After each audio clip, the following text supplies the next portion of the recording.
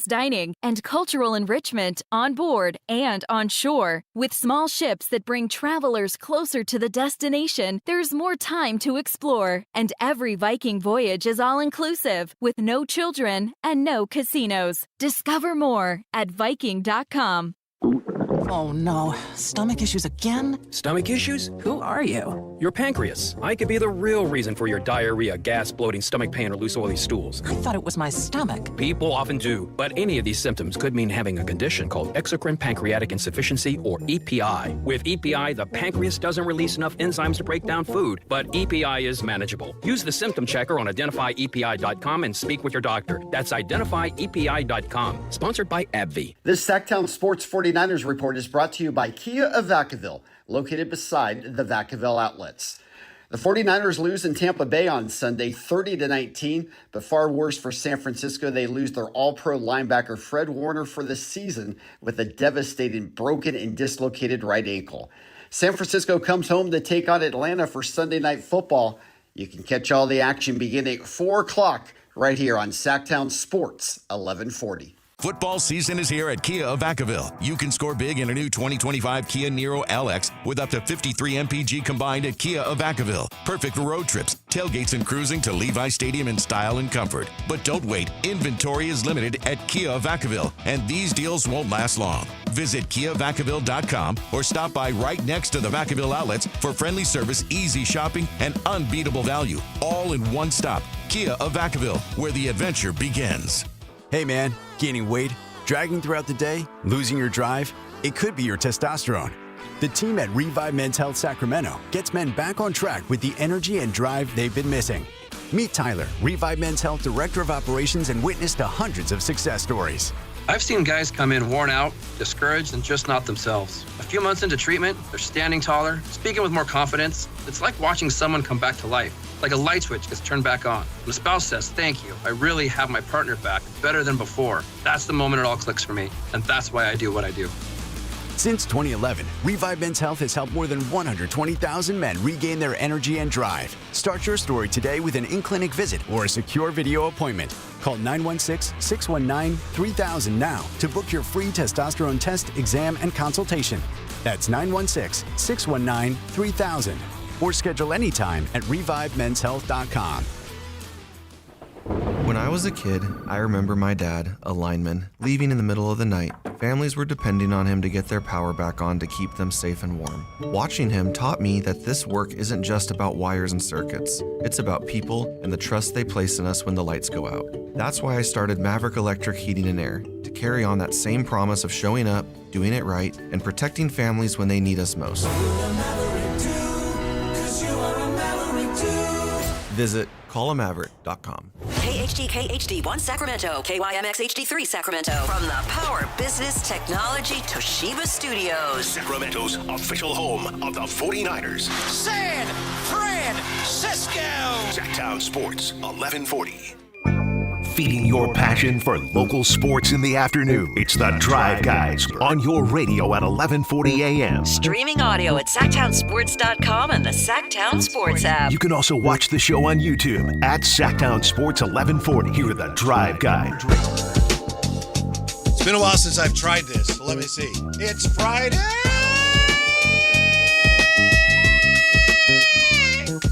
Yay. Nailed it.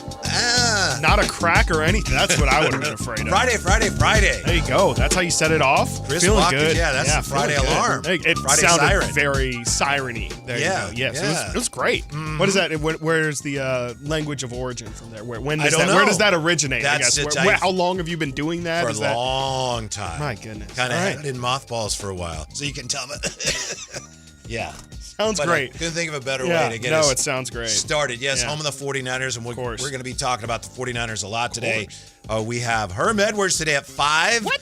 Rod Brooks today at 2:30. But I wanted to ask you, Chris, Jay, before we get any further, what you thought of the Scott Perry interview today. If you heard, you heard that, I'm sure. Yes, of course. Yes. Post it. Of course, yes. Jason did great for what it's worth. But yeah, I thought it was one of Dave's better interviews. Yeah. Oh my goodness. Yeah. Definitely one of his best. More of that, please. More of that from Carmichael Dave, and I think that show is going places for sure. But no, yeah, I think it was very. a good interview from Jason, and I thought a couple of the things that stuck out to me was when Jason asked him essentially about, how do you fill in for Keegan. The first thing that he mentioned, of course he mentioned the other options. The very first thing were his selections in Maxime Reynaud, and then of course Dylan Cardwell as well, who he mentioned has had a really good training camp. I thought that was just interesting and definitely something I took note of. That again, the first thing that he thought to answer to that question was those two guys, and so that would be my guess at the very least for what we're going to see tonight. I don't know. Don't expect to see a lot of the starters or veterans play tonight because we've already seen this team come down with so many injuries. Why risk more? I would guess that we're going to get a lot from the young guys and the guys, frankly, who have played really, really well so far this preseason. I just find myself going around and around on it. I know that Zach Lowe and Bill Simmons have kind of doubled down on their harsh criticisms. Well, Bill Simmons has, and then Zach Lowe, I guess, was kind of sarcastically asking, should I apologize? Should I apologize to Kings fans? I don't know that he's going to. Doubt it. But I think it's possible that nobody's given Scott Perry enough credit. I think people around the country look at him and what the Kings are doing and say, they're just buffoons. They're morons. He's not a moron. Correct. As we all know, he's been dealt with a difficult hand. There we go. Yeah. And it is hard to see sometimes whether they're going this way or that way. But one of the things that I noticed about the conversation was he's still saying the same things that he was saying when he had his first media conference, which is this year is about establishing culture and accountability and identity. Yeah, exactly. Thank you. So, it's possible that all the people that have been saying the Kings need to tank, what are they doing? They may kind of be getting their wish, even though you've got a veteran roster right now. Yeah, no, again, I think that's a little bit why I also made note of him. The first thing him mentioning is the future guys. Is him mentioning Maxime and Dylan Cardwell as the first options for if we are going to talk about maybe who's behind Keegan. It is the young guys that are first and foremost at the top of his mind. And, I definitely think that, again, the one thing that continues to stick out about the Russell Westbrook decision by itself is it just feels to me like this roster is not complete. This is not Scott Perry, any sort of version of what Scott Perry has envisioned for this team. And again, just because something is what it is now does not mean that it's how it's going to be a month from now, 3 months from now, and of course a year from now. And so it's not easy to do, but because we're in the moment and, you have to do a show every single day and talk about it. But I think it's just not trying to get lost in the minutia of everything and still trying to keep a good scope of the entire view of this. Yeah. Jay, I get bogged down in the day-to-day and the game-to-game and what about this position and that position.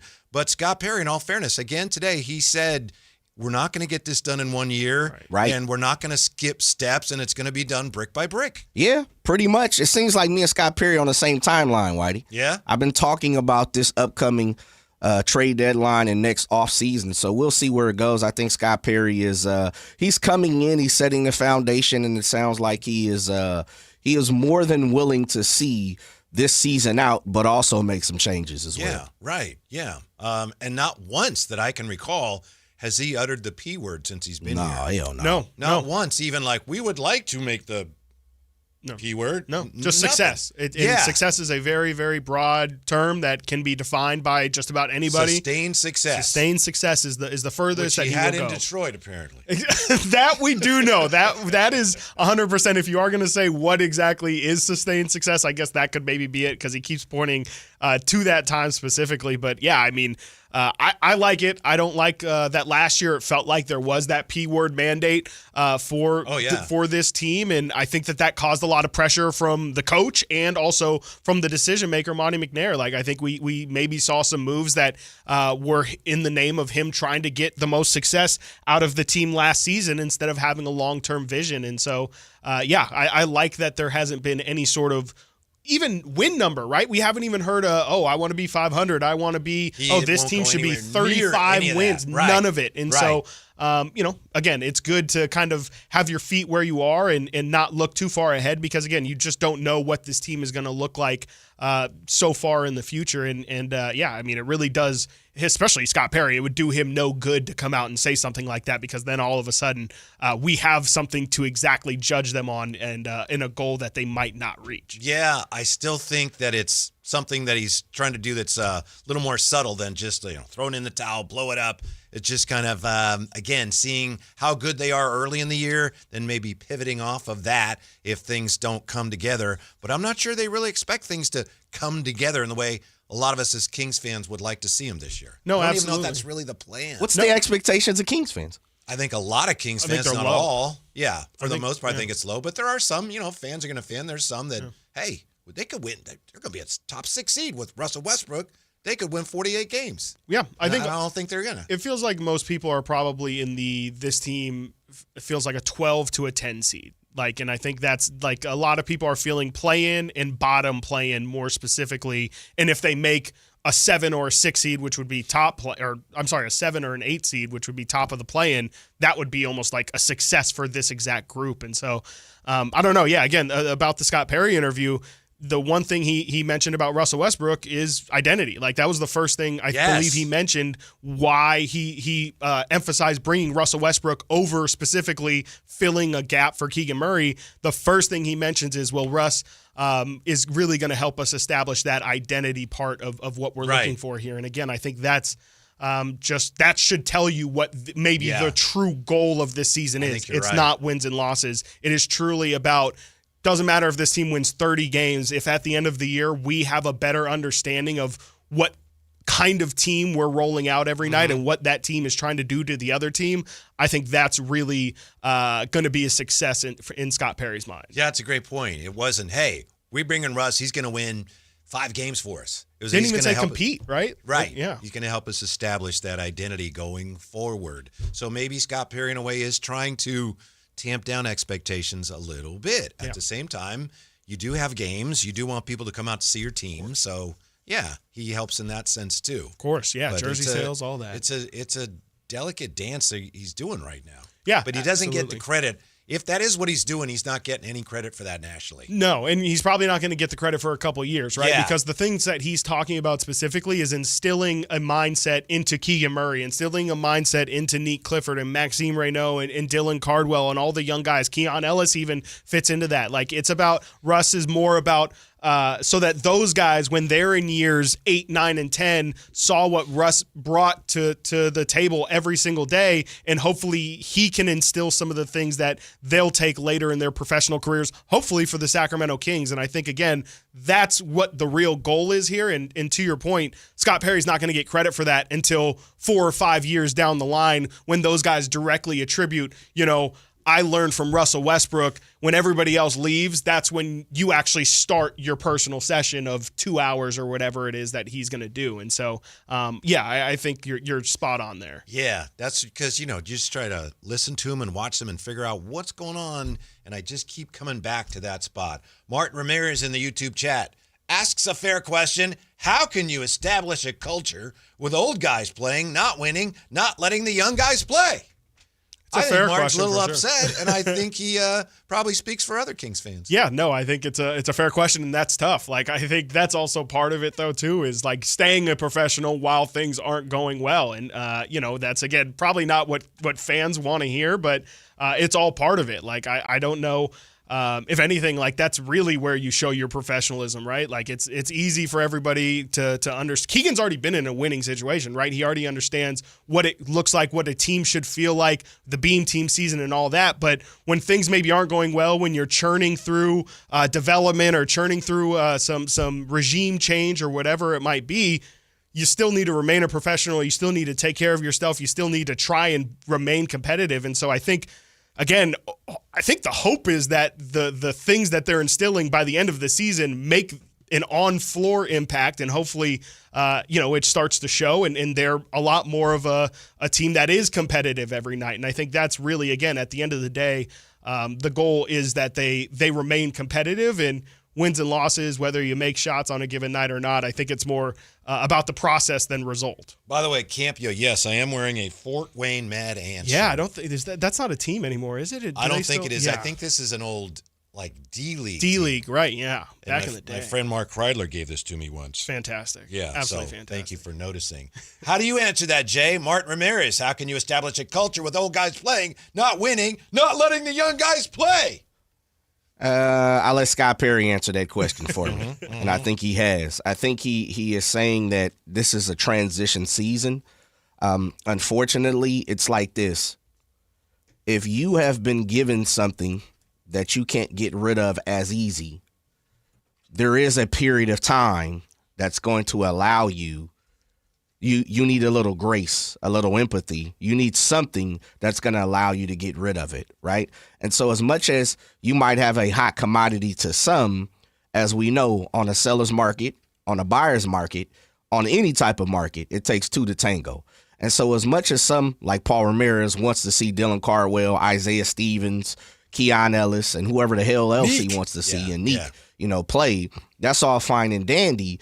But unfortunately, Scott Perry also got some veterans and some wily veterans. And we have talked about it a few times on this show. You've heard it all throughout Sacramento, and you continuously hear it as you brought up Bill Simmons and Zach Lowe, which I still don't understand why anybody listens to that damn podcast. But the point of it is this. It's not easy to spin away and get rid of somebody that's almost making $50 million. It's not easy to get rid of somebody who's been in the league for 16, 17 years, where from our understanding, there was only 2 or 3 teams that was in the market to get that person. I was speaking to Debo. Now, when it's all said and done, do I think we'll see a lot more of Neek and a lot more of Max somewhere within the season? Absolutely. Will it start that way? Probably not. Because, again, he inherited this team. So I think this is just the way I see it, and this is what I'm reading into what Scott Perry is saying. I'm going to allow some of these wily veterans and allow this team to show and prove that they can win and make a playoff push or a play-in push or whatever the hell he thinks they're going to make. And after a certain amount of time, watch me start to puppeteer. I'm going to be a puppet master. So I say to the Kings fans, just hold tight. This is his first go-around. He only been on the job for 4 or 5 months. You're right, but because you and I have had this conversation, it's tough to ask Kings fans to be patient. I'm not asking them to be patient. Yeah. You didn't hear me as we talk about the P word. You said sit tight. Sit tight. I mean, I agree with you, but, it's just a difficult sell. Listen, I've no longer asked any Kings fan, especially myself, to be patient. If you have the opportunity to buy Kings tickets, if you spent your time and your effort to get down to Doco, to Arco, if you bought a jersey, if you spent any money and put some money into the Kings organization, I ain't asking nobody to be patient. I just said sit tight. That's not the same thing. What's the difference? The difference is patience means we might be looking 2, 3, 4 years down the road. Okay. I'm not asking you to be patient because please be rah-rah. Right. Please let these people see you. Yes. Please jump on the show and voice your concern. See, I'm not turning a blind eye to that. I got you. You know what I mean? I'm saying let's see what happens. And then if whatever your patience tolerance is, if it's 5 games, if it's now, which it sounds like Paul Ramirez is saying, voice your opinion, brother or sister. I'm not saying you should not. Please do it. But I'm just saying, let's see how it unfolds. I'm not asking you to be patient, though. Yeah, the toughest person, the person with the toughest job, I think it would be Doug right now. Oh, yeah. I mean, trying to navigate everything Jay just said. And I was going to say, I think I totally understand what Jay there is saying. Like, he's more so saying, let it play out. Like, and I think, again, it's really tough, but we're talking about a couple months and the season is got to kind of play itself out in the same way that last season felt like it was kind of multiple years in one. That after Jay kind of breaking that down, that's kind of what it sounds like could be the situation again this year for us. Is it's more going to feel at the end of the year like it was 2 different seasons, like Jay broke down. It's going to be the veterans. They're going to try and compete. They're going to give them an honest to goodness effort at trying to get one last hurrah at this. But the second they're 5 to 10 games below 500, they got to start transitioning. They got to start playing Neek. They got to start seeing what Maxime is about. And, will those guys get moved? hopefully, I think that would be the most simpatico way for this all to end. If DeMar or Zach LaVine or whoever or Domantas, whoever it is that moves on, obviously would be the smoothest transition. But I think Jay's point might be by the end of the year, I think the young guys are more than likely going to play, and I think it's just going to naturally play itself out. But you have to let it play out. You can't go into the season pretty much from Jump Street saying we're in tank mode. You gotta, you have this roster. You gotta give it an honest to goodness shot. He didn't inherit it. See, the one thing about it is he never inherited a tank roster. Right. Exactly. Absolutely. And unfortunately, and that's why I say it takes 2, sometimes 3, maybe even 4 to tango. When you walk into a flea market, you walk into, something of that nature. As much as you might want something for amount of price, that may the market price might not dictate that. The person selling it may not dictate that. So it's hard to spend on a Zach LaVine. It's hard to spend on a DeMar DeRozan. It's hard to spend on people like that sometimes. Especially if, to Martin Ramirez's question, let's say this is Martin? I think it's Martin. Oh, my apologies. I call him Paul. That's all right. My bad. Yeah. I think Paul's his brother. Yeah, that is. Yeah. Family member. If that is the plan, then look at it this way. Okay, if that's the plan, if you play all your young guys early in the year, what does that do to the value of my guys that I want to move?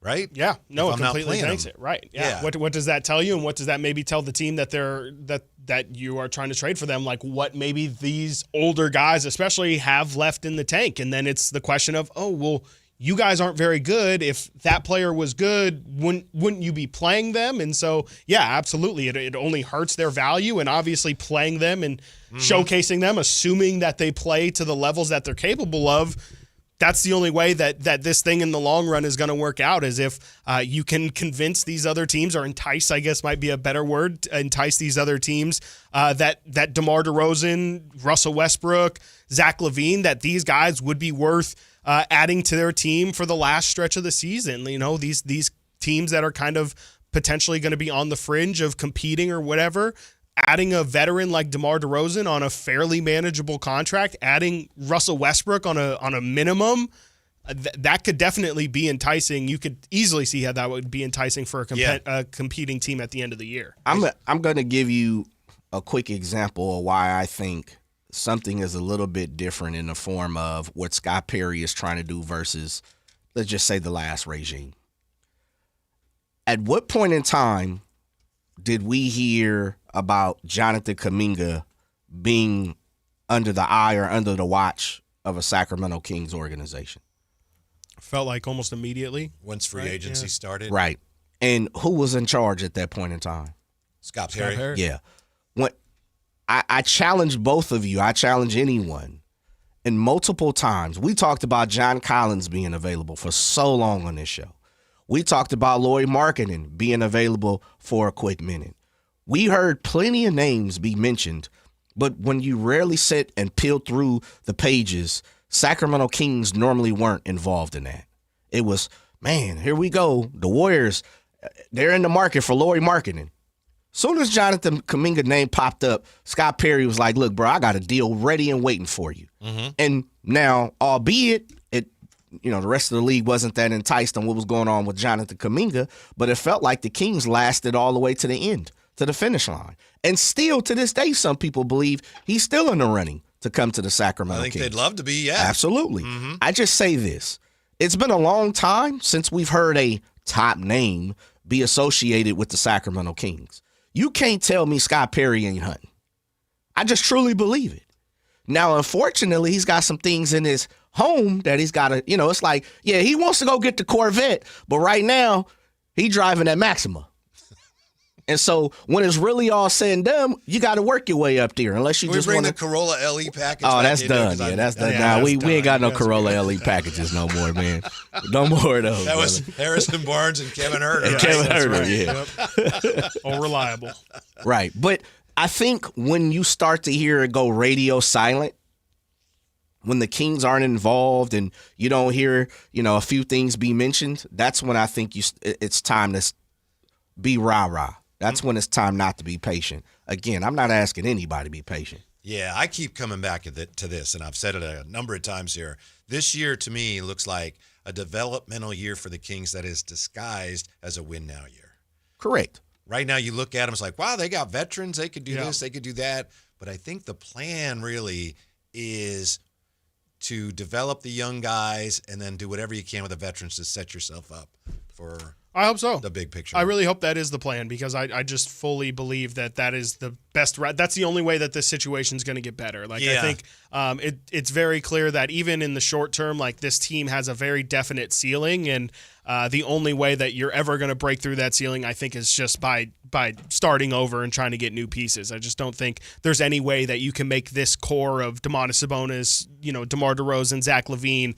I can't imagine that being a Western Conference finalist and they just team. Can't play the way Doug wants his team to play. 100%. Exactly. And you should throw Scott into there as well because Scott is right. They've been in lockstep. And that's also that's not a guarantee. That's something that Monty McNair and Mike Brown really struggled with, right? Mike Brown would preach. He would be more so with his new regime, preaching defense. Let's bring Juan Toscano-Anderson in. I will play him if you bring him in. And Monty McNair is just saying, we just need to be 15th defensively, honestly. Coaches, he keeps preaching defense. We just need to get middle of the pack. Let's get good on offense. I legitimately think that these guys both believe, Doug Christie and Scott Perry both believe that defense is the way to go, and it's very clear, and it should, again, be another signal that more than likely the guys that are on this roster that don't seem to fit what the GM and the coach are both preaching, more than likely at the quickest opportunity, those guys will be replaced for people who do fit a very definite definition that Scott Perry has. Go listen to the interview this morning if you have any confusion of what that definition is. They know what they want from a Kings player, and I just don't think there's a lot of guys who fit that. Mm-hmm. Hashtag why not? Is that why not? I guess why not? Or why? Just why? Why do it? I have a hunch, and I don't know anything officially. I haven't heard any whispers. I think there's a good chance Russ plays tonight. What do you think? I don't know. I think it would be. I would be surprised if he played. Just because that's what Scott Perry said. Scott Perry said leaning towards no. Yeah, and it's the obvious reasons. It's just I don't know how much time he's spent with anybody. I don't know how much terminology he has, and for those reasons too, I don't really. Besides just general comfort, I don't know how beneficial it would be for him to play one preseason game where, again, we're not sure who amongst the starters are going to play. Might say, do you want to play tonight? 100%. Yeah. But again, I would push back and say, I don't want these guys getting injured. We've already seen enough injury. DeMar DeRozan in year 17, Russ in year 18. We've seen DeMar pretty much mail in this preseason. Yeah. I don't know how much Russ, who again only goes 100%, it seems. I don't know how valuable preseason is for him. Yeah, in all fairness, I know Scott Perry said we don't want to put him in harm's way, to your point. So I guess I'm just I hope. I would love to see him. I mean, he'd have clear runway tonight to really showcase why Kings fans should be excited. Mm-hmm. I suppose it's a guarded excitement this year, right? I'm still having a hard time figuring out how we're supposed to feel. Or how we're supposed to look at this year. Yeah, and that's totally, and I think it's because of how you laid out that it's being disguised. Potentially, there's a chance that the real identity that this team wants to have is being disguised right now as something else. And it's also just an assumption that we have that it is a disguise. Maybe they do truly have the intention of competing with that group as long as possible, but I think that's where the confusion might naturally set in, is just people are like, I would like to believe that we're rebuilding, but everything, including the most recent addition to this, is just spitting in the face of that. Mm-hmm. So I can definitely understand the confusion. Going to be a big sports weekend, especially here on Sactown Sports, with the Kings wrapping up the preseason tonight. Then Sunday night, we've got 49er football. More on that when we come back. Rod Brooks joins us to break down the broken down Niners next on Sactown Sports. Hi, I'm Maria, salon owner. You know the jingle. Now discover the facts about Ozempic, a GLP-1. There's only one FDA-approved Ozempic made by Novo Nordisk. Learn about the real thing. Talk to your healthcare professional today. Call 1-833-OZEMPIC or visit Ozempic.com to view the medication guide and to learn more about Ozempic. Semaglutide injection 0.5, 1, and 2 milligrams.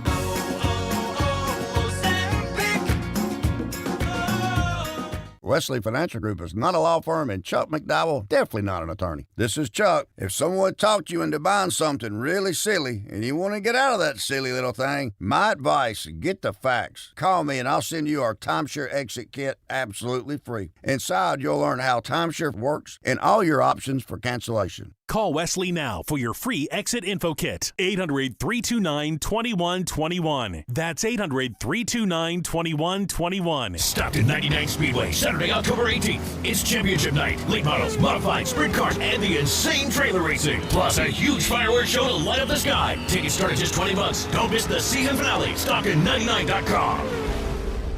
Sacramento Chrysler Dodge Jeep Ram has the biggest selection, the best prices, and unbeatable customer service. Check them out online, sacsuperstore.com, for the guaranteed lowest price on Chrysler, Dodge, Jeep, and Ram. Open until 10 o'clock and right across from Hagen Oaks Golf Course. sacsuperstore.com. Mike Rowe here with another random fact. Those cracks on your walls aren't just cosmetic. They could mean your home is sinking. Whether it's drywall cracks, exterior cracks, or sticking doors or windows, do yourself a favor. Call Groundworks. I spent some time working with these guys, and they're the real deal. Their people are trained and certified to stabilize your foundation. Groundworks, official foundation repair company of Cal Athletics. Licensed in all states where work is performed. See website for details. The statewide special election is November 4th. All registered voters will receive their ballot in the mail. Check to make sure you're registered correctly at elections.saccounty.gov or call toll-free 800-762-8019. Listen to the 49ers Red Zone Report daily, brought to you by Mountain Mike's Pizza, the official pizza of the 49ers. Mountain Mike's Pizza, pizza the way it ought to be.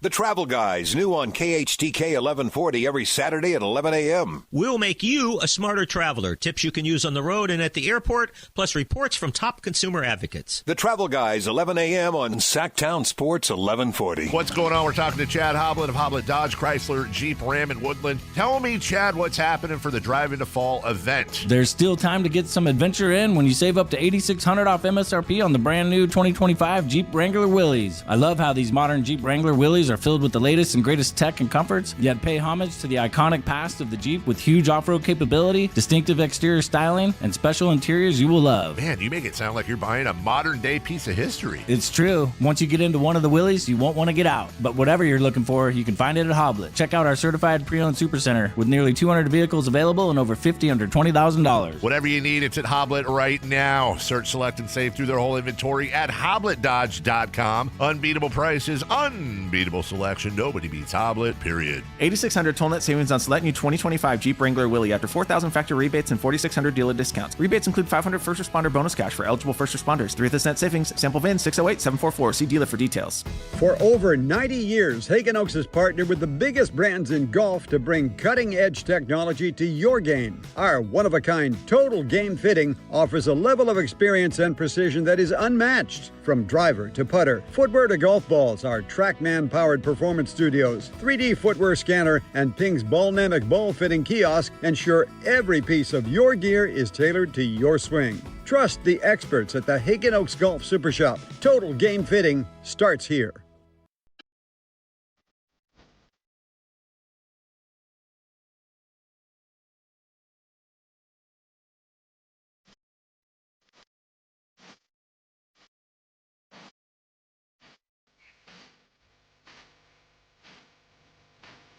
Live and local, it's the Drive Guys.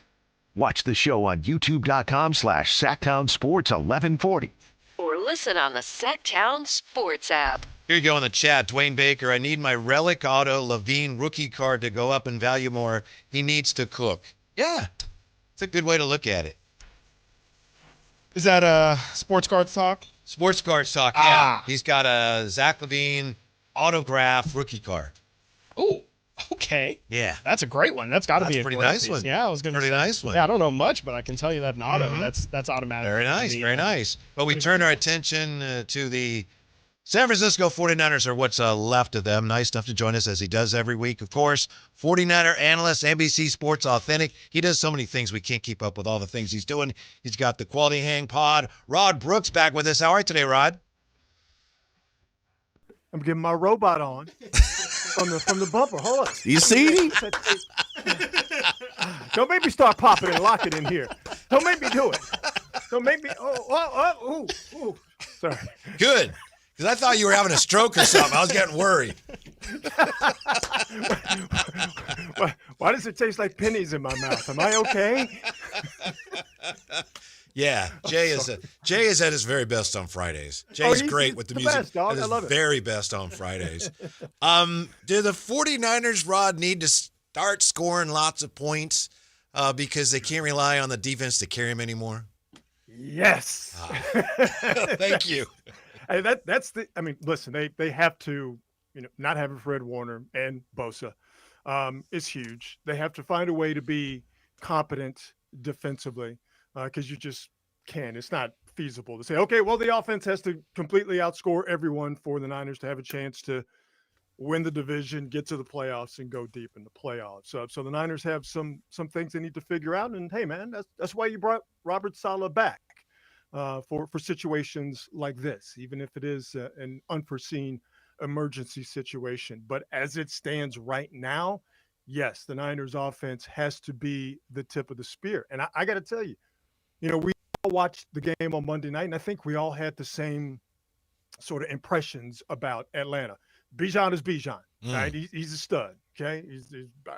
I think he's the best running back in the league. And on top of that, he's very good in the pass game. Every pass he catches averages 14 yards. That's how good he is. Drake London is incredible. Penix is incredible. That offensive line is very, very good. That Atlanta defense, number one overall, but it does have a chink in its armor. I'll get to in a second.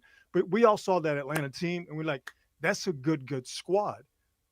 But then I start thinking, I'm like, okay, that's a young squad. And they just had an emotional win at home against a good Buffalo Bills team.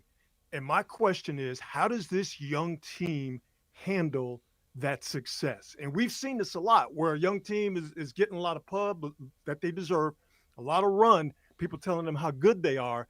Then all of a sudden, they have to find a way to start to get back to work on a short week, cross-country flight, dealing with a Niners opponent that people are saying, y'all should beat them because they are injured. Obviously, this is a Niner opponent that has some fight. And like I said, cross-country flights and back-to-back primetime games. These are waters, and I'm not saying the Falcons can't navigate these waters, but these are waters that the Falcons have never been in before. And with the news that the Falcons have lost for the game, their good young defensive end, Jalen Walker, the Falcons were already number one total defense, but they were 17th in rush defense, giving up over 114 yards per game. They were 20th in rush defense as far as EPA, expected points added, is concerned. That was before the Javon Walker news. So I say all that to say this. I thought the Niners had a chance to win this game going before I got the Javon Walker news today. I think the Niners are absolutely going to win this game on Sunday on the strength of them getting back to running the ball. Talk about it, Rod. Yeah. By the way, Rod, say hello to Chris Watkins, who's helping us out today. What's up, Chris? How you doing, man? What's up, Rod? How's it going, man? I believe last time we talked was Super Bowl. I knew what you were doing. I saw it. I was like, I saw the vision for sure. And yeah, Jay, I was like, come on, with that music, how could you not get going? Rod, I got a simple question for you. George Kittle obviously seems to be coming back this week. What kind of impact can you expect to have from George, obviously coming off the hamstring injury? Do you kind of expect him to just get it going a little bit, or are you expecting the George Kittle that we know and love? Well, the big question to me is how much is he going to play? He's healthy enough to play. He's going to play, but he hasn't played in, 5-6 weeks. So to expect for George Kittle to have his full complement of playing time, I think we're reaching in that regard because he is still a human being. That being said, for however much George Kittle is out there, his impact is going to be massive. And like I said, I was feeling good about the Niners running the ball before the Jalen Walker news, pardon me. Mm-hmm. I was feeling good about that, just simply on the strength of the Niners getting George Kittle back. Niners run game has been absolutely anemic. They haven't run for over 100 yards since the Seattle game. Obviously, missing Kittle has been a massive, massive part of that. The tight ends they have out there are nowhere near as good of blockers as George Kittle. Niners offensive line, particularly the inside of it, the guts of it, left guard, center, right guard, they've had some issues, to put it kindly, over the last few weeks, and the Niners are bottom 5 in red zone efficiency. You could trace all of that back to not having George Kittle. So again, I don't know how much he's going to play. I do know he is going to play, and for however much he is out there, the Niners immediately are a better football team as far as running the football is concerned. Rod, I asked you this question last week, and I'm going to ask you it again because it seems like it's changing again this week. Malik Mustafa, as we've heard, is going to be the constant. He's going to be the safety no matter what. Last week you said Marcus Siegel seemed to be the guy, and he did. He was that guy. I'll ask you again this week. Is it Jair Brown? Is it Siegel? Or is it Pinnock? It is. It's going to be Jair Brown. Robert Saleh and Kyle Shanahan talked about it. They just feel like Brown is better in coverage, and Brown is just a little bit more stable. Siegel, we talked about this last week. They were going after him, and they were having success, opposing teams, opposing quarterbacks, in going after him. So, hey, man, rookie, talk about deep waters. He's in deep waters. So you have Brown, who has his limitations, for lack of a better way of putting it. But to me, he's the best of the other options. So if you are back solid with Mustafa, I don't think you could go wrong with having a vet and a guy who is solid in coverage, better obviously than Siegel. You can't go wrong with having Brown out there next to Mustafa.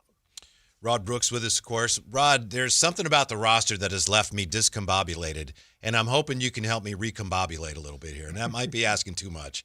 But, you've got both your quarterbacks, your starting quarterbacks have been dealing with injuries, and it seems like maybe this is another one of those weeks where it's a matter of, well, this guy's not healthy, but he's healthier than the other guy.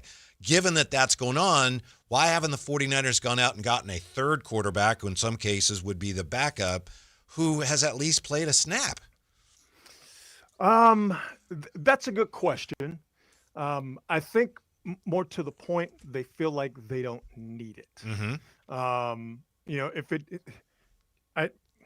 Brock Purdy, in their estimation, is not healthy enough to play. And I think, yes, it has to do with his health, but I think it also has to do with the fact, and we've talked about this, that they don't have to make sort of an emergency rash decision because Mac Jones has played so well for the balance of the starts that he's made in Brock Purdy's absence. I think if they were in in sort of a bind, they would have Purdy out there, but they don't have to do that. Mm-hmm. And quite frankly, not every situation is going to be where you can get the Cleveland Browns to do something really dumb, like give you Joe Flacco.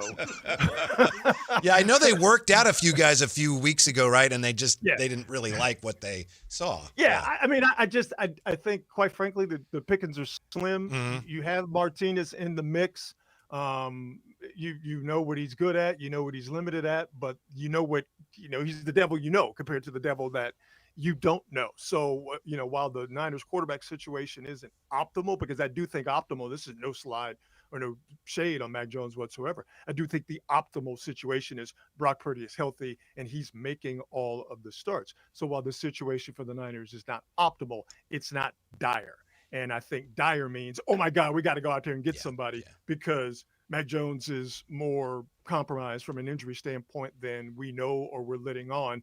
And Brock Purdy's toe is not healing at the rate that they want it to. So I don't think they're in that situation where they have to make that decision. And again, pickings are slim out there because, there's only one Cleveland Browns. Rod, I'm curious. I think I saw reports that Brandon Ayuk was working out on the field this week. I'm just kind of curious how you see them working him back in. I know pass catcher really hasn't been a problem for them. So do you kind of see them working him back in slow? I know I think John Lynch said the other day they're eyeing week 10 now as his potential return date. Just obviously, with his injury, it doesn't seem like something you would want to rush back. Yeah, I mean, you would hope and wish that, okay, he's coming back and then you can just play him. Just talking about with George Kittle. Even if Ayuk comes back next week, which he's not, but next week, week 10 or whatever, the idea that he comes in and all of a sudden he gets, 50 snaps something along those lines. I think that's pie in the sky situation, not only because of the severity of the injury, just simply due to the fact that he has not played football in it will be well over a calendar year. But when he does come back, you hope that the Niners have their run game back to where it is contributing. You know what I mean? And it's not subpar, as we talked about earlier. You hope that Kendrick Bourne is still around and he's still providing what he's provided over the last couple of weeks. You hope that Ricky Pearsall is back and he is providing what we saw at the beginning of the season from him. So you can bring in then Brandon Ayuk, and you can bring him along slowly, as you're going to have to, but you don't have to completely and totally rely on him. So you could bring him in slowly, and then Ayuk can actually bring himself along slowly, which I know kind of runs counter to how athletes work, because once they get out there, bam, they just want to do it. But again, we're talking about human beings. It doesn't necessarily work out that way. I will say this, though. Where the Niners will benefit from having Brandon Ayuk back, albeit down the road, goes back to what we talked about with the Niners run game. One of the problems with the Niners run game is that the wide receivers are just not as well-versed at run blocking as Niner wide receivers in previous years had been. Combine that with Kittle, that's been a problem. You bring Brandon Ayuk back, he's a very good run blocker, whether it's in tight spaces or whether a guy breaks past the line of scrimmage and down the field. Brandon Ayuk is really good with that. Brandon Ayuk comes back, and even in a limited amount of time, he gives you some good run blocking. Maybe that springs a run or two, and maybe that sprung run or two leads to a trip to the red zone or a trip to the end zone. That might be enough to handle the situation where you're trying to figure things out on your defense. RB joined by Rod Brooks. RB, Fred Warner is officially done. Tatum Bethune is the guy that's going to be replacing him, according to the coaching staff. Does Nick Martin play a role in the season at any point in time in your mind? I think best case scenario, yes. Right now, no. If he is active on Sunday, and I kind of have a feeling based on information that he is going to be active, but it's going to be special teams. Gotcha. He's not coming in. He's not going to be playing linebacker. Now go ahead and break it. Breaking news. Let me get it ready for you, RB. Go ahead, bro. No. Hey, it's like that Michael Jordan exclusive where he's laughing. He's like, no. I got you right now, bro. No.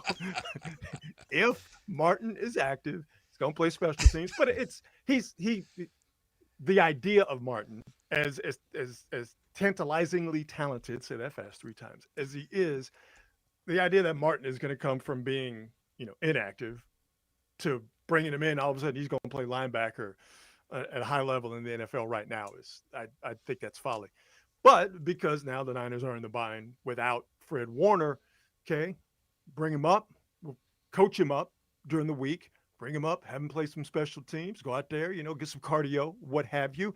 And then you bring him along slowly. And the Niners can do that because, and John Lynch has said this. He said to my cohort on Niners pre and post game on NBC Sports Bay Area, the very well respected Mr. Matt Mayoko is John Lynch said he feels like their linebacker room is the most solid room, the most solid group on the team. And that's not to throw shade at any other position group, but that's how strongly John Lynch feels about this linebacker room. And again, obviously it's been compromised because you don't have Fred Warner, but the overarching point is Tatum Bethune is not Fred Warner, but Tatum Bethune is hostile, mobile, and agile. Right? Fred Warner goes out. He's normally the Niners' leading tackler in the game. Who was the Niners' leading tackler against Tampa? It was Tatum Bethune. They feel really good about D. Winters. Now, D. Winters has had a little bit of a drop over the last few weeks, particularly in pass coverage. But still, you'd rather have D. Winters than not have him. So my point is that the Niners don't have to, we got to rush this Nick Martin guy in because not only did we spend some high draft capital on him, but we need him to play. Now, you might need him later on down the road, but let him marinate, let him develop. I think you'd be doing a real disservice if you just like, okay, buddy, we're plucking you off of the inactive list and bam, we're going to throw you in there. Here's the green dot. Good luck to you. Man, opposing quarterbacks would pick him apart if that were the case. Rod, I bet I know something about Matt Mayoko that you don't know, and I know you work with him every week and you know him very well, but you know what happened to McCorkle before the Ram game when he's looking out the window at the hotel? That actually happened to Matt Mayoko once, and I'm not going to go any further on it than that, but that actually happened to Matt Mayoko once. You could ask him about that. Well, yeah. I will damn sure be asking him about that because, listen, and I'm going to ask Matt the same question I would ask Mac Jones if I had the chance. Yeah, you saw that body floating out there. Did you have anything to do with that body? Very good question, Inspector. Hey, man, listen, I can't be around people like that, dog. I got warrants. I wanted to ask you about, you mentioned Joe Flacco, and of course last night he was amazing in the Bengals and the white Bengal Tiger uniforms. I love those. But I want to ask you about Aaron Rodgers and the lick that his teammate put on him after they scored a touchdown. If a defensive player had done that, would that have been a legal hit or would that have been roughing the passer? I mean, in today's NFL, that's roughing the passer. Yeah, a flag absolutely would have been thrown. A couple of things here. Listen, good for Joe Flacco. I got nothing against Joe Flacco, but everybody's making it seem like, oh my God, can you believe what he did? He did what he was supposed to do. Yeah. Find where Jamar Chase is and throw that cat the ball. Right? Yeah. So, now, granted, the guy who Flacco replaced didn't necessarily understand that, so maybe, that is a big thing. But Joe Flacco did what he was supposed to do in that regard. But, man, Aaron Rodgers just being a crotchety old dude out there. And by the way, he still play. Like he threw that Hail Mary ball 70 yards. Yeah. All right. So I don't know what designer drugs he's taking, but damn it, they haven't zapped his ability to throw a football. But watching Aaron Rodgers out there with the crow's feet and just being the angry old dude out there with all those young guys, absolutely hilarious. Ron, I'm just curious too. I mean, looking at this Atlanta squad, I think it's really clear that the first and foremost, the thing the Niners need to do is slow down Bijan Robinson if that's possible. Yeah. How can they do that, especially now with Fred Warner out? It feels like that's as tall of a task as it's ever going to be. To me, it's the same thing you did against the Rams. The Niners, one time of possession, but more importantly, their scoring drives had plays of, and I'm trying to think about this off the top of my head, 10, 12. They had a 17-play drive that ended up in points. They had, I believe, another 10-play drive that ended in points and an 8-play drive that ended in points. To me, the best thing for the Niners to do to help out their defense as they try to figure things out is to keep that Falcons offense off the field. And I'm not breaking any news. I'm not saying anything that is, this is not it's not rocket science. But to me, it's pretty clear that the less plays that defense has to make against Bijan Robinson on the ground in the pass game, Drake London. I forgot about Allgeier. He's a good running back too. Obviously, Michael Penix, I mentioned him, that offensive line. The less you have to deal with that Atlanta offense, the better. And just looking at the game that Atlanta lost to Carolina, where they lost 30-0, Carolina had scoring drives where the plays were 9, 10, 9, 9, 7. They scored on all of those drives. If the Niners can get something like that, now obviously Carolina, obviously maybe you guys did or didn't know, but Carolina also had a pick 6 off of Penix. He threw 2 interceptions in that game. Niners, if they get one of those, they're obviously cooking with gas. But to me, if you can do what Carolina did, have 9, 10-play drives that result in points, hopefully touchdowns, but obviously we see the Niners now have a field goal kicker. The Niners will be cooking with gas. So I do think the Niners, and I'm at the point now, I'm just going to say it every week because eventually I'll be right. But I think I'm going to be right this time. The Niners will have a 100-yard rushing game. Don't say it, Rod. You don't need to say it. Don't say it. Nope. I'm saying it with my chest. The Niners are going to have a 100-yard rushing game, and the Niners are going to break that streak, which is now sitting at 13 games, going all the way back to last year, of the defense not having an interception. Because now, while Penix has only thrown 3 picks, 2 of them, as I mentioned, in the Carolina game, he had a couple of throws against the Bills that should have been picked off. So he will get a wild hair every now and again. I think the Niners are going to squeeze one. I think they're going to break that streak. I think McCaffrey's going to get off. That run game's going to have over 100 yards, and the Niners win. RB, what's been the intake on Bryce Huff so far this season inside the 49ers? You're close, and of course you have the opportunity to speak to the staff and hear the inklings of what's going on. How are they looking at Bryce Huff so far this season? No, they dig him. I mean, he's doing exactly what they wanted him to do. The problem is that he was supposed to do it in concert with Nick Bosa. So now that Bosa's not there, clearly it affects Huff, but it affects everybody on that Niner defensive line. Last week was not a good week in terms of pressures. I believe they only got, I'm trying to think off the top of my head, I want to say they only got about 5 to 7 pressures. I think closer to 7 than 5. Either way, that's just not good enough. Not good enough against Baker Mayfield, wouldn't be good enough against Michael Penix. So as far as Huff, no, he's done the job that they've wanted him to do. But again, the job that they had in mind, him actually doing, was supposed to be on the other side of Nick Bosa. There's no Bosa. Not that you focus all of your energies on Huff, because Michael Williams is a guy that he's commanding a lot of double teams. But Huff's presence gets blunted just because you don't have Bosa on the other side anymore. All right, Rod, thank you so much. We appreciate your time as always. Have fun. We'll be watching you on the TV, and we'll talk to you next week. Enjoy the game. All right, fellas. Y'all have a great weekend. Always fun. Thank you. Hopefully this is the week his prediction comes true on the interception. I believe it. I believe it. Yeah. He's got to be right one of these weeks. I know, right? He's at 13 straight weeks. That's insane. 13 straight weeks without a pick is nuts. And then, the Niners obviously too. He predicts that they're going to finish over 100 yards. I'm surprised that you're not feeling that one. That one to me feels like it's going to go right this week. I'm not a believer in their running game right now. Maybe they can make me one, but right now. Yeah, and even like Brian Robinson, I'm very surprised hasn't really worked out for them. Like how I think a lot of people would have expected. Give him the ball. Give him the damn ball, Kyle. Fair point. It's a fair point. Give him some opportunities. Somebody asked Matt Barrows in The Athletic this week in his mailbag, is there a reason why Robinson's not getting the ball? And Matt said, yes, he's not Christian McCaffrey.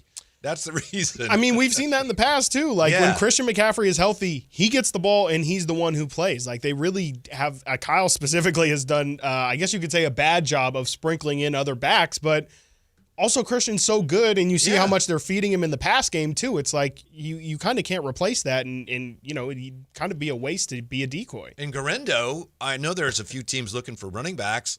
If they're not going to play him, trade him. Might as well, right? I mean, even if I would keep him, but they don't ever give him the ball. No, absolutely. And I think that they have a pretty solid backup backfield, and they just really don't utilize it at all. When we come back, we'll take a look at ESPN's grades on the Kings' 2 big deals this week. That's next with Chris Watkins. It's a Friday on Sactown Sports. Yay!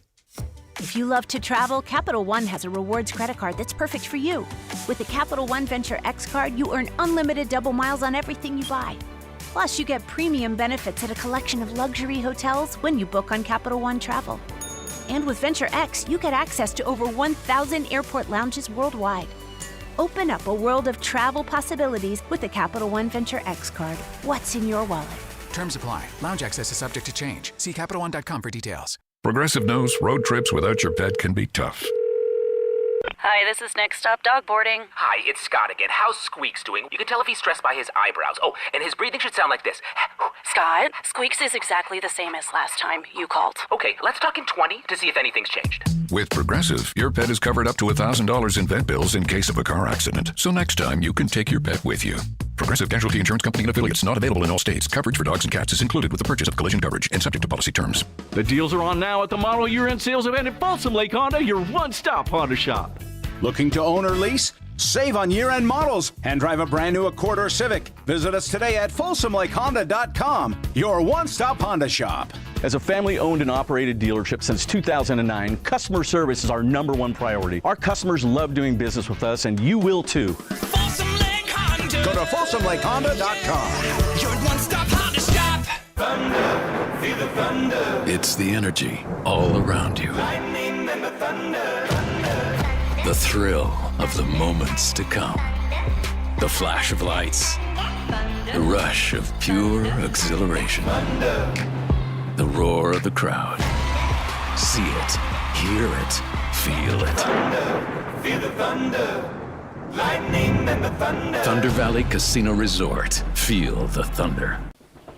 When I was a kid, I remember my dad, a lineman, leaving in the middle of the night. Families were depending on him to get their power back on to keep them safe and warm. Watching him taught me that this work isn't just about wires and circuits. It's about people and the trust they place in us when the lights go out. That's why I started Maverick Electric Heating and Air, to carry on that same promise of showing up, doing it right, and protecting families when they need us most. Visit callamaverick.com. The excitement of the game is here, and so are the model year-end savings at Stockton Honda, the best Honda dealer in Northern California. Score big with low payments, more for your trade, and a huge selection. Don't wait. The clock is ticking at StocktonHonda.com. Anytime, anywhere, it's all here. StocktonHonda.com. Based on the results of the study, recognized on June 18, 2025, USA Today's list of California's top car dealers 2025. A men's health moment with Revive Men's Health. Low testosterone doesn't just drain your energy, it can change how you feel about yourself. Revive Men's Health uses advanced lab testing and proven treatments to help guys feel stronger and more confident. Learn more at ReviveMen'sHealth.com. The San Francisco 49ers play on Sactown Sports 1140. Touchdown, 49ers! Every game on your #1 sports station. Don't miss the action on your local sports leader. Sactown Sports 1140. This is the story of the one. As a safety manager at a manufacturing plant, he does everything he can to keep his coworkers safe. From finding ways to reduce risks to keeping safety supplies in stock. And for that, he relies on Grainger. Grainger offers a broad range of quality products and next-day delivery, so he can always play it safe. Call 1-800-GRAINGER, click Grainger.com, or just stop by. Grainger, for the ones who get it done. With the new IHOP value menu, $6 is all it takes to go to your happy place, where stacks of pancakes with bacon and eggs are just $6 every day. French toast, sausage, and eggs are, you guessed it, $6. And fluffy omelets come with a side of pancakes and only cost $6. Go to your happy plates every day at IHOP. $7 in some locations. Available every day for a limited time at participating restaurants in the U.S. Hours may vary. No substitutions. Not valid with other discounts or promotions. Prices may vary. With other language learning apps, I was just playing games. I wasn't really learning. Babbel's different. Babbel was designed by over 200 language learning experts to be the most effective way to learn another language. Every time I open the app, I can choose to work on my writing, speaking, or listening. And it saves my mistakes for me to review, so I'm constantly improving. Before Babbel, I thought I just wasn't good with languages. But now I'm speaking French. Tout ça, c'est grâce à Babbel. Save up to 50% on your Babbel subscription when you sign up at Babbel.com. Babbel.com. Sacramento. Buckle up. Fasteners Inc. Tool Outlet is dropping one day of insane Milwaukee deals on Saturday, October 18th. Bare tools, batteries, and kits at insanely low prices. All Milwaukee hand tools, tool accessories, and Milwaukee packout boxes will be 20% off. Spend $100 and you'll get a lotto ticket for up to $1,000 off your next order. Again, that's one day only. October 18th at Fasteners Inc. Tool Outlet, 6701 Power Inn Road. For more info, visit fastenersinc.net. Fasteners Inc. Better tools, better prices. I joined the military for my kid and his mom. I miss my son a lot. One of the things with the military is tobacco, but I saw a lot of people try to deal with mental issues. Everyone's vaping constantly. After my first hit of a vape, I was hooked like that. Once I got back home from my deployment, I caught my son trying to hit my vape. That was it. I had to quit. Isaiah started vaping to try to deal with stress and quit because of his son. Learn how he and other Californians are rising above big tobacco at undo.org. You're still glowing, flirting, grooving. You still got it. But your immune system weakens as you age, making it harder to fight flu, pneumococcal pneumonia, RSV, and COVID-19. Vaccines are a key part of any health routine and help strengthen your immune response. Ask your doctor or pharmacist which vaccines you need. Schedule in minutes at vaxassist.com. Sponsored by Pfizer. If you're not looking for a brand new car, at Elk Grove Honda, we've acquired some of the best pre-owned cars we can find. We've kept only the best of our trades, and our buyer has found some of the finest pre-owned Hondas available in Northern California. You can see for yourself at elkgrovehonda.com. Whether you purchase a brand new Honda or a like-new pre-owned Honda, your car buying experience will be the same. We have the right Honda at the right price. You'll find us in the Elk Grove Auto Mall, Highway 99 and Elk Grove Boulevard. I gotta get an Elk Grove Honda. With 25 award-winning years in Northern California, Ashton & Price is your local injury law firm. Pro attorney tip: if a firm presents as local but they're in LA, red flag. If your first consultation is not with a lawyer, big red flag. At Ashton & Price, your first consult is with a local attorney, and if serious injury prevents travel, a lawyer will come to you. Still not enough? George Washington's my uncle. At Ashton & Price, no red flags, just red, white, and blue. Remember, for the best advice, don't think twice. Call Ashton & Price. KHTK HD1 Sacramento, KYMX HD3 Sacramento. Your flagship station for the Beam Team. From the Power Business Technology Toshiba Studios. This is Sactown Sports 1140.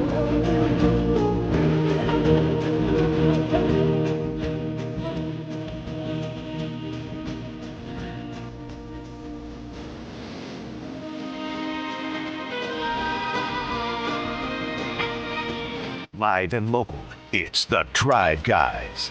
Watch the show on youtube.com/Sactown Sports 1140.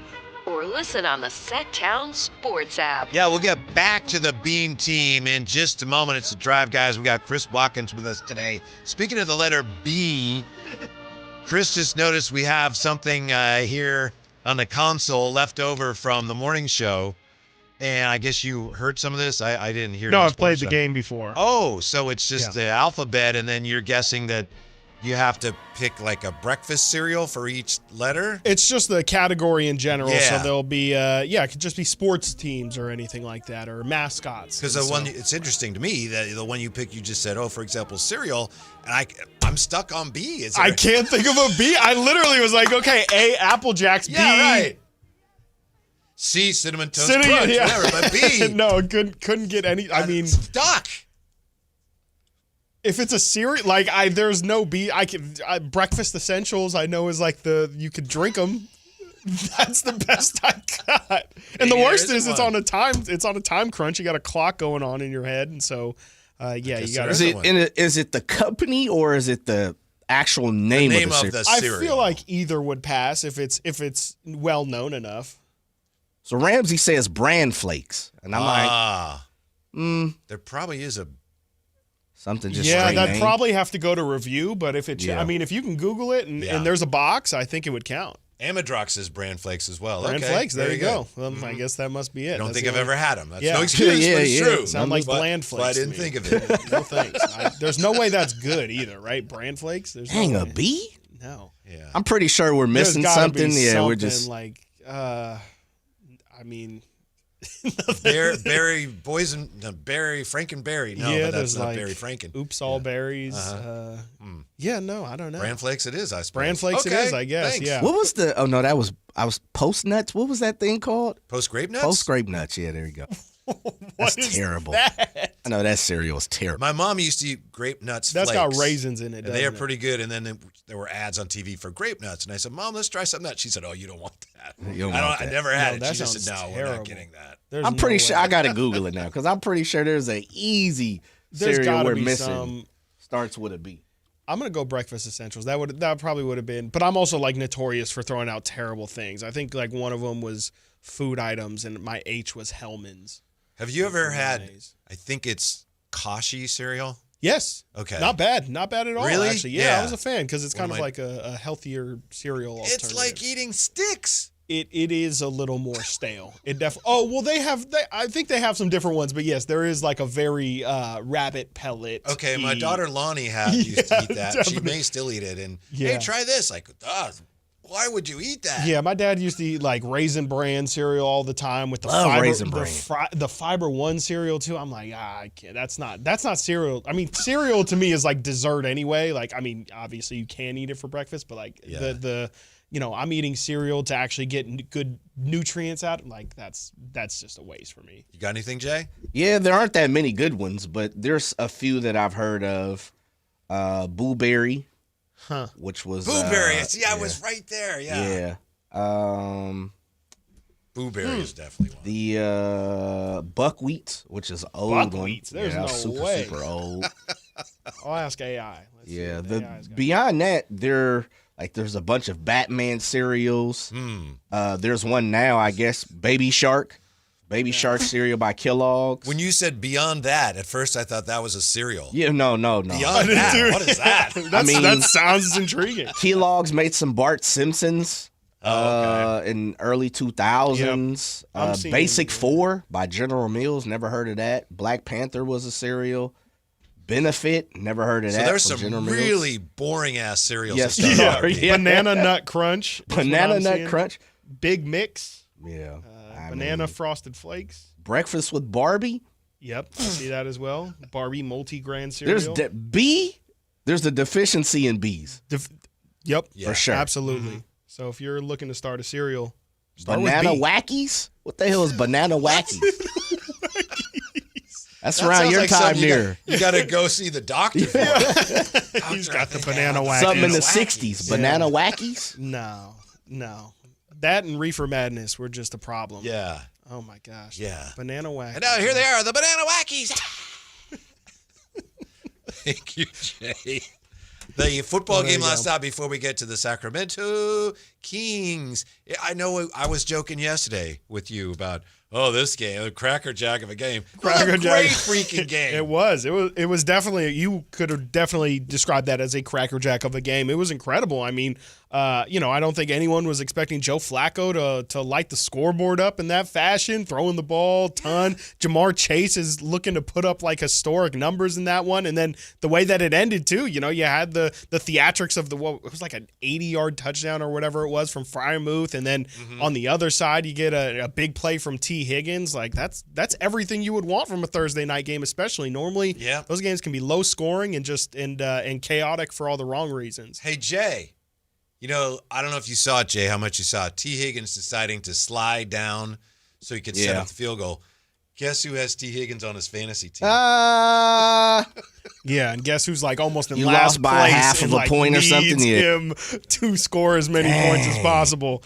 Yeah, it's that's how it why you goes, don't play man. fantasy. Exactly. That's what I was thinking when that happened. Don't play fantasy. That's why it's dumb. That is why it's the dumbest thing that we all do. But it's I get it. Like I understand, but I still feel like he could have scored. Like I think me and Whitey were kind of talking about it. Like I think the math still works out to where, especially if you're the losing team, I still kind of feel like you're in your right to score the touchdown. You score a touchdown, and they have more time, but then they have to score a touchdown. Have to score a touchdown. Whereas even with a few seconds left, the way the ball travels now, the juiced up football, if a team only needs a field goal to beat you, look out. I mean, absolutely. Guys are kicking them from 70. Well, and even what was that, week 2 or whatever? There was all those block kicks out of nowhere. Like I just wouldn't. I wouldn't play it to chance. If you have an opportunity to score.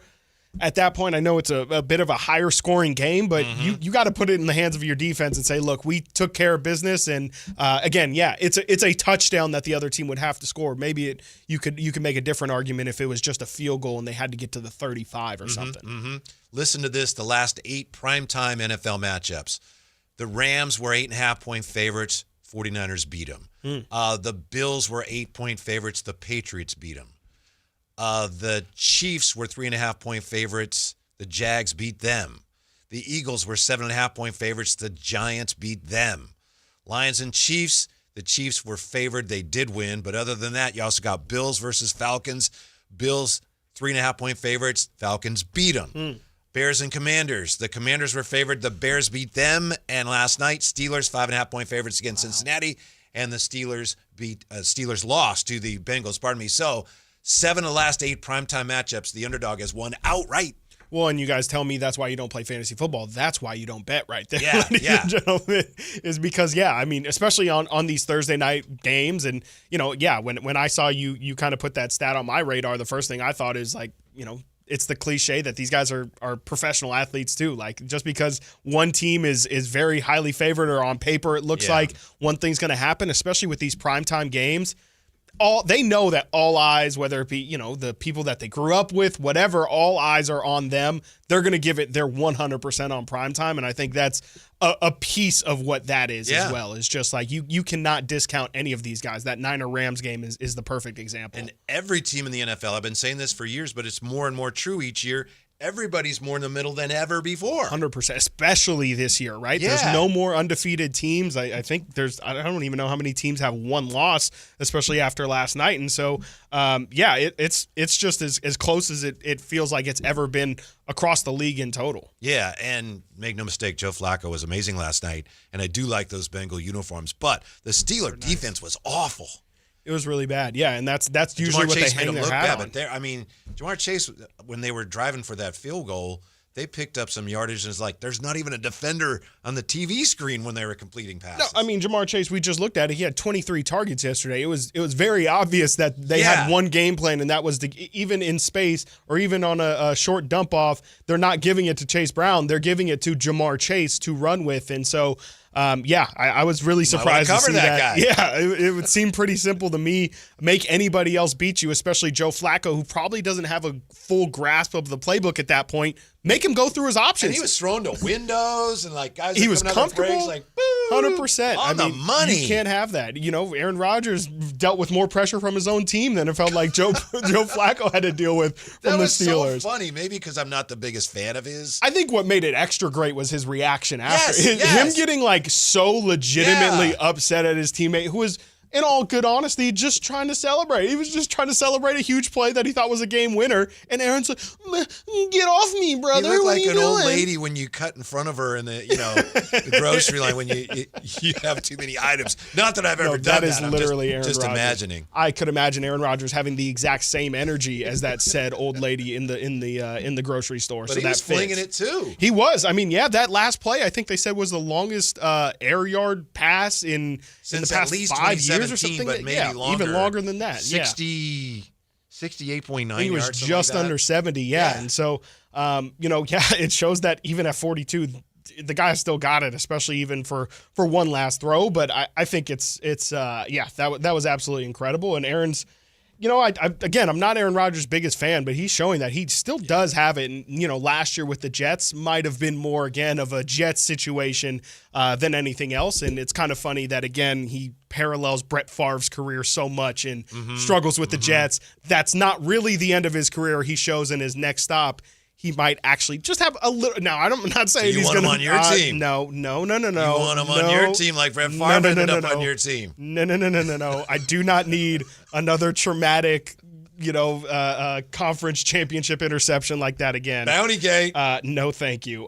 But please, I just think he's playing really, really well. And even I would have to admit that I'm surprised that Aaron Rodgers is doing as well as he's doing. I agree with you 100%, but I will also say that the interception he threw with about 4 minutes left in the first half was terrible. It was really bad. And that kind of got the Bengals going. It did. Yeah. They went on a run from there. He's not perfect. He's definitely not the quarterback he used to be for sure. I mean, even, I think you recited the stat yesterday that his air yards in general, even though he has the most or the furthest air yard pass singular, just in general, he hasn't really been flinging it down the field. It's been a lot of DK Metcalf and his receivers making crazy plays down the field. So, he's definitely not the Aaron Rodgers of old, but he is. He still definitely knows. You can see that IQ. He just kind of knows when to unleash what he's still got left. Jay, right now, who's a better quarterback? Right now, who's a better quarterback, Aaron Rodgers or Brock Purdy? If Brock Purdy's healthy,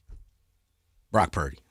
Yeah, Brock Purdy. I would agree. Yeah. Brock Purdy. I think there's some limitations to Aaron Rodgers right now. I mean, the one thing he has is a strong arm. He can shoot it. One thing about it is he don't have no pea shooter. He's got a bazooka on the shoulder, but beyond that, he can't really move. I think he's very stagnant. Yeah, he did run around a little bit last night. He did. You're right. You're right. Yeah. But I take Brock. Yeah, people need to put some respect on Brock's name. Like Brock is, is he a top 5 whatever quarterback talent? No, but that guy makes plays, and I mean, every time I watch Brock Purdy plays, he more times than not impresses me with just how elusive he is and the caliber of plays that he's able to make. Like he really does make some really, really nice throws, and I think Mac Jones has done a good job of not making you miss Brock Purdy for sure, but there's even still some moments where I'm like, I just feel like whether it be, again, his elusiveness or just his uncanny ability to just put the ball right on the money, Brock is just, I still think he's underrated. I don't know if it's a problem for Brock. He may not care, or maybe he's motivated by it. But as far as his reputation, part of the problem is there's a great, large swath of football fans and people who are waiting to be proven right about 100%. How bad he was. So if he makes any mistake of any kind, I told you. Yeah. I knew it. That was it. I knew it. He's going back to who I thought he was. Yeah. Absolutely. No, and that's especially with NFL media or any media really, there is definitely a lot of confirmation bias. And especially with guys that you have takes on like that, you just kind of stick to it, and you're not willing to change your opinion. I think a lot of the national basketball media are that way when it comes to your Sacramento Kings, frankly. Of course. Yeah, that's I'm going to be honest with you. That's how I we went think through it the is. list yesterday, Whitey. We know that's true. Zach LaVine and DeMar DeRozan at, what was it, 73? Did you see that, Jay? Jay, Jay was gone at that the Ringer's Top 100. You got here we go. Domas at what, 31? Here we go. 31. LaVine 72, DeRozan 73. Wow. You don't even want to Here know we who's go. in front of him. I mean, it's a bias. It for sure is. It but is. The only way to rectify that is you got to succeed. Mhm. You know, you got to win. Let's see if that bias comes into play at all here. Kevin Pelton's grades for the Kings deals yesterday. So any extensions, I don't know why this is, but extensions he grades pass, fail. So the Kings with the 5-year, $140 million extension for Keegan Murray, pass, gives him pass. Then he goes on to compare it to. Does he hedge that pass at all? Does he say, it's a little bit risky, but I'll ultimately give the pass? He has a long explanation Oh, no, thanks. Okay, where he kind of TLDR. compares Keegan to the deal Trey Murphy signed, which is like, okay, but that, the Kings didn't have an option. Right. It's not like they could sign Keegan or Trey Murphy. But as far as the Westbrook signing. Oh, boy. There's a lot of words there. The grade is a D, minimum achievement. Well, where I come from, D is not very good. If Schroeder and Westbrook end up splitting minutes at the point, that leaves 3 rotation caliber shooting guards fighting for minutes. Westbrook outperformed my cynical expectations during the regular season. During the playoffs, things fell apart after a strong start, blah, blah, blah, blah, blah. Anyway, those are the grades Kevin Pelton gives for the Kings' big moves. Pass on a pass-fail scale for Keegan, and then the D for Russell Westbrook. Yeah, that's probably excessive for sure. I mean, again, I just don't even know if Russell Westbrook will have that much positive or negative impact on the floor to justify a D. Like that to me means that you're actively anchoring a team down, and I just don't think that that's the case. I think he actually kind of fits in terms of what the goals are pretty well with what they've got going. Please don't take this the wrong way. To me, the Kings are not good enough for the signing of Westbrook to drag them down enough to be a D. 100%. Yes, Okay, absolutely. okay. No, if they were a playoff team and it's like, I don't know if Russell Westbrook's going to mesh with everything, I'm concerned that he might throw off the good chemistry that you have on the floor and make everything a little bit jumbled. Well, everything's already jumbled here. I guess the argument is that he can make it so incredibly jumbled that it's unrecognizable, but I just don't think that, again, he's really going to be able to even have that level of impact. It's not as if he's going to be playing 35 minutes a night or anything that I anticipate. Right. I mean, I completely agree with how you put it there. I think that's excellent. Mm-hmm. And I know that Sam had written about asking Jeff Van Gundy about the Westbrook signing. And Jeff Van Gundy, because he was here the night that it was announced that they were going to sign him. Apparently, Coach Van Gundy told Sam, Westbrook won 2 games for Denver last year against us in the playoffs. Absolutely. I mean, that's the kind of guy he is. Absolutely is a guy who, we'll just put it to a more realistic situation for the Kings maybe, if they are going to enter into a play-in situation, Russell Westbrook is the kind of guy who can single-handedly win you one of those kind of winner-take-all games. I think one of the games Van Gundy's referring to is the Game 7 between the Nuggets and the Clippers. I think that was a Game 7, if I'm not mistaken, yes, it was. Game 7 between the Clippers and the Nuggets, where Russ went was just incredible across the board in that game. And so, it's definitely a player that the Kings should acknowledge, even if it is regular season. I think that's the kind of guy who, just given his effort, can lift an entire ship, if you will. Jay, I have it. Is this a thing for you? Okay, here we go. I think we did this. We used to do this, Chris. Yes, I have some numbers, absolutely. a stat, and then, there's so many stats out there in numbers, and some of them are so contrived. So here's a stat, a number, and then Jay will make the decree on whether, that's something or not really. Russell Westbrook, some background before I get to the actual thing itself. The fewest points he scored in any one year is 754, 2 years ago. He scored 994 last year. So that's the fewest he scored in a season. Well, Russell Westbrook needs 506 points to surpass Oscar Robertson as the highest scoring point guard ever. Is that a thing, Jay? Russell Westbrook could pass the Big O, whose jersey and number also hang from the rafters at the Golden One as the highest scoring point guard ever. Is that a thing? That's definitely a thing. Okay. It's definitely a thing. We're talking about ever to play in the National Basketball Association. Mm-hmm. Russell is a Hall of Famer, hands down. Yeah, no question. He's got a resume. He's got gold. You know, at this point, there's nothing he really hasn't done besides win a championship, right? Mm-hmm. And so when you start to build upon things like the most ever in a league, absolutely. Mm-hmm. It's not, he threw the most touchdowns on a Thursday night, or, he scored the most three-pointers on a Thursday night in between 7 and 7:30 on Peacock. Yeah, like that, right? That's not a thing. The most points ever by a point guard? Absolutely a thing. Yep, and he stands right now at 26,205. Woo-wee.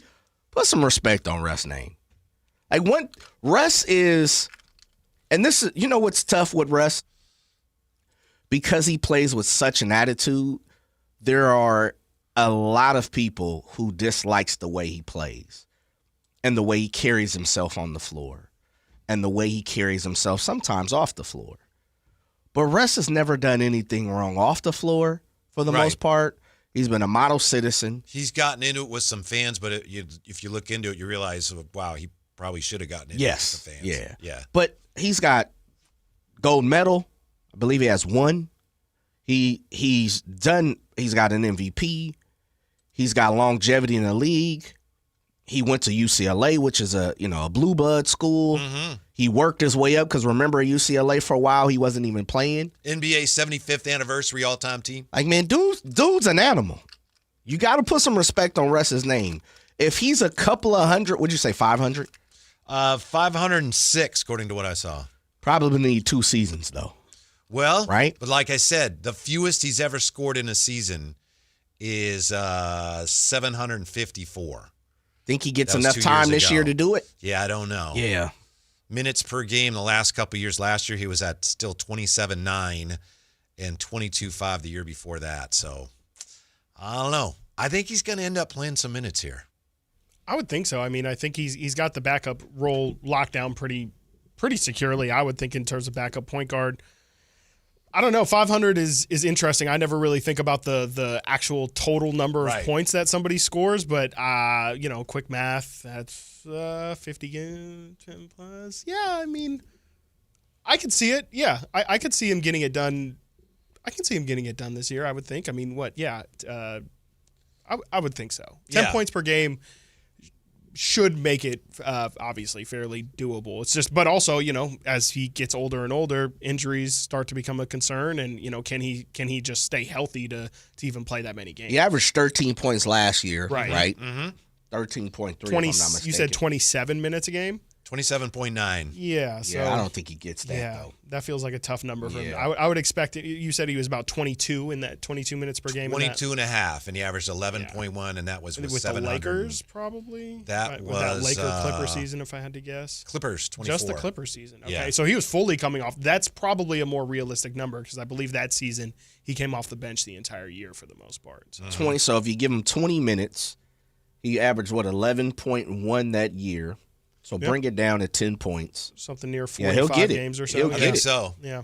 Hope it happens at home. That would be dope. That'd be nice. Mm-hmm. That'd be real nice. Yeah, or in L.A.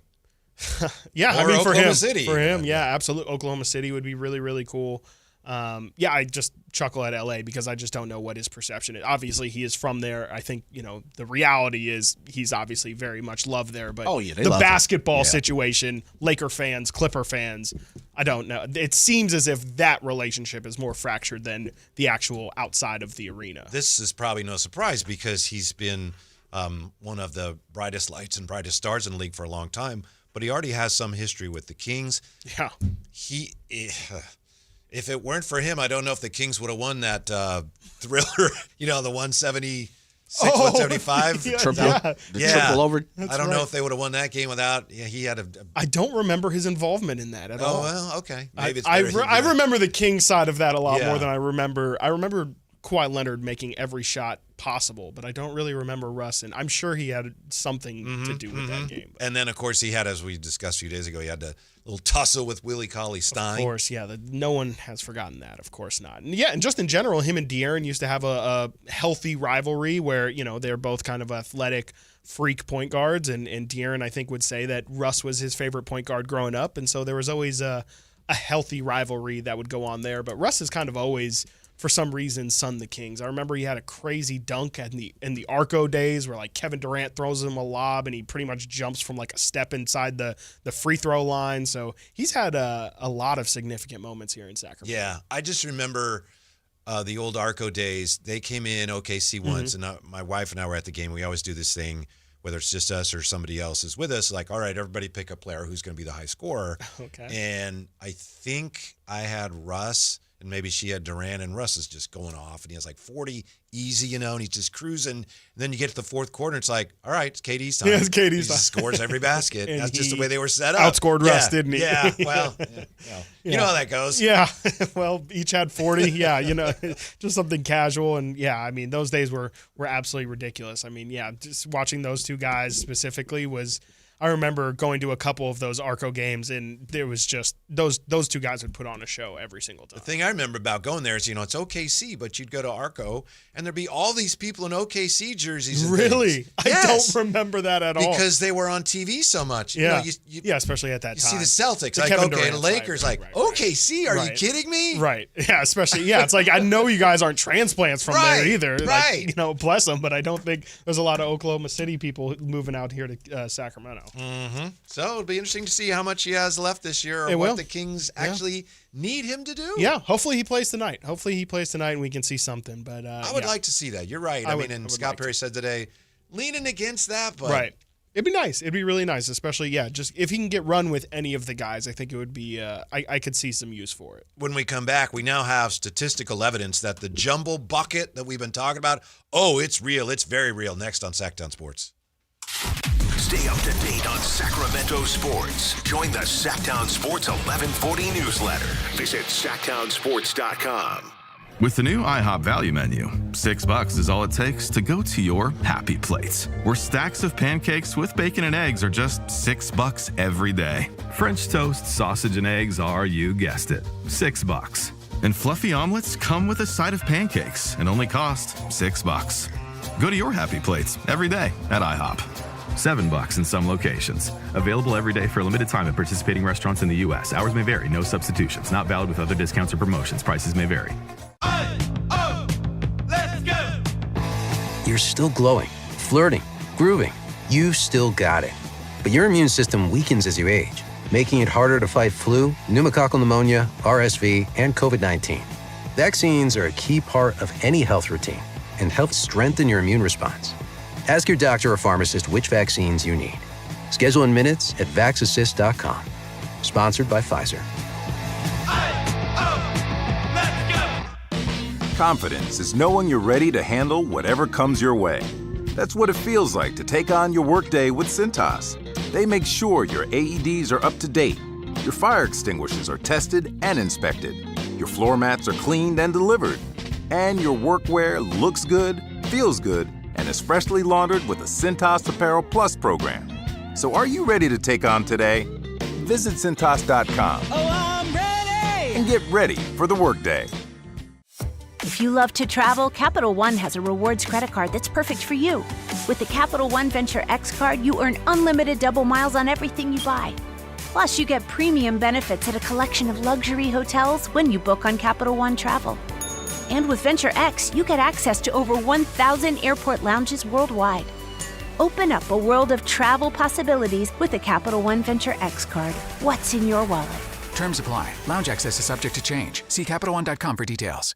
For over 90 years, Hagen Oaks has partnered with the biggest brands in golf to bring cutting-edge technology to your game. Our one-of-a-kind total game fitting offers a level of experience and precision that is unmatched. From driver to putter, footwear to golf balls, our TrackMan-powered performance studios, 3D footwear scanner, and Ping's Ballnamic ball fitting kiosk ensure every piece of your gear is tailored to your swing. Trust the experts at the Hagen Oaks Golf Super Shop. Total game fitting, starts here. Hey, it's Carmichael Dave. I got to tell you, I am so excited to get this decking project started with Trex Decking and Railings. From the first time I stepped foot in the showroom last week, I was so impressed. So many color options, heat-resistant composite deck. What does that mean? That means I don't have to do any maintenance on it whatsoever. They even have a deck designer, so you can go online and see what your dream deck will look like on your house. Just visit Trex, that's Trex.com to get it started. Tell them Carmichael Dave sent you. Capital Casino, Sacramento's #1 poker room with primetime football. It's back. Capital Casino is giving away $500 per game in high-hand bonuses for every Sunday, Monday, and Thursday night primetime game, offering the best food, best service, and the best action with the most variety of games in the region and conveniently located at 411 North 16th Street in downtown Sacramento. For more information, log on to capital-casino.com, and please gamble responsibly. 1-800-GAMBLER. Hey, man. Gaining weight? Low energy? Lost drive? It could be your testosterone. Revive Men's Health Sacramento helps men get their edge back. Meet Tyler, Revive Men's Health Director of Operations. When men start treatment, it's not just their labs that change. You see it in their posture, their energy, and how they walk into the room. That's why I do what I do. Call 916-619-3000 now to book your free testosterone test, exam, and consultation. That's 916-619-3000 or schedule anytime at ReviveMen'sHealth.com. Mike Rowe here with another fun fact. If your concrete is cracked or uneven, you can actually lift it back up. Whether it's a sinking driveway, a patio, or a sidewalk, do yourself a favor. Call Groundworks. I spent some time working with these guys. They're the real deal. Their people are trained and certified to lift your concrete slabs. Groundworks, official foundation repair company of Cal Athletics. Schedule a free inspection. Licensed in all states where work is performed. See website for details.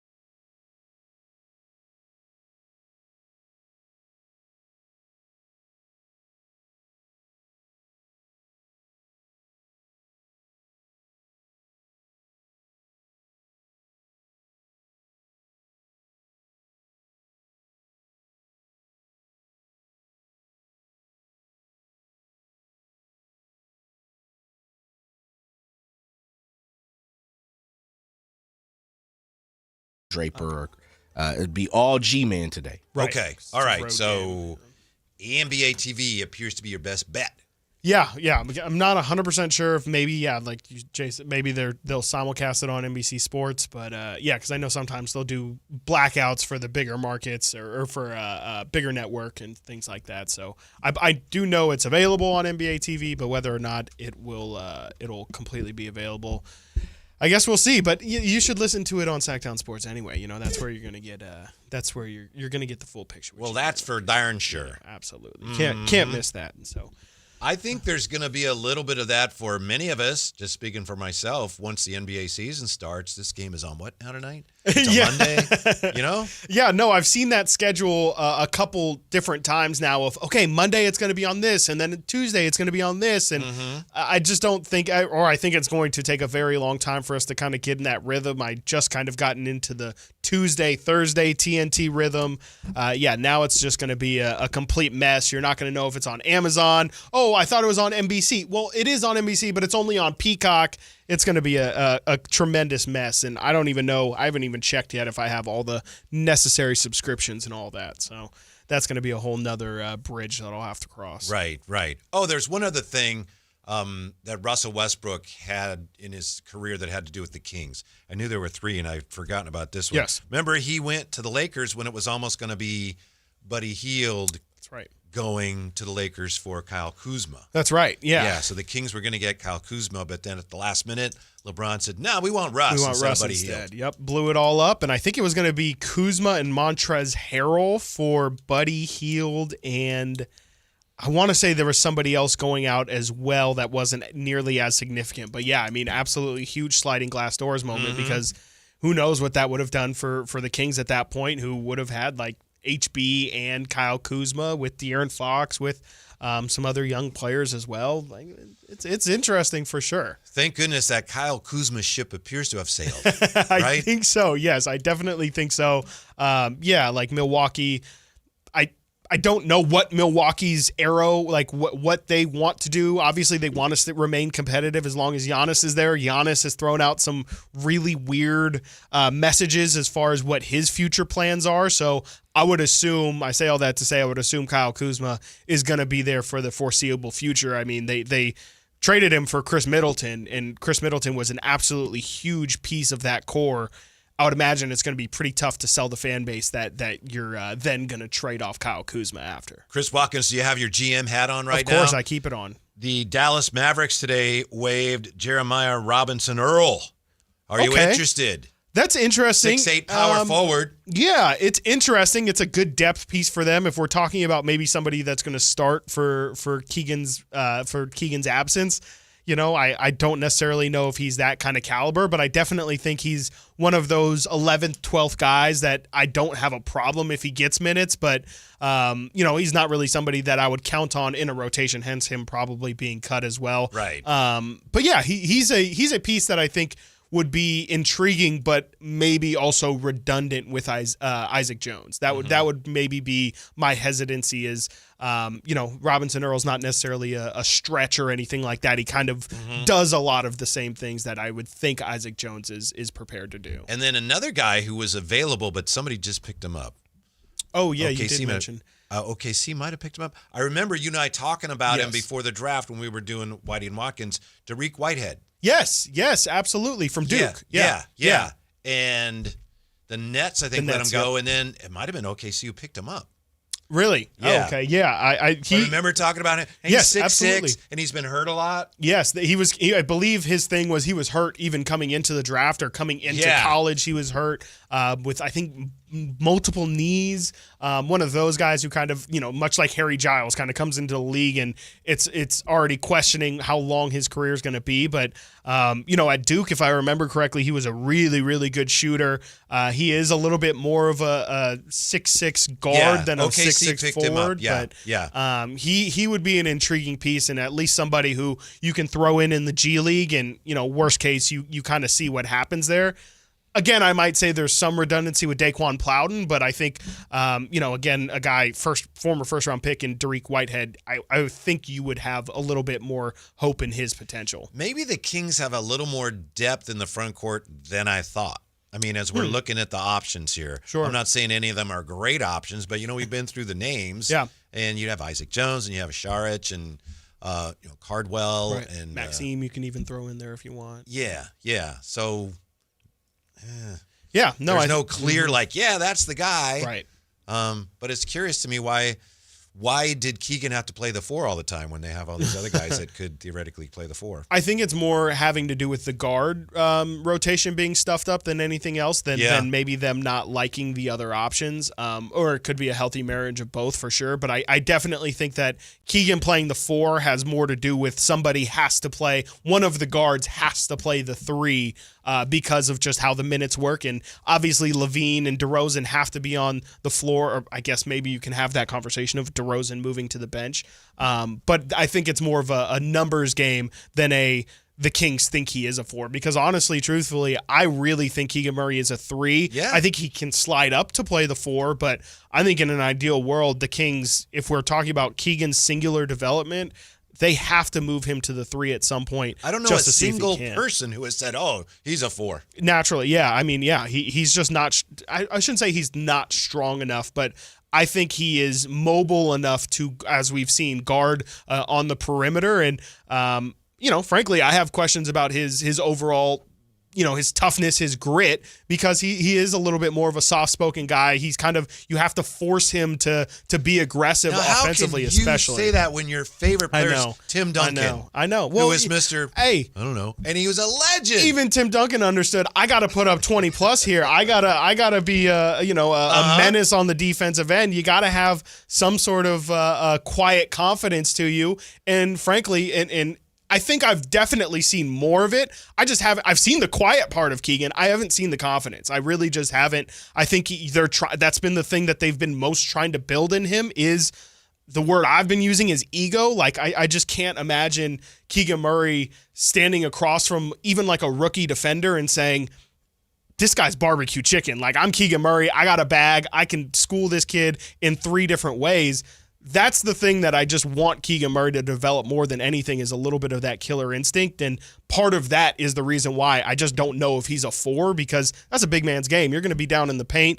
He's shown some physicality for sure, but I think there's just a natural edge, I guess. I would ideally like to have somebody at the forward play. Tim Duncan fan says Keegan needs to be more demonstrative. Absolutely. Absolutely. Hey, even Tim Duncan got a tech. It was on the bench, and I don't think he deserved it, but like, can we get Keegan a tech? Remember when Joey Crawford said, I will fight you? I do. Tim Duncan's like, what? I'm not sure that's allowed that definitely should have been looked at way more. Yes, that was crazy. Yes. You mentioned some numbers. We have some numbers on how wide open the NFC playoff race is. We'll look at those when we come back to the Drive Guys on a Friday on Sactown Sports. Yay. You never know what you might hear when listening to a Sacramento Kings game. Out of Keegan, going for another triple.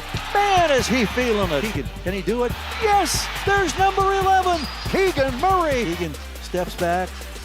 He just knocked down his 12th three-pointer, a Kings franchise record. He's got 45 points. Never miss a moment of Sacramento Kings basketball with Sactown Sports and the Sactown Sports app.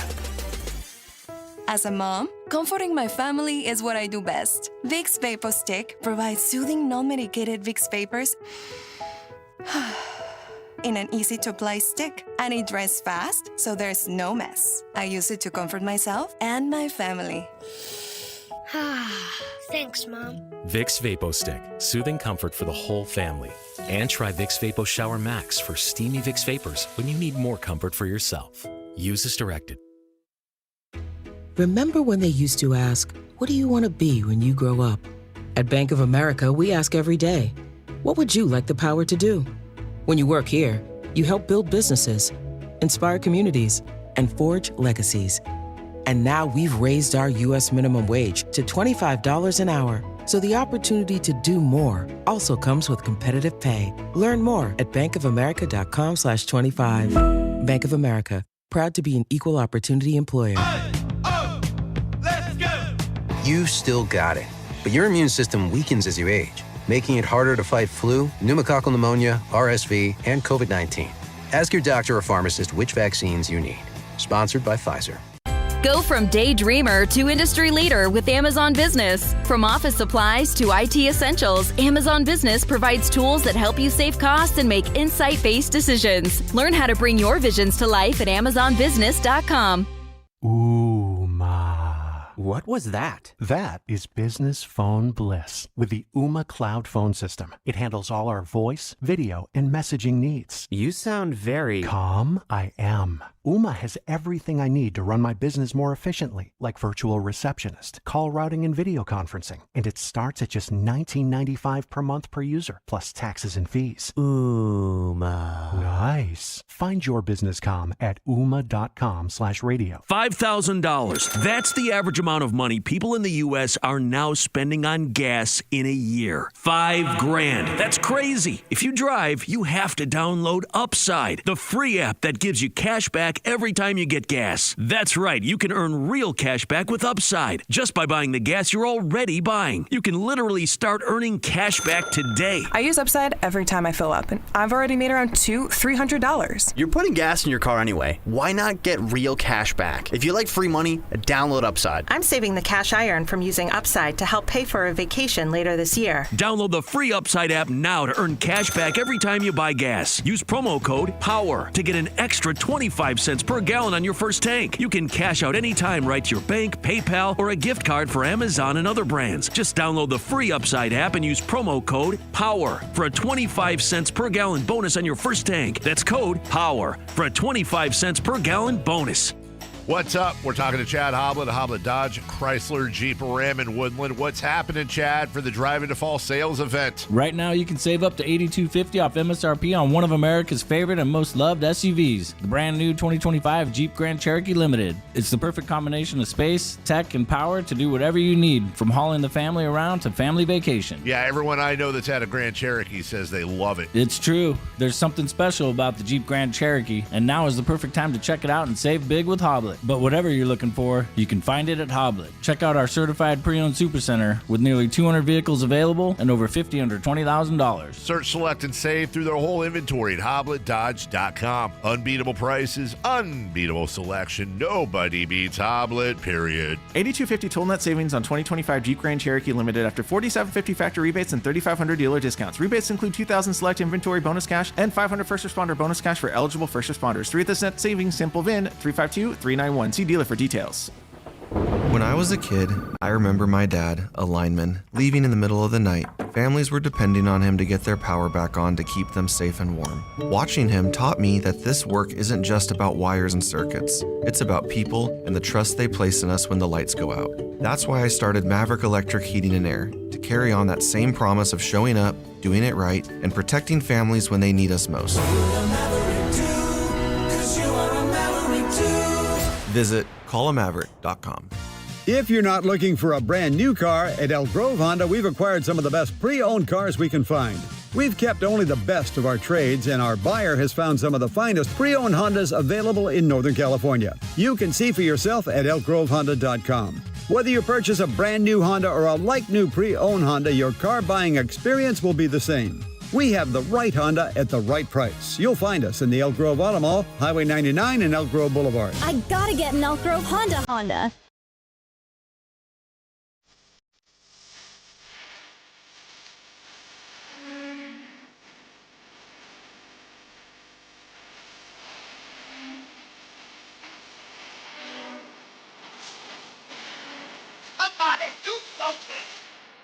Your afternoon home for Kings talk and so much more. The Drive Guys on Sactown Sports. Somebody do something. What are you doing this weekend, Chris Watkins? Somebody do something. Partying it up. I told you, hosting a little Halloween party. Ooh, that sounds spooky. Yes, it is. Setting up is the real spooky part. Not a big fan of setting up and taking down things. So, and also not a big fan of having like 40 people in my house. So, yeah, we'll see. We'll see how the weekend goes. Ask me on Monday. That sounds tremendous.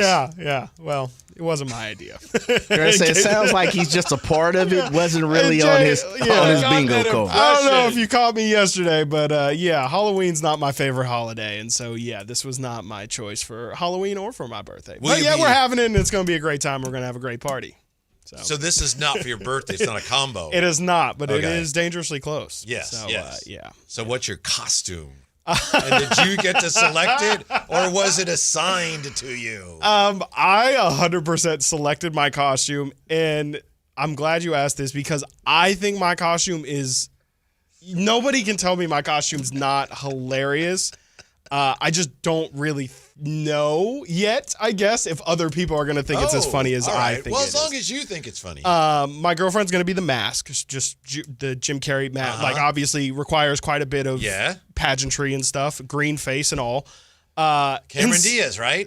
Yes, she is in that movie, 100%. Yeah. And so I was like, I've never seen The Mask. I'm not doing that. I don't know what to do with that. You've never seen The Mask? I've never seen anything. You didn't want to do one of those couples costumes things? So I'm with you on that. I thought it would be funny if I was like a super obvious couples costume and she's the mask. And so I am a pepper shaker and she's going to be the mask. I think it's hilarious because, especially since we're hosting. A little passive aggressive, maybe, but it's more of just like I literally couldn't think of anything. And Wednesday, it was to the point where it was like I have to be something, and it was either like this or like they have like Ted Lasso costumes and things like that. So the funny thing is, from here, I get the benefit of seeing Jay's reaction, and he just had no reaction. Like what the hell? Yeah, exactly. What?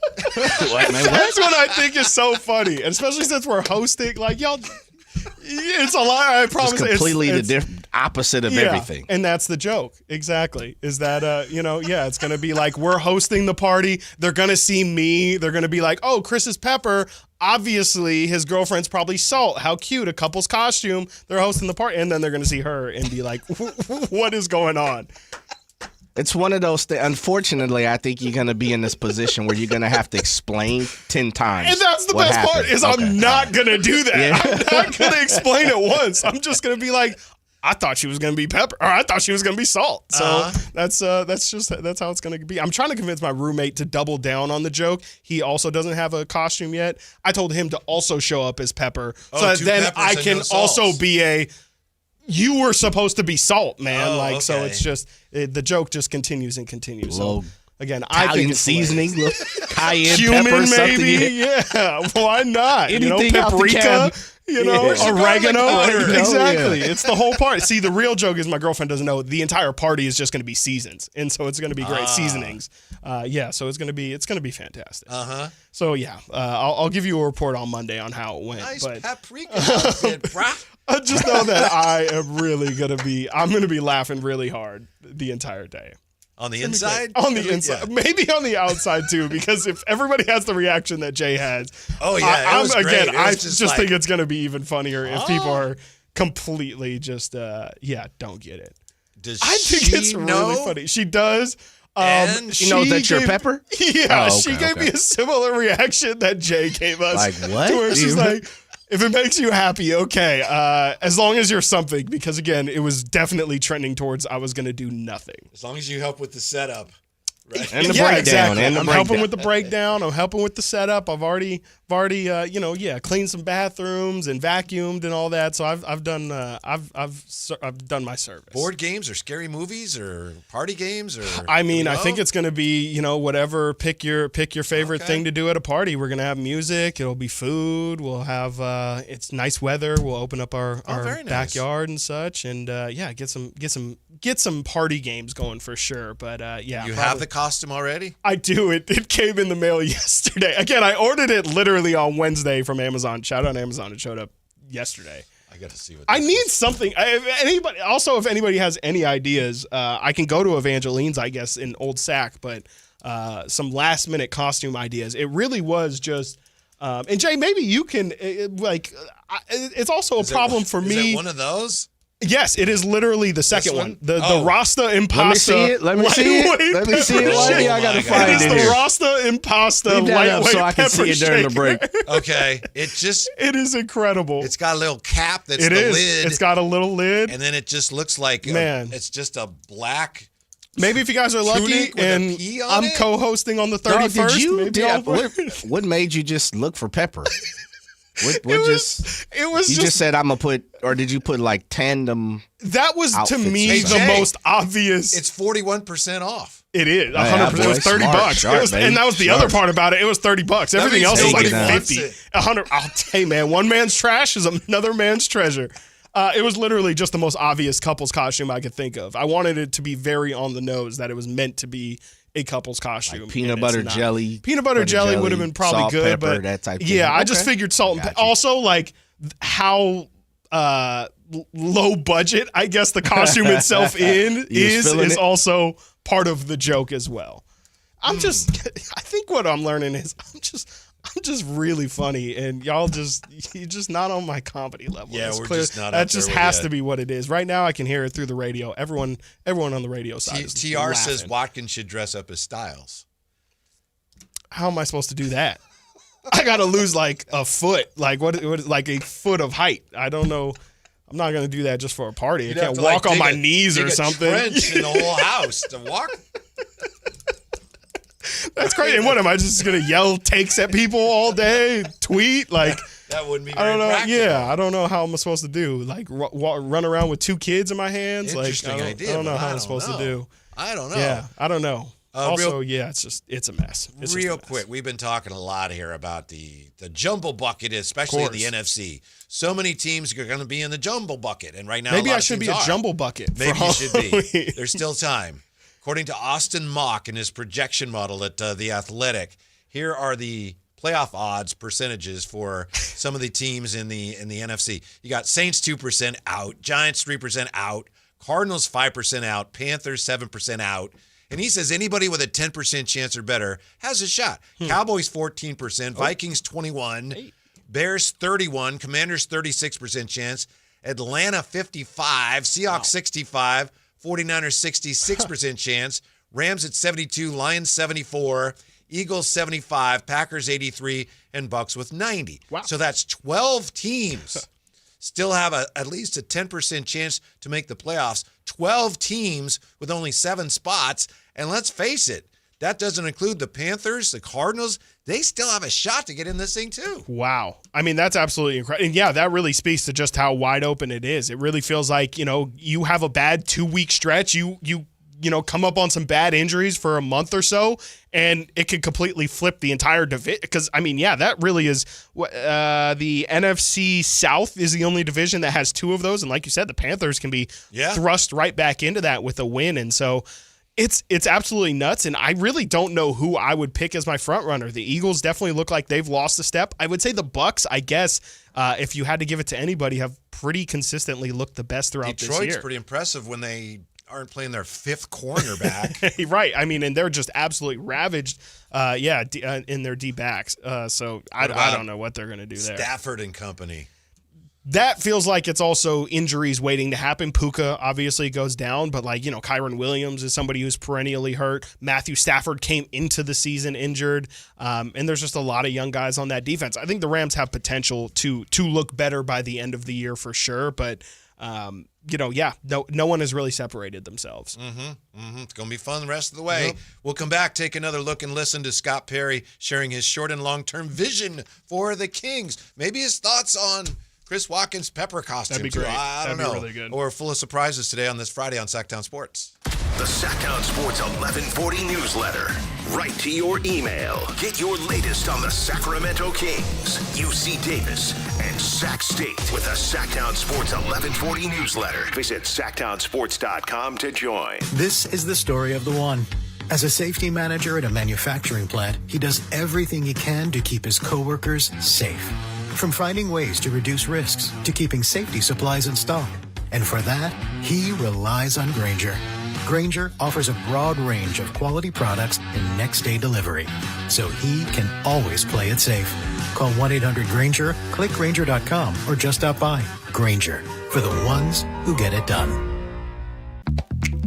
It's taste on a whole new level at Sky River Casino. With 18 elevated restaurants, bars, and lounge destinations that include SR Prime Steakhouse, 32 Brews, Dragon Boat, and The Market. Just minutes from Sacramento, right off Highway 99 in Elk Grove. Join in the fun and experience the height of hospitality. Sky's the limit at Sky River Casino. Visit skyriver.com today. Gambling problem? Call 1-800-GAMBLER. Your night out deserves more than the ordinary. At Revival at the Sawyer, downtown Sacramento's rooftop oasis, you'll find signature beverages, chef-crafted bites, and a view that makes every moment shine. Kick off your evening in style or wrap it up with energy, because Revival isn't just a stop, it's the heartbeat of the night. Revival, the place to see and be seen. Settle into lush indoor-outdoor seating, take in the sounds of live DJs, and let the city energy carry you into the night. Book your reservation at revivalsacramento.com. Confidence is knowing you're ready to handle whatever comes your way. That's what it feels like to take on your workday with Cintas. They make sure your AEDs are up to date, your fire extinguishers are tested and inspected, your floor mats are cleaned and delivered, and your workwear looks good, feels good, and is freshly laundered with the Cintas Apparel Plus program. So are you ready to take on today? Visit Cintas.com. Oh, I'm ready! And get ready for the workday. If you love to travel, Capital One has a rewards credit card that's perfect for you. With the Capital One Venture X card, you earn unlimited double miles on everything you buy. Plus, you get premium benefits at a collection of luxury hotels when you book on Capital One Travel. And with Venture X, you get access to over 1,000 airport lounges worldwide. Open up a world of travel possibilities with the Capital One Venture X card. What's in your wallet? Terms apply. Lounge access is subject to change. See CapitalOne.com for details. Hey, it's Carmichael Dave here, talking to you about my good friends at American Energy Heating and Air. Now, they're upgrading their offerings to you to include plumbing, bringing that same expertise and experience into the plumbing space. They're no longer just heat and air.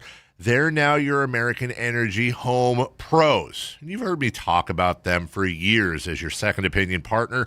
Now you can still get a second opinion on any HVAC service or replacement, but now you can also get a second opinion on any of your plumbing services. And when you really think about it, how do we know how much it's supposed to cost? At the very least, you'll know you're in the ballpark, and I can all but guarantee you they'll beat the price. They'll come out for free. They'll give you a second opinion.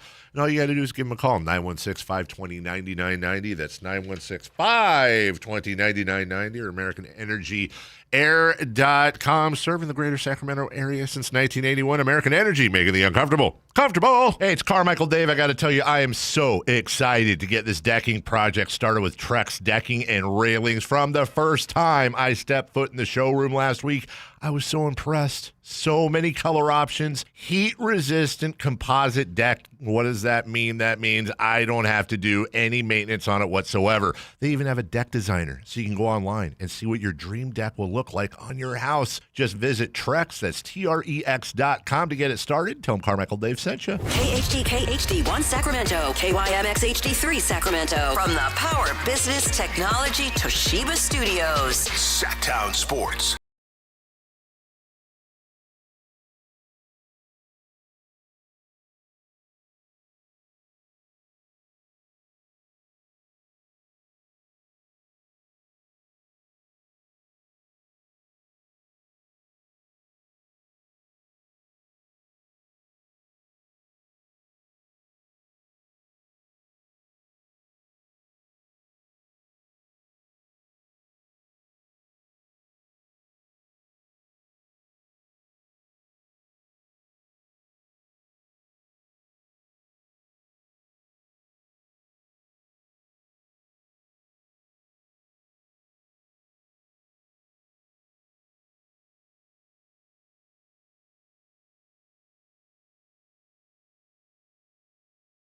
Chris Watkins, because Chris Watkins bared his soul, shared with us that for Halloween, look, I don't know why, but he's going to be told you why. He's going to be Pepper. A pepper, baby.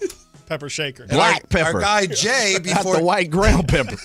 Jay was just in here and looking at the pictures of it, and before he went back in the control room, Jay said that might be the worst Halloween costume in the country. It might be. It truly might. I'm asking, what could possibly be worse? And the worst part is there's the typical black gown, cape, or whatever it is. Yeah, it's like a smock. It is. Yeah. And then it has the person who's wearing it has white sleeves under. Right. I will not be doing that. When does a black pepper shaker have white sleeves? I didn't get that either. Yeah. I got a little gray Nike sweatshirt. Right, and that's another part. I'm just going to be comfortable. I'm just going to be so comfortable in my little pepper shaker. And are you wearing the top? Yeah. Oh, that's actually a solid question because the top did make it. That's where I started to look a little foolish. I can't like the P I was okay with, but the cap is really where I started to feel like, all right, what I feel like a fool here. Okay, the cap, TBD. Maybe for pictures. Looked better until I saw like a closer up picture of it. Yeah, like it's a fairly decent effort at trying to make a shaker cap. But if you didn't wear the cap, then I'm just an idiot with a P on. I might think you're like, are you a part of an superhero? eye chart? Like yeah. Where are the other letters? I don't think I'd know what that was. A chemistry mineral? Yeah. Or something? Oh, you're potassium. Yeah, no, that's potassium. K. I don't know what P is. It's up to the imagination, whatever. Now that you mention it, I do feel like I, unfortunately, am going to have to wear the cap, which does make me want to pick out another costume that doesn't have to do it. But I promise you, I went on Amazon, I did, men's costumes, Halloween costumes for 2025, and there's just nothing. Like, I mean, there really is nothing. I could be Batman, Superman. There's a pickle costume, which might rival for worst costume option. I think pickle is way better than a I could have just been a banana or something. Don't you, Jay? Man. I Googled, yes, by the way, yes. I Googled what is the worst Halloween costume ever. Because I'm interested. Which is also what I did. No, I didn't. But I understand why you did it because you're kind of, He's making a statement. Playing a joking on it, making a statement, right? Y'all don't have to try and justify it. It's okay. Making a strong statement. Yeah, you're against the movement of Exactly. Halloween It's and the party statement. and everything It's what else, it right? represents. Someone has a carrot. Yeah, that's pretty pointless. Is a carrot as bad as a pepper shaker? They're close. It's important to say pepper shaker without salt. That does add to how terrible I would say my costume is. I'm looking here as I literally go down. Because I will also say a reason why it was pepper instead of being salt was because it was, again, like you could maybe theorize you could, for some reason, maybe it's salt and tequila or salt and a lime. Like pepper is like so obviously, again, like there has to be a salt somewhere around this party. Someone says this is a list I'm looking at on Rolling Stone. Any food-related couple's Halloween costume. Exactly. PB&J, avocado toast, milk and cookies, you name it. If the pairing exists, there's guaranteed to be a costume to replicate it. A clown. A clown. Yeah, that's pretty low effort, too. It's An 80s gym rat. Like, the spandex. Women definitely. Yeah. A prisoner. Easy. The orange. Wasn't Michael Myers a clown when he was a kid? In the first Halloween, isn't he sitting there with the knife and he's dressed as a clown? I think there's like 42 of those movies at this point, Whitey. I know. A cop. Yeah, these are like that's just too These are generic. the basics. That's way too generic. A football player. But see, because that would have been the alternative. But again, those are just like okay, like yeah, I could be a pirate, but what's the fun in being? I don't want to be anything, so why should I be a pirate? I should at least be something that. Pepper sounds like the way to go. Thank you. I'm glad that everyone's starting. I to will see get this, back man. to that, but first, want to let you know that Sacramento Sports is giving you a chance to win a pair of lower level seats. Wow. To the Kings versus OKC, November 7th. One night stay at the Kimpton Sawyer. $200 gift card to Revival, downtown Sacramento's social hotspot. You can enjoy elevated vibes. See if I can do Alan's, Alan style, smooth voice. Enjoy elevated vibes, stylish crowd. Perfect view of the beam after the Kings defeat the overrated NBA champs. Text in today's keyword, 916-339-1140. Now for your chance to win that crown. CROWN. 916-339-1140. Good luck. One year I was trying to think of the most just offbeat, out there, weird, non-sequitur costume. I was Mustard. See? And it was a It was a great costume. How am I ketchup? Mustard's the same spirit. It needs. Was there a ketchup involved? My brother, we were working at a radio station. We had to go up in front of people and stuff. He decided he was going to be ketchup. There you go. Mustard would have been a pretty decent one. I maybe could have I could have double entendre. Maybe I could have worn a Bijan Robinson jersey. I could have maybe looked like a DJ and been DJ Mustard. Yellow sweats. I should have consulted you. I knew it. My wife and my sister-in-law made this, the Frenches, the red thing with Frenches. Yeah. It was great with felt. It was great. Wow. And I did makeup on my face, and then I had... See, I'm not doing all the that. nozzle. You had the nozzle. And it was great except for one thing. I had to go up on stage, right? Hey, I hope you're enjoying yourself, blah, blah, blah. Somebody decided I'm going to try to throw a piece of candy in the nozzle. And then while you were doing your speech? One person did it. Pew, pew, pew. Kish, kish, kish. So that was... Mustard down. Okay. That was the only problem. That got it. Noted. I will not give any speeches at my party, and I'll make sure that there's no dispensable item on top of my head to throw quarters into. I'll bet you Jay was a football player many times for Halloween. I can't remember the Did last you just do time baseball? I've even... It'd probably be easiest just to, maybe throw I on can't remember some last pants. time I've even dressed up for Halloween. Literally, I had to be like 12 or something. The worst is when you have like a 14-year-old come to your house and they don't even have a costume on. Yeah. For trick-or-treaters? White T-shirt, jeans, candy. Yeah. And a mask, and then they just have a mask. Works. Yeah. Yeah, that's not how we do this. No. Yeah, you gotta put in some effort, and I think, general rule of thumb is like first glance, I'm like, you're a kid to me. You're a kid to me. That has to be it. If I'm wondering, like, did you drive here? Then you're not getting anything. Right. There's, smoking. Yeah, exactly. I'm like, hey, give me some candy. Give me some candy pudding. I'm like, what is going on? What a second. Right. Dude, I'm literally going down different lists. And Watkins, you may have the most boringest costume in captivity. This is the point, bro. Like you are definitely accomplishing whatever you're trying to accomplish. I'm trying to make a point. I didn't want to be anything. Halloween costume. Exactly. I mean, there are some terrible ones, but man, you're right up there. Believe me. This is. I'm glad that y'all are seeing the vision. Exactly. People are gonna show up and they're not gonna get it, and then they're gonna get it on the way home. The point was for there to not be a point, and that's the point. That's a lot of thinking. Very advanced. Yeah, that's exactly. That's exactly. calculus. You come for the That's party, the calculus of. I couldn't follow. Leave for a lesson. I'd be come for the party. Leave for a lesson. I'd be like, so dog, you're Pepper. Just walking like. It's only gonna get worse as the drinks start flowing You're his friend, too. right? So you'd like, hey, come here, because you don't want to say that. No, hell no. Right? See, I'm the type of person to be like, what the hell are you doing, Watkins? Why are you Pepper? I'm gonna tell them to go look for Salt's running around here somewhere. Maybe you can go find him. We'll take a picture or something. I'll just send you on a wild goose chase. And the joke's on them. Exactly, and that's the point. Again, you may be laughing at me, but in reality, the joke is on you. Martin Ramirez says Salt would be worse.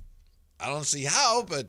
I definitely don't see how. The point was to be as red. Like I think, nobody is just Pepper by itself. I don't know. It made sense to me. I really don't have another option either. That's the go with part. that. I don't know what else I would do. You're too deep into it now. Yeah, come on, man. I mean, I've already spent the $30, so I'm kind of kind of invested. Yeah, I'm kind of more invested than I would ever want to be. But you do have to at wear the this point. cap.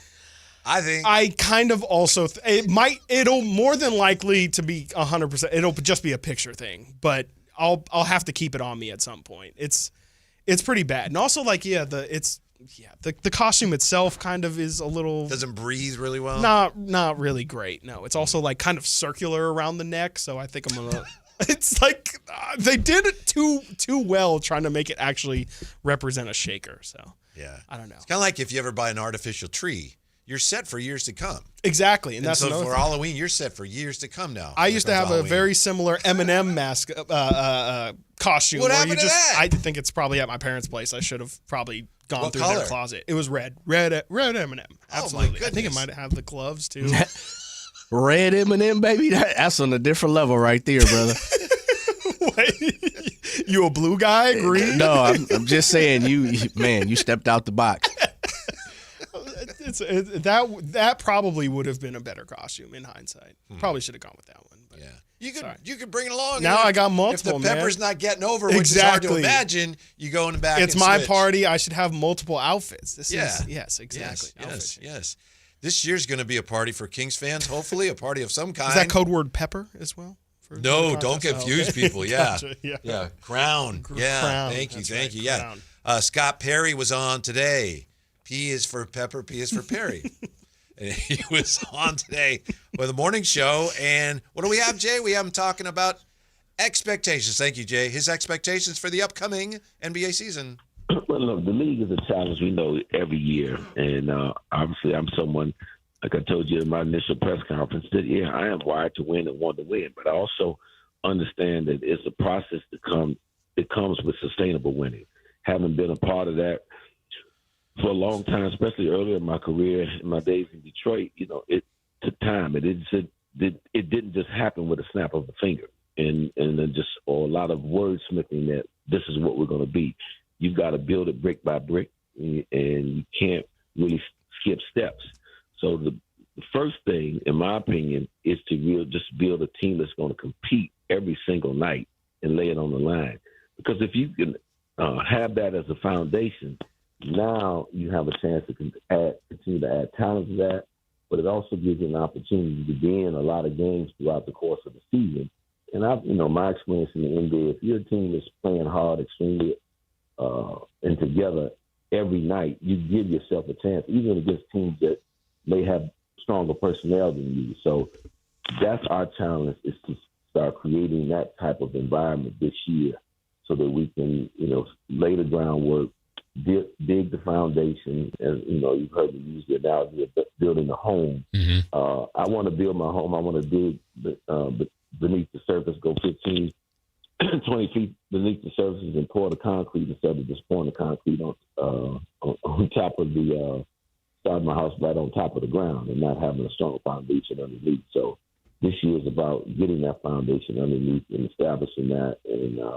And we're obviously going to try to compete, and every chance we get to try to win the game, we're going to, obviously that's what we're in it for to do. But I think we got to do that on a parallel track, though, in terms of establishing an identity and trying to win as much as possible.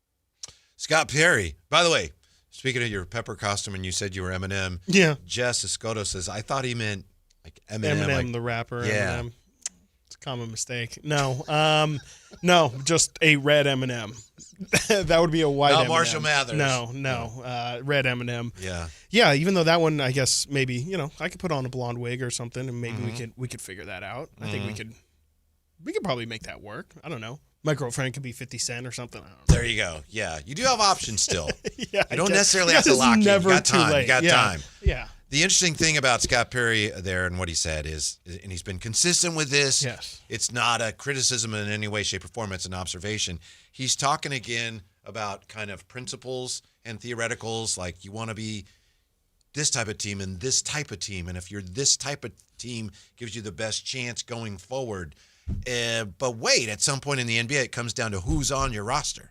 But it's almost like, yeah, we're not there right now. Yeah, no, absolutely. I think it's about kind of laying like you said, I mean, I hate to take his exact words, but laying the foundation down. And I think it's the right way to go. Like, to me, if you just are fully kind of starting from the absolute bottom of everything, like you just have so many holes that you have to fill. I think trying to get this team first to a competitive place, and you can kind of pick and choose where you want to replace.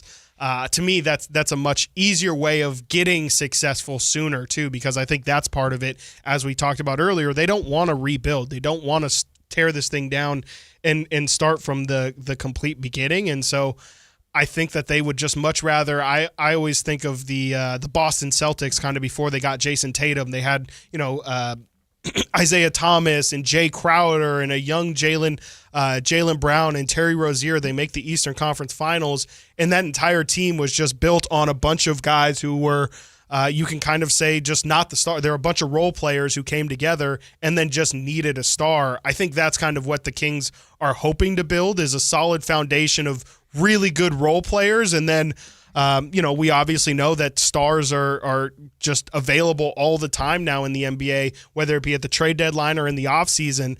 I think they want to have a situation ready to go so that when they do go star hunting, that star immediately takes them to where they want to be in the playoffs, and not, hey, we have our star, now we can start to build around him. But to me, all the things that he's saying, and again, I don't blame them, and this is the philosophy, he's talking like a rebuilding GM talks. Yeah, those are things that somebody who's running a rebuild says. Yeah, and I know that absolutely. It doesn't look like it right now with the veterans that you have on the team, and I don't know how they feel about it. But all these things, you got to start doing this consistently, and then down the road, you will have a better chance of winning. At some point, though, you also have to bring in more talent. Yeah, absolutely. And you don't get a shot at that without losing a lot of games. No, it's a fair point. Right.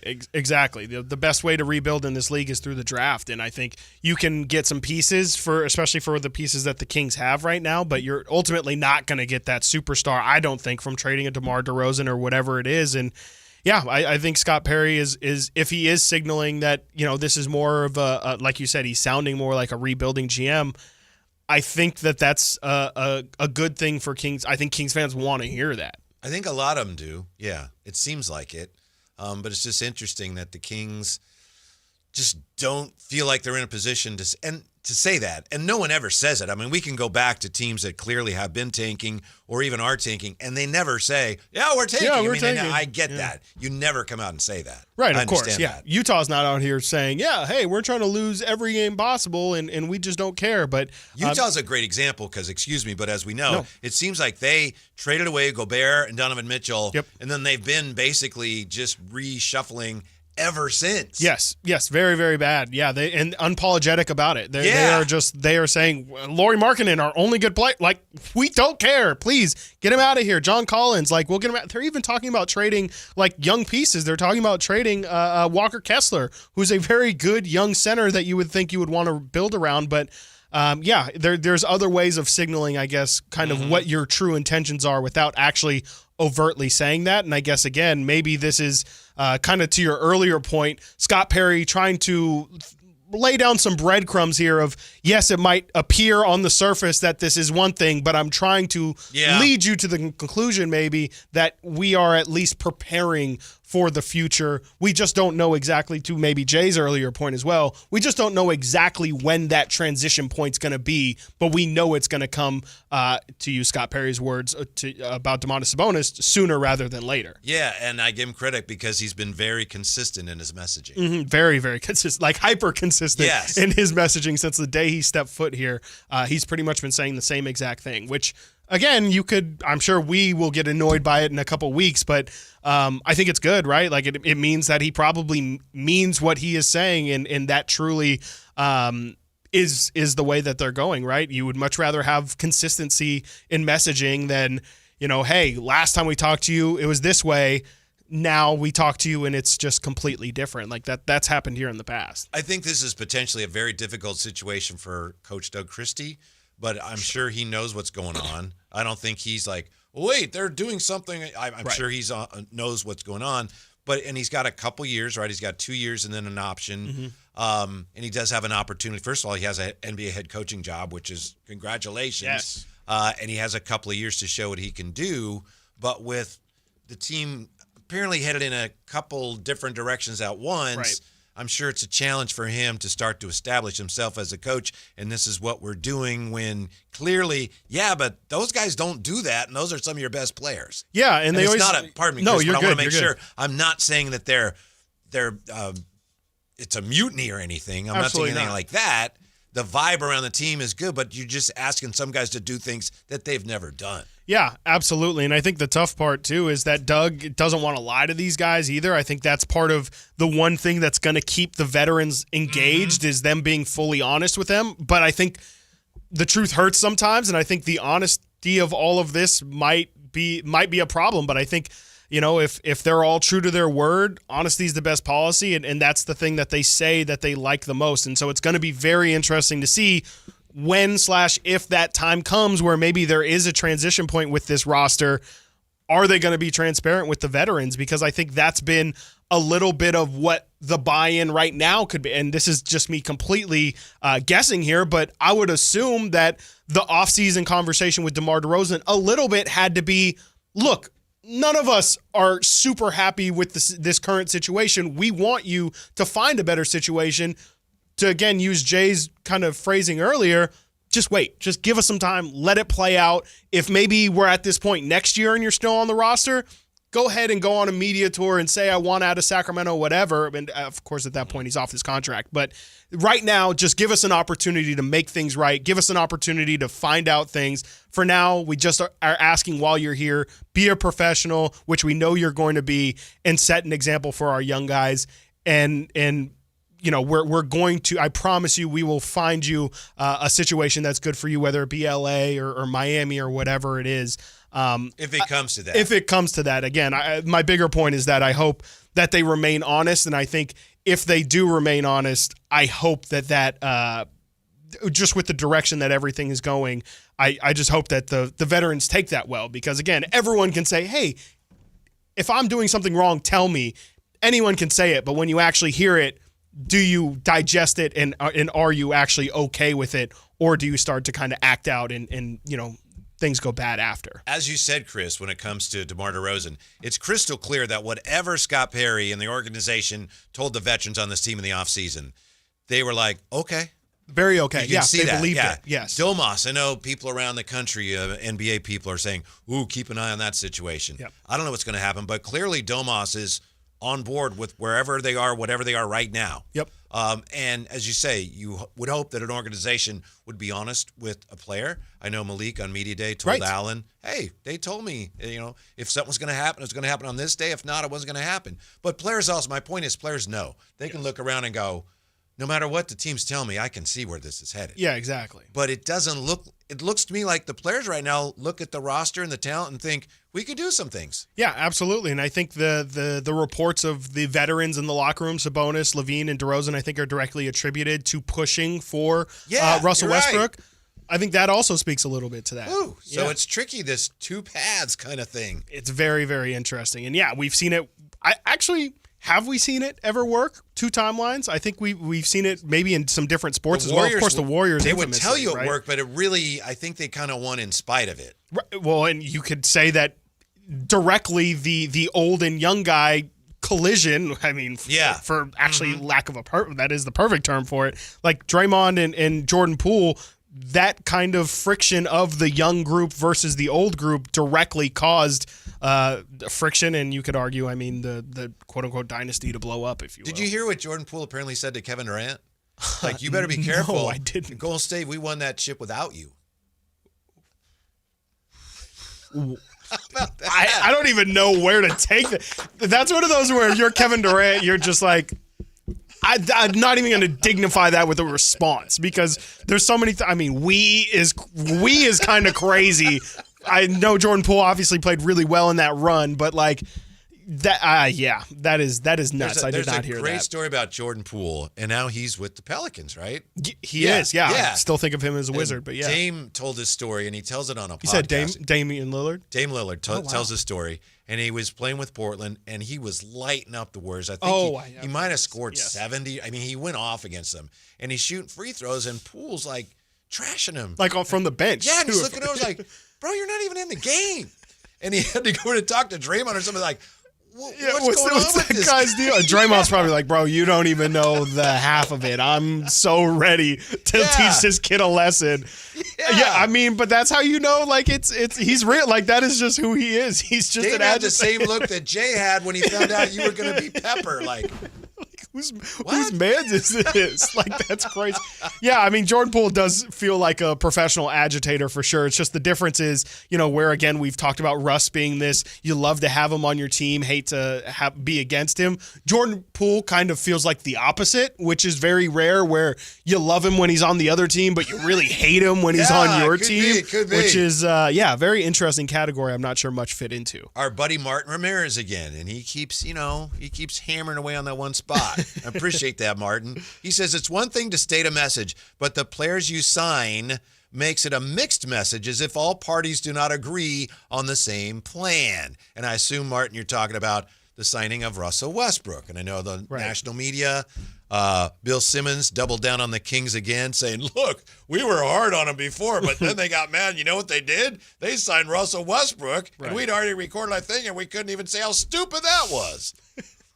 Yeah, it's again, I understand where the confusion stems from, but I would just say that even though it might not look like it, I do think that this does play in service to their future. Like we mentioned earlier, I think that Russ is more so being brought here to establish identity, to establish what he brings to the practice facility, what he brings to showing up early on game days, to preparing your body on a daily basis, to recovering from injury, all of it. Like, I think it's more about the intangibles, more about the off-the-floor stuff, frankly, than anything else. And it's just strange to me that Kings fans are acting as if this is Russell Westbrook making $15 million a year when everything I just said, he's being paid the vet minimum to do. And so to me, it's just, I don't know, I think people are making too much of it. When we come back, does anybody in the NBA have more to prove this season than this guy? Next on Sactown Sports. The San Francisco 49ers play on Sactown Sports 1140. Touchdown 49ers! Every game on your #1 sports station. Don't miss the action on your local sports leader. Sactown Sports 1140. At Elk Grove Honda, we've acquired some of the best pre-owned cars we can find. Whether you purchase a new Honda or a like-new pre-owned Honda, Elk Grove Honda has the right Honda at the right price. In the Elk Grove Auto Mall, Highway 99 and Elk Grove Boulevard, or elkgrovehonda.com. I gotta get an Elk Grove Honda. Okay, I have to tell you. I was just looking on eBay, where I go for all kinds of things I love, and there it was. That hologram trading card. One of the rarest. The last one I needed for my set. Shiny like the... designer handbag of my dreams. One of a kind. eBay had it, and now everyone's asking, ooh, where'd you get your... windshield wipers. eBay has all the parts that fit my car. No more annoying... just beautiful. Millions of finds, each with a story. eBay. Things people love. If you love to travel, Capital One has a rewards credit card that's perfect for you. With the Capital One Venture X card, you earn unlimited double miles on everything you buy. Plus, you get premium benefits at a collection of luxury hotels when you book on Capital One Travel. And with Venture X, you get access to over 1,000 airport lounges worldwide. Open up a world of travel possibilities with the Capital One Venture X card. What's in your wallet? Terms apply. Lounge access is subject to change. See CapitalOne.com for details. So my mother is thinking of switching from Verizon to Pure Talk, but she's worried the deal sounds too good to be true. Michael, she said, how can those Pure Talk people offer me the same basic service as Verizon for so much less money? I said, Ma, go ask Google how much Verizon spends on advertising and promotions. A few seconds later, my mother said, oh my goodness, $12 billion a year? That must be a typo. I'll tell you what I told my mom. It's not a typo. Verizon spends $12 billion a year on advertising and promotions, and their customers are paying for it. Well, Pure Talk doesn't spend that kind of money on commercials. Trust me, I would know. That's why they can offer you and my mother unlimited talk, text, and plenty of data on a crazy fast 5G network for just $25 a month. And if you're a business owner, you could really save a fortune. Dial pound 250, say the words Mike Rowe, and you'll get an additional 50% off your first month. That's pound 250 Mike Rowe. Pure Talk. Everything you need and nothing you don't. Mike Rowe here with another random fact. Those cracks on your walls aren't just cosmetic. They could mean your home is sinking. Whether it's drywall cracks, exterior cracks, or sticking doors or windows, do yourself a favor. Call Groundworks. I spent some time working with these guys, and they're the real deal. Their people are trained and certified to stabilize your foundation. Groundworks, official foundation repair company of Cal Athletics. Licensed in all states where work is performed. See website for details. Thunder, feel the thunder. It's the energy all around you. Lightning and the thunder, thunder. The thrill of the moments to come. The flash of lights. The rush of pure exhilaration. Thunder. The roar of the crowd. See it, hear it, feel it. Thunder, feel the thunder. Lightning and the thunder. Thunder Valley Casino Resort. Feel the thunder. Hey man, gaining weight, dragging throughout the day, losing your drive? It could be your testosterone. The team at Revive Men's Health Sacramento gets men back on track with the energy and drive they've been missing. Meet Tyler, Revive Men's Health Director of Operations and witness to hundreds of success stories. I've seen guys come in worn out, discouraged, and just not themselves. A few months into treatment, they're standing taller, speaking with more confidence. It's like watching someone come back to life, like a light switch gets turned back on. When a spouse says, thank you, I really have my partner back, better than before. That's the moment it all clicks for me, and that's why I do what I do. Since 2011, Revive Men's Health has helped more than 120,000 men regain their energy and drive. Start your story today with an in-clinic visit or a secure video appointment. Call 916-619-3000 now to book your free testosterone test, exam, and consultation. That's 916-619-3000. Or schedule anytime at revivemenshealth.com.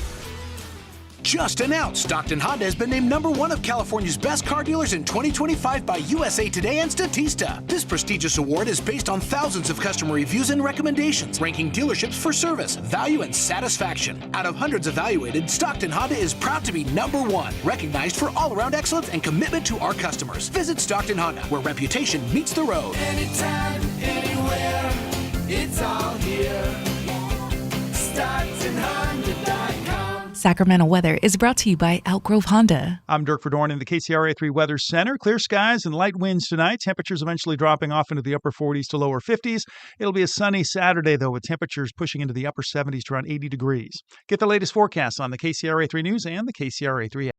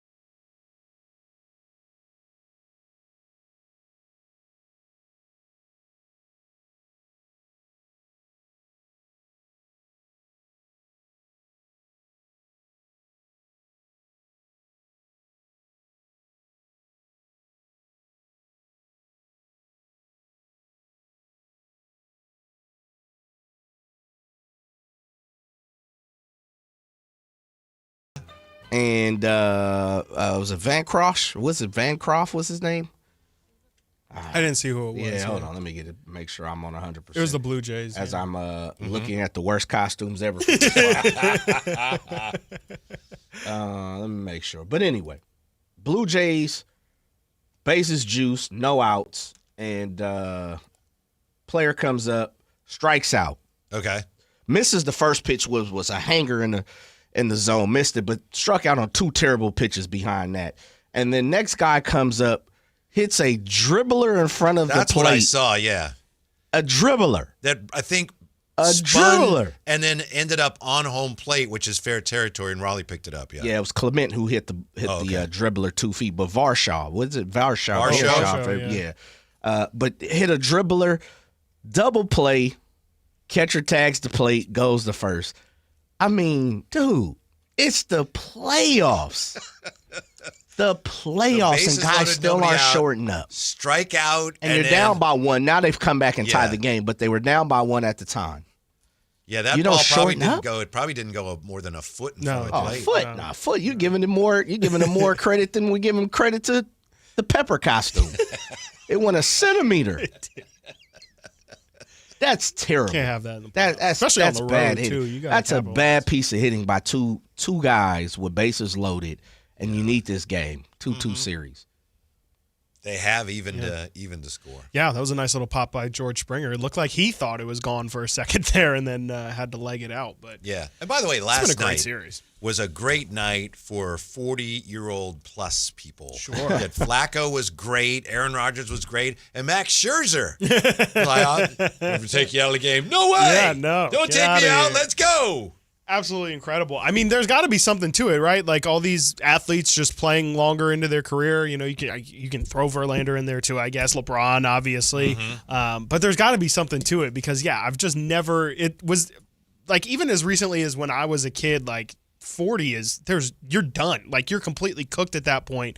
And the fact that there's guys who are not only plus 40, but are like you said, still playing at an incredibly high level. Something's going on with this sports medicine or just with how they train these days because it just shouldn't. It feels like it shouldn't be possible to compete at that high of a level. Father Time is still undefeated, but he took some body blows last night. There you go. That's a great way of putting it. But he's got LeBron right now. I know. And that's right. That's the one that he's been chasing for a really, really long time. So that's the one where when Father Time gets LeBron, that's when we're all truly hopeless. When I first heard about LeBron's sciatica. Yeah, and that's like a real that's something that's but like, to be that honest, sounds when like I heard an old man injury. Yeah. Oh, and it's no fun. No, that's what I've that heard. might be why Dave didn't come in today. Yeah, I don't know. that's what I heard. Hope he's feeling better. I thought, it's preseason. He doesn't want to play in the preseason. He'll be fine. Right. But now he's like, maybe he won't play till November. It's in a couple weeks. Yeah, that's how you know it's serious. And I know he's been somebody who said it's not even necessarily about the injury itself in terms of the recovering. It's the dude is a psycho and like shows up to the arena on game days at 12 o'clock and has his own, pregame ritual where he's working out and then getting he just is so particular about how he gets his body ready that I think it's more about making sure he can get to that stage of doing that every day instead of actually like, oh, my ankle doesn't hurt, or my back, I guess in this case, doesn't hurt anymore. How much of it would you guess is, it's Luka's team now? Yeah. Well, I'll be back. I'll see you after Thanksgiving. My back hurts. For sure. Some of it in terms of spite and in terms of, I think, like the reality of I need to get to game 82. Like, if you guys got Luka here, what am I going to rush for? But I think some of it is for sure. And we saw some crumbles of it this offseason of, LeBron might not actually be super happy that, the Lakers all of a sudden, the new, girl shows up to school and is getting all the attention. And now LeBron's like, well, wait, but last week everyone was opening the door for me. And now I can't even, get you to let me borrow your pen. Now I'm Pepper. Yeah, now I'm Pepper. Where's my salt? I thought Bronny's like a cumin. Something like that. It He's always not comes playing back either. to that. Yeah, absolutely. 339-1140, 1-800-920-1140. It's time for Check It with TC. What's up, TC? Say hi to Chris Watkins, if you would, please. Man, hey, you know I'm always tapping in with the homie Chris. Whitey, what's up? Mic check. Yes, sir. Yes, sir.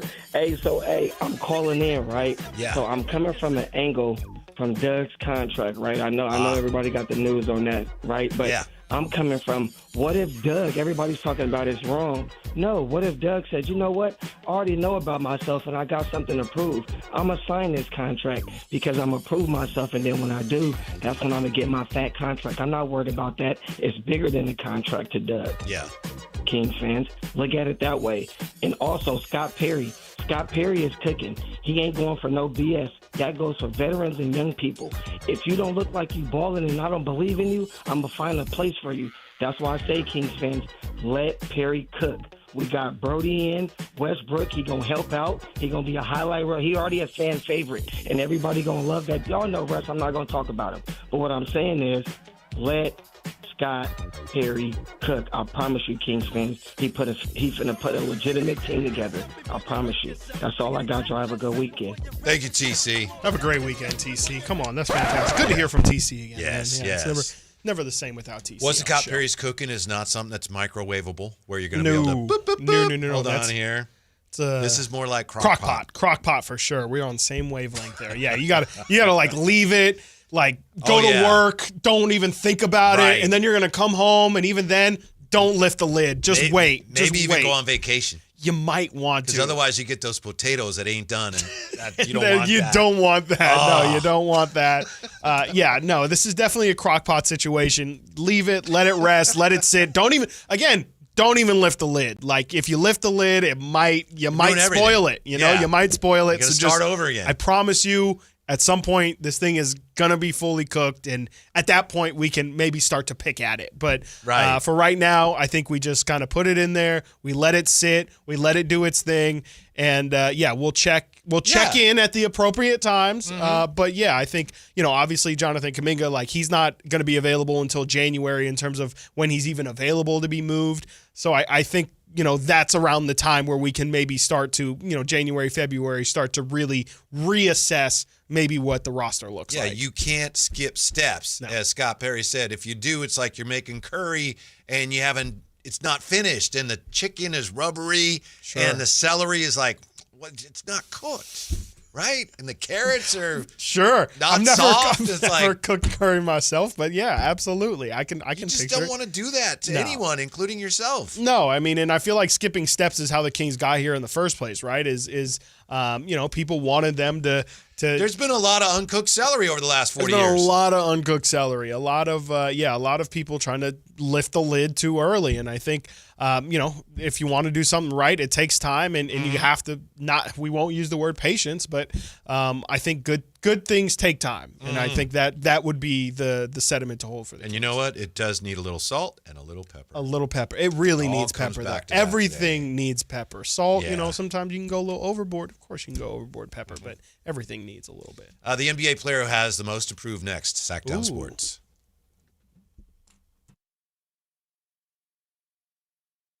Domantas Sabonis plays here. He finds Sabonis, put the frosting on the cake, put the cherry on the sundae. Sabonis with a two-hand flush makes it 114-106. Sactown Sports is your proud home of the Sacramento Kings. If you're 55 or older and into that whole saving money thing, T-Mobile has an exclusive phone and internet bundle just for you. Right now, get 2 unlimited phone lines plus 5G home internet for just $30 each per month with AutoPay, plus taxes and fees. And with 5G home internet, setup is easy with just one cord and no technician needed, which is great if you're also into that whole keeping it simple thing. Switch now and experience the best mobile network in the U.S. Visit your local store to start saving. T-Mobile, it's better over here.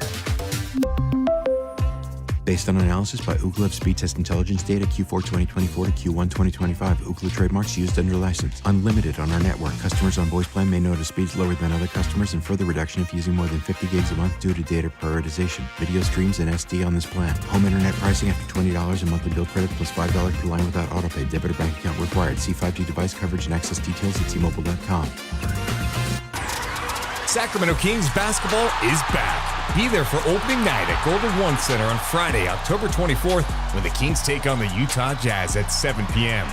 Following opening night, the Kings will take on the LA Lakers on October 26th and then the Golden State Warriors on November 5th. Don't miss these marquee matchups and more great games coming to Golden One Center this season. Head to kings.com/tickets to secure your seat to be part of the action.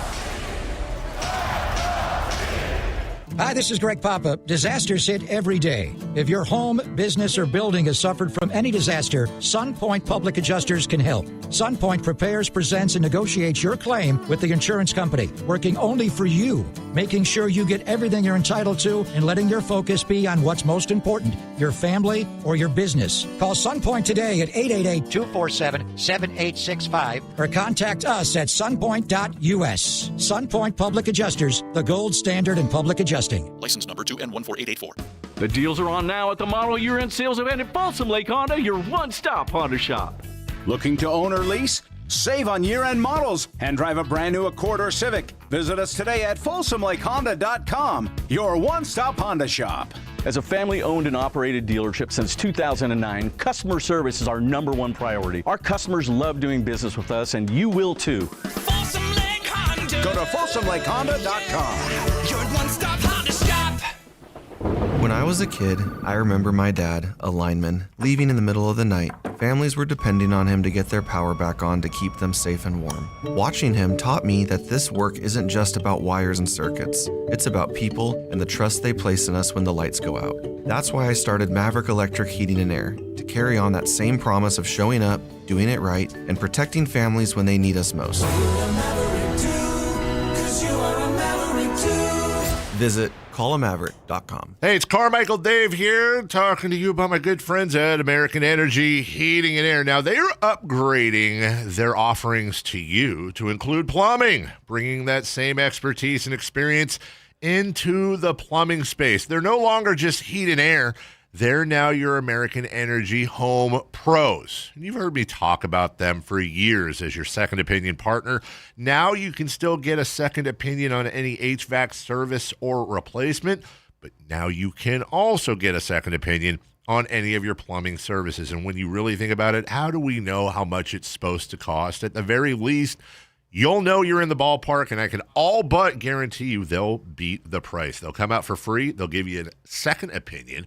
And all you got to do is give them a call, 916-520-9990. That's 916-520-9990 or AmericanEnergyAir.com. Serving the greater Sacramento area since 1981. American Energy, making the uncomfortable comfortable. Sactown Sports has your ticket to the biggest live events going on in our region.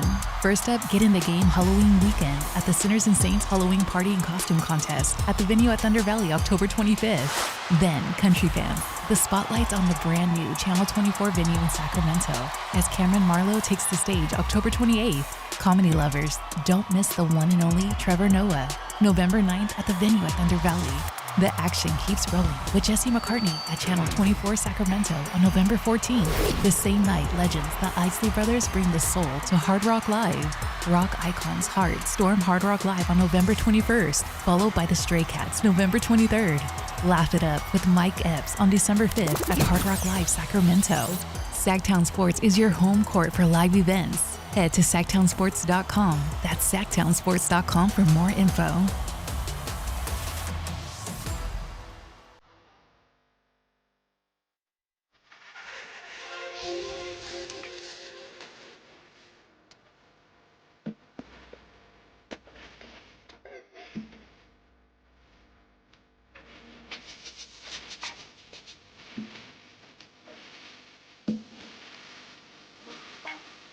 Live and local, it's the Drive Guys.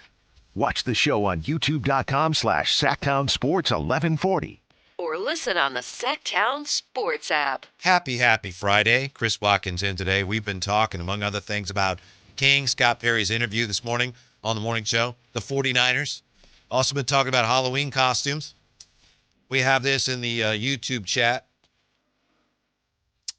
B. Dietz says, let's see. Yeah, B. Dietz 916. We got my dog a banana costume.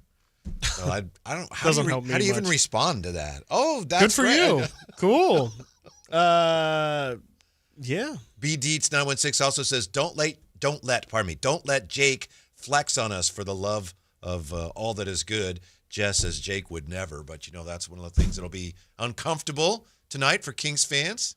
Jake LaRavia. Right. I was like, Jake. Gotcha. Yeah, no, I mean, I think it's, I think we kind of talked about it the other day, but I think the Kings losing Jake LaRavia is, especially now, it hurts. Like, I think he's just the kind of guy who you could have put in that Keegan slot. And, he's somebody who, is he a starter quality guy? He's probably more on the fringe, but in a situation like this, I think he's a really good, backup option. And he can definitely, fill in a role for 10 games or so. And so it wouldn't surprise me if he's got, even if it is preseason, if he gets an extended run tonight, a little preview for the Kings. I think the Lakers play the Kings pretty early in the season, so that's when we'll get the full revenge game. But I wonder how Jake LaRavia kind of looks back on his pretty strange half season here. For what it's worth, I know it's just preseason, but the player in the preseason that to me has exceeded my own expectations the most is Dylan Cardwell. Okay. And I had high, Nick Clifford's played really well, but I figured he might. He's done really well, but Dylan Cardwell, every time I see him, is like, ooh, that was good. Scott Perry shouted him out this morning as well with Maxime Reynaud. Just mentioned Dylan Cardwell in that same breath in terms of Keegan replacements or options that they could go. Mentioned he had a really, really good training camp. I've heard from other reporters as well that they've heard similar things about Dylan Cardwell's training camp. Really, really good.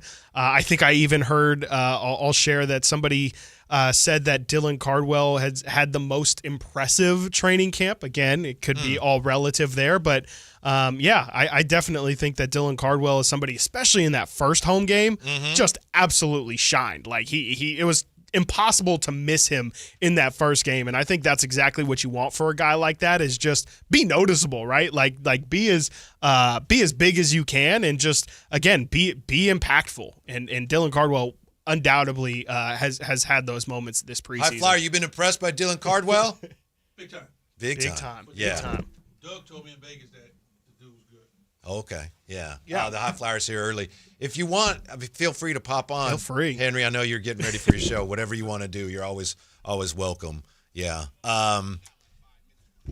Yeah. Oh, gotcha. Right. And then Herm Edwards is going to jump on with us. Gotcha. So of all the players, and I thought Nick could be pretty good, but I guess I just didn't really expect much from Dylan Cardwell. And I know he played well in the summer, but, I mean, wow.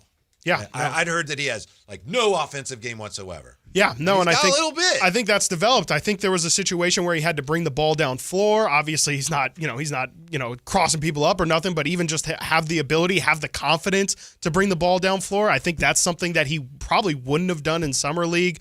And again, just being physical, the dude's a great athlete. Do we get a flyer on? Yeah, you're good. I actually had a chance to sit down with Doug in summer league. And I asked him, I said, who stands out? And we were talking about different scenarios and stuff. And he said, but HT, the big fella. And I was like, the big fella, who are you talking about? He said, Caldwell. He said, man, he reminds me a lot of Scott Pollard. He said he lays wood down. He's a solid guy. He said, he's not polished by any means. He said, but if he can do what I ask him to do, grab rebounds, defend, block shots, he said, and he can finish around the rim, he'll be all right. There's no substitute for talent at that level, as you know better than we'll ever know. That said, he does things the way Doug wants everybody to do things, right? Working hard, yes. Yeah. Yes. It's a lot of questions you have about this basketball club. And, and you can go from A and go all the way to Z. But if it's one thing that's solid and true with Doug and Scott Perry, is that he wants this ball club to have a up-in-your-face, work hard, nose to the grindstone identity. Now, that says nothing about talent.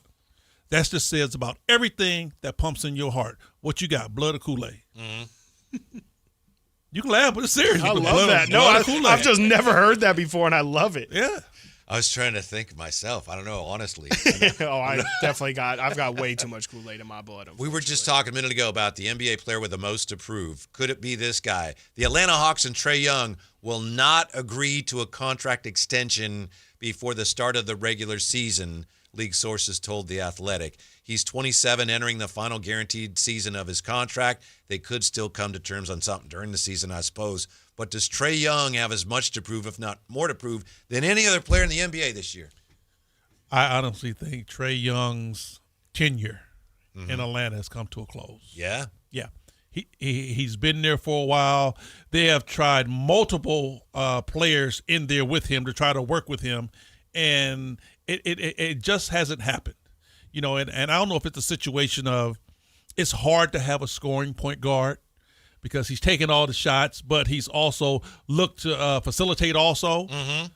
I'd much rather have a guy like Chris Paul than just say a scoring point guard because, the scoring point guard is going to give you 20, but a guy like Chris Paul, he's going to help give that guy 8, and this guy going to have an extra 6, and the guy over there got 12, and he helped this guy over here.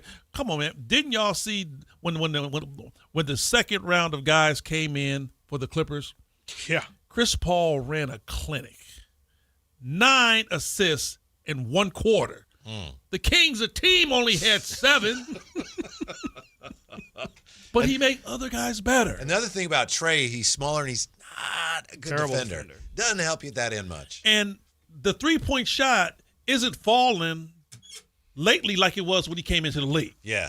It was dropping big time. People was calling him Steph Curry 2.0, but not lately because the shot just hasn't been falling for him like that. That's right. Herm Edwards is going to join us. Put your name on it. The great Herm Edwards. Hello. To talk about the NFL next with the Drive Guys on Sactown Sports. The Sacramento Kings are geared up for the new season. Training camp competition is fierce. He's got the two-pointer. Download the Sactown Sports app to keep you informed everywhere you go. One place, all your Sacramento Kings news. Sactown Sports 1140. This is the story of the one. As a safety manager at a manufacturing plant, he does everything he can to keep his coworkers safe. From finding ways to reduce risks to keeping safety supplies in stock. And for that, he relies on Grainger. Grainger offers a broad range of quality products and next-day delivery, so he can always play it safe. Call 1-800-GRAINGER, click Grainger.com, or just stop by. Grainger, for the ones who get it done. Hi, I'm Maria, salon owner. You know the jingle. Now discover the facts about Ozempic, a GLP-1. There's only one FDA-approved Ozempic, made by Novo Nordisk. Learn about the real thing. Talk to your healthcare professional today. Call 1-833-OZEMPIC or visit Ozempic.com to view the medication guide and to learn more about Ozempic. Semaglutide injection 0.5, 1, and 2 milligrams.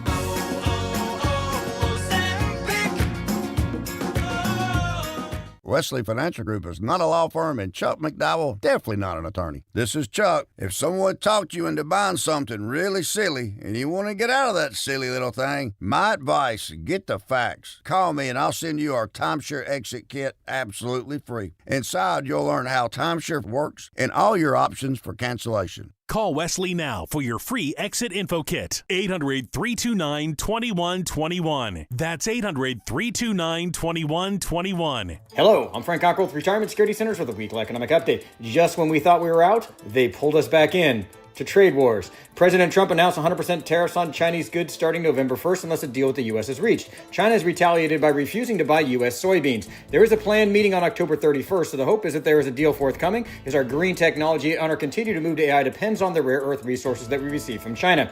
Large bank earnings help boost the markets during the middle of the week. This could be a sign that the economy is doing well and rates could be coming down more in the near future. Next week's CPI report could give us some clues to whether the market growth is sustainable. With the government shut down in its third week, the release of critical data could be delayed, so the hope is the Fed has sufficient data to make its upcoming open market decisions later this month. How might this affect you or your family? Please go to frankontheradio.com to schedule an appointment, watch videos, and receive market updates. I'm ready to help you start your journey so you can define your future. Securities and investment advisory services offered through Mosaic Wealth. Member FINRA SIPC. Mosaic Wealth is separately owned, and other entities and or marketing names, products, or services referenced here are independent of Mosaic Wealth. Power Business Technology is proud to be a 100% independent, locally owned and managed Toshiba copier dealer. Local ownership cuts out the red tape, allowing ourselves to never be too busy to personally answer the call when our clients need us. Recognized for excellence in service execution, training, and customer service, we're proud to be named a Toshiba ProMasters Elite Dealer since 2021. Contact us today for all of your business printing needs at 844-POWER-BZ. That's 844-769-3729, or visit us at powercopiers.com.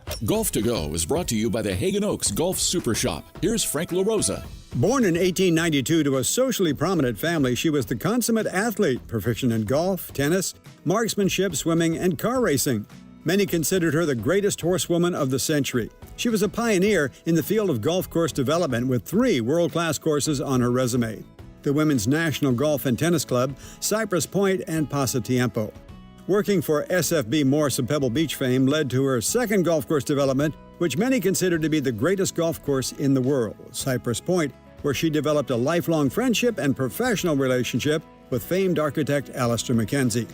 Pasatiempo in Santa Cruz was her third development, where she hosted the likes of Bobby Jones, Will Rogers, Babe Saharias, and more. Today, her place is alongside many others in the World Golf Hall of Fame. Congratulations, Marion Hollins, a visionary golf course architect and pioneer of the game. That's your Golf to Go. I'm Frank LaRosa. Hey man, gaining weight, dragging throughout the day, losing your drive? It could be your testosterone. The team at Revive Men's Health Sacramento gets men back on track with the energy and drive they've been missing. Meet Tyler, Revive Men's Health Director of Operations, and witness to hundreds of success stories. I've seen guys come in worn out, discouraged, and just not themselves. A few months into treatment, they're standing taller, speaking with more confidence. It's like watching someone come back to life. Like a light switch gets turned back on. When a spouse says, "Thank you, I really have my partner back, better than before," that's the moment it all clicks for me. And that's why I do what I do. Since 2011, Revive Men's Health has helped more than 120,000 men regain their energy and drive. Start your story today with an in-clinic visit or a secure video appointment. Call 916-619-3000 now to book your free testosterone test, exam, and consultation. That's 916-619-3000. Or schedule anytime at revivemenshealth.com. KHD1 Sacramento, KYMX HD3 Sacramento. From the Power Business Technology Toshiba Studios, Sactown Sports 1140.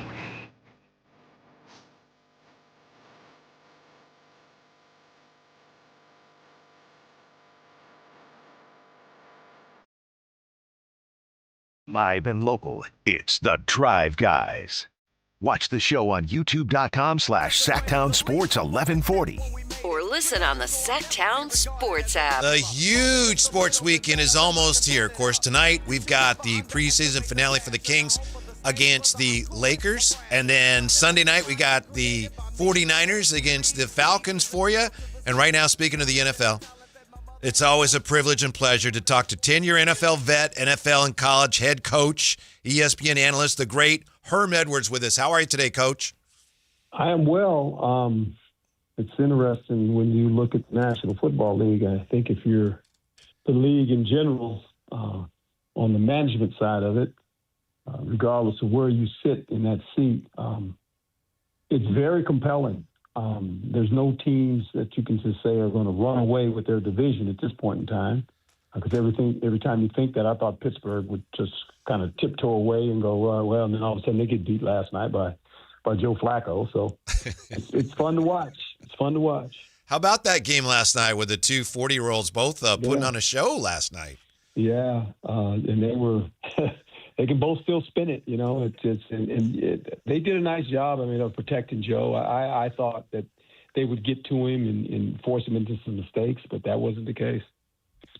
Coach, a lot of 49er fans are out here talking about how they're trying to figure out what's going on with the injury report in San Francisco, and a lot of people just, again, trying to figure it out, and a lot of came to the conclusion that it has to do with Kyle Shanahan and how hard or also how often he might practice. Just kind of what are your thoughts on that theory, I guess? Well, I think you never want to expose any of your players when they're hurt or injured, and there's a difference between being hurt and injured. Injured player can't play. A hurt player can play. So, where does that land? I mean, you're trying to protect them. That's your job as a coach. You don't want to expose any players because, once you know what the injury is, look, the opponent, and I play defense. If I knew the guy had a shoulder, it was a receiver, and it was the right shoulder. First series, I went up and pressed him, and I hit his right shoulder to make sure he was well. So I was just checking if you're okay. Right? So, that's, I get it. I get it now. I've been on both sides of it. Coach, one of the things I always love having you on about is and Chris talked about the availability. That's something that I've felt like I've learned from you for a long time. When you look around the NFL, as we just stick right there with injuries, can you remember a time when, throughout your history and time of playing and, of course, being around the game, where it just feels like some of the bigger names aren't playing because of an injury? Do you feel like this happens every single year, or do you feel like right now it seems like it's at its precipice? Well, I think, these guys have a lot of pressure on them now, especially the high-paid players. And if you don't perform to a certain standard, you feel like, well, I'm not they're going to talk about me. Yeah, they're going to talk about you. But they're going to talk about you more if you don't play. Look, I just believe when you sign on to play football, the only guys that don't hurt is when you retire. Right? I'm retired now. And, you ain't going to hurt. But anytime you play, my claim to fame, I tell people all the time, when I became a football player, at any level, from high school to college to professional football, I never missed a practice. I never missed a start. Wow. And that is the greatest accomplishment I have accomplished as an athlete. Because the thing I didn't want to do? I didn't want to let my teammates down. Mm-hmm. I didn't want to let them do that. I wanted to let them know, you can count on me, man. I'm here. I'm available. I'm going. I'm going to practice, and I love practicing. I love practicing. I'm gonna be at practice every day, and I'm gonna put the work in. Because you got to put your cleats on the grass, man. Mm-hmm. You practice more than you play football. Last time I checked, and that's why it's such a strenuous sport, because you actually have to go practice, and you will practice more than you ever play games. The great Herm Edwards with us. I wanted to ask you about the evolution of this Kyle Shanahan offense, because I know you were there and you saw the Bill Walsh's West Coast offense, and you coached against that. And then Mike Shanahan kind of took that and it became this wide zone. And my question is, given where the Niners are now, can they continue to win if they cannot run the football? Because isn't the offense that Kyle runs basically run the ball and defensively we stop the run, and they're not really doing either one of those things right now, Coach? Well, let me tell you something. Not only Kyle's offense, any offense, any defense. Yeah. When you can't run the football, you got problems. Mm-hmm. You got problems. And when you can't stop the run, you got problems. Yeah. It's a passing league. You score points, you got to throw it. But to win, you got to run. You got to run. and Kyle knows that. And you look at his whole background from when his father was in the game. They're gonna run the football. Yeah, they want to run it now. They've got a unique guy, in McCaffrey, and he can do it all. He can catch the ball and run the ball. But they have. You're exactly right. They're 30th. Running the football. Wow. Now there's 6th ranked offense, number 1 passing offense, but he won't give up on it. I know that, but they got to find a way to start running this football a little bit more consistent, I would say. Yeah. Coach, you just mentioned you've never missed a practice, never missed a start, which, by the way, is just like that. That is an incredible accomplishment and should not be blown by. But when you said that, the first thing I thought was Juwan Jennings this past weekend, mentioned he was playing with 5 broken ribs. Who knows exactly if that's 100% what he did. But it immediately made me think, like, what are some of the crazier things in your playing days, which I'm sure even back then you talk about, playing. There's a difference between injured and hurt.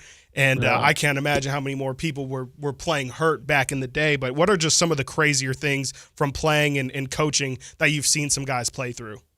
Well, I mean, it's the old when a guy comes off the field, and he's a little cuckoo, back in those days. Right.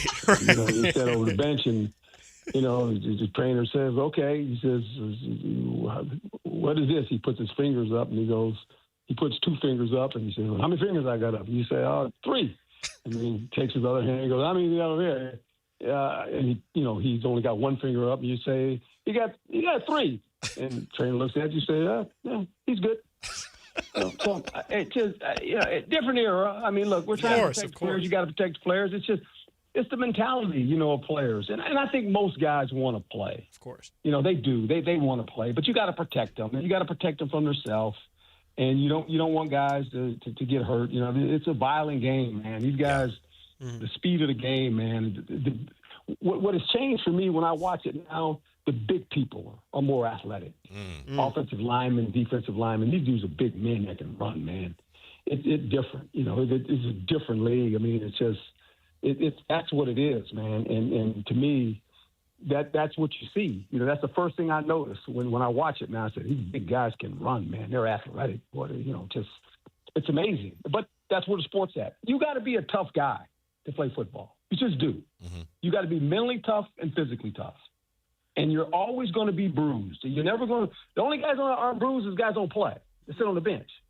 But when you play football, remember, when you hit it's hard to fall on the ground, man. Yeah. It's not soft. It ain't like falling on your bed. You fall on the ground. I mean, you are on the ground. Coach, what about them punters, man? They falling on the ground too? Them punters, they kick it and they kick it and holler, right? They kick it and get out of the way. Fun to be a kicker until you shank one, right? Or you miss one when you miss the field goal that you win the game, and that's it's hard. That's right. I just had to check to see if punters, if they were bruised up too. They count because you need them. You need all men available. You need them all. They all serve a purpose.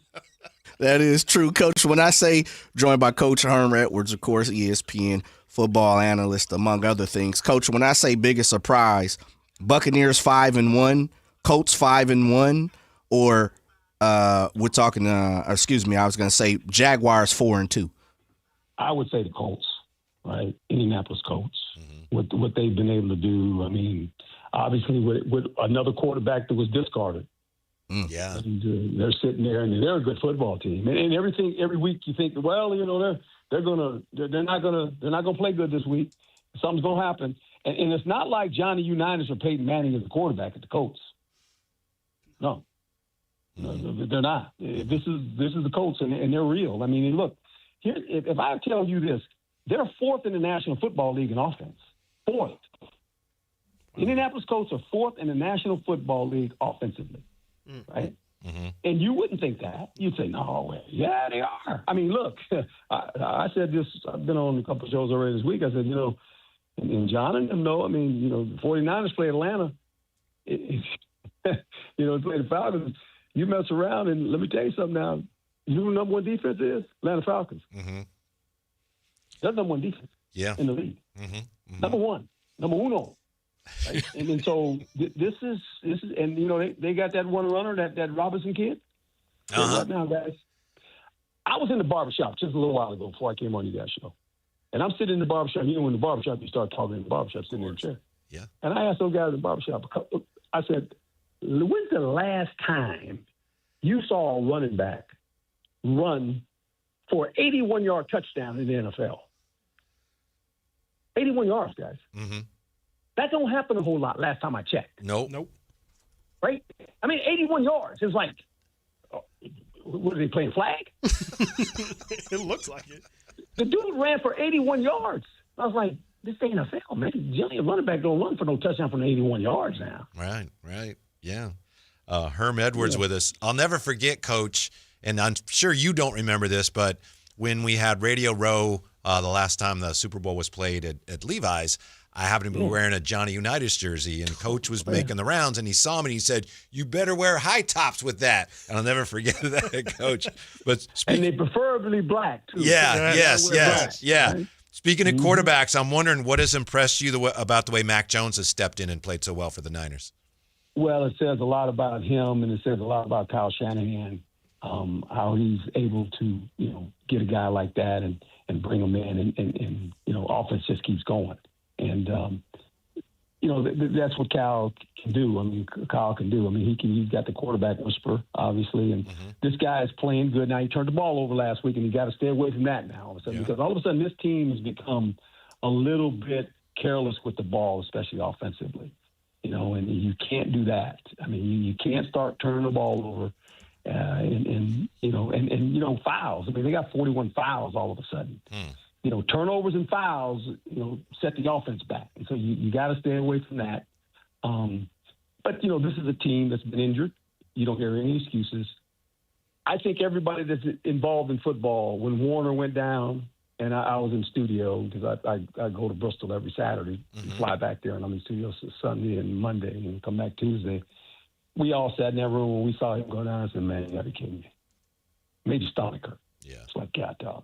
Because if you're a football fan and you watch him play, you just enjoy the way the guy plays, man. He just plays football, right?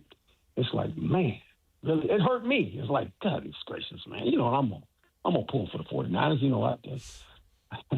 I got people there that I know pretty that are special to me. John Lynch, and so I'm always gonna pull for him. But when he went down, man, my stomach hurt. So goodness gracious, man. It's the last thing you want to see.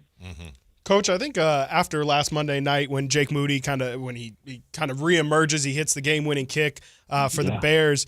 A lot of people end up coming down Kyle Shanahan's road with kind of how he handled Jake Moody in his time in San Francisco. Kind of what are your thoughts on how, I guess, Kyle handled him? And obviously, I think some of it should fall on Jake Moody, and he really wasn't great, and so some of it was justifiable. But also just your history with kickers, like how do you kind of balance, you obviously have experience coaching pros and in the college ranks, just kind of the mental side of dealing with kickers? I half the time I don't even want to look when they kick. I just kind of turn away. It's probably better that way. Literally, look. Typical deal.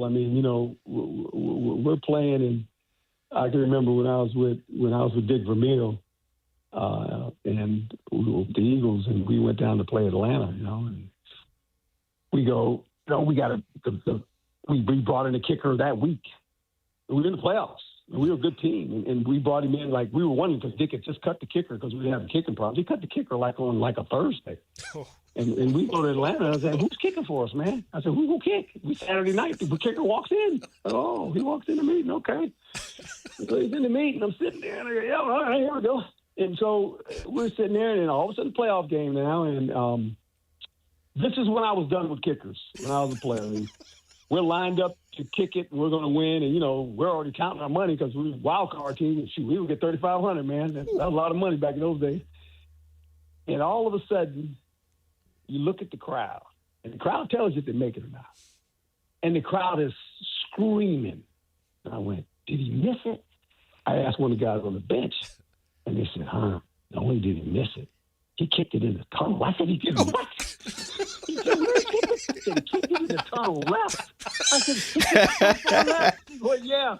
And the money that we thought we had, the Atlanta Falcon bird came over and took the money from us and flew it to the Atlanta side. I said, I'm done. And that day right there told me, I'm done with kickers, man. I ain't bothering them. I don't want to look at them when they kick. I just tell them, just please try to kick it through the pipe sleeve. And I don't mess with them, man. They're a different breed, man. Yeah. And we, look, in Philly, we had Tony Franklin. He was the barefooted guy, you know. And, I mean, and he was a good kicker, but it's like, goodness gracious, I don't want to look. I don't. That's a traumatic experience. Yeah, I don't blame you. Coach, the bird came and grabbed the paper. Oh, man.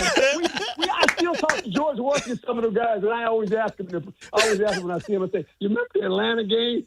Yeah, man. We had the check in our pocket. And the bird came over and took it and he went across the field and gave it to the Falcons. I said, man, I was already spending that $3,500, man. I had that $3,500 spent, man. You was counting it before you had it, Coach.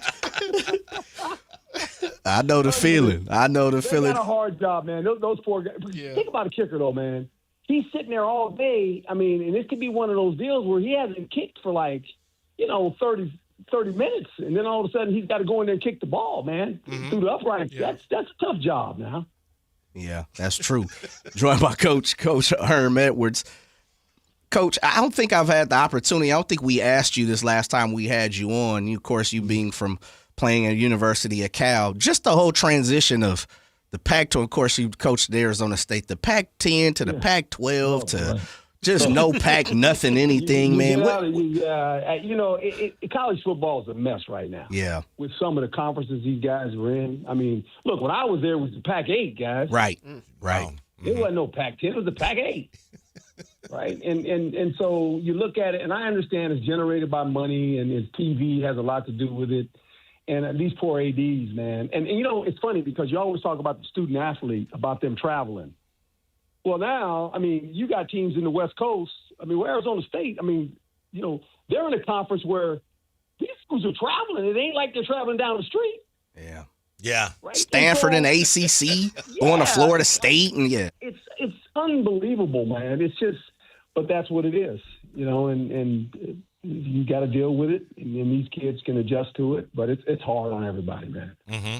Coach, I never played like you played Pop Warner, but I've been watching football a long time. Yeah. This is a question. I don't mean it to be a leading question. It just seems like players are not as skillful at tackling as they used to be. Would you agree with that? Oh, 100%. It takes courage to tackle. Yeah. Some guys don't want to tackle. Uh-huh. Some guys really don't want to play tackle football. Uh-huh. Yeah, no. Yeah, tackling. And sometimes I've always say, the first thing when you teach tackling, believe it or not, you got to tell the defender or the person coming to tackle, know where to miss. Huh. In other words, defenses are built this way.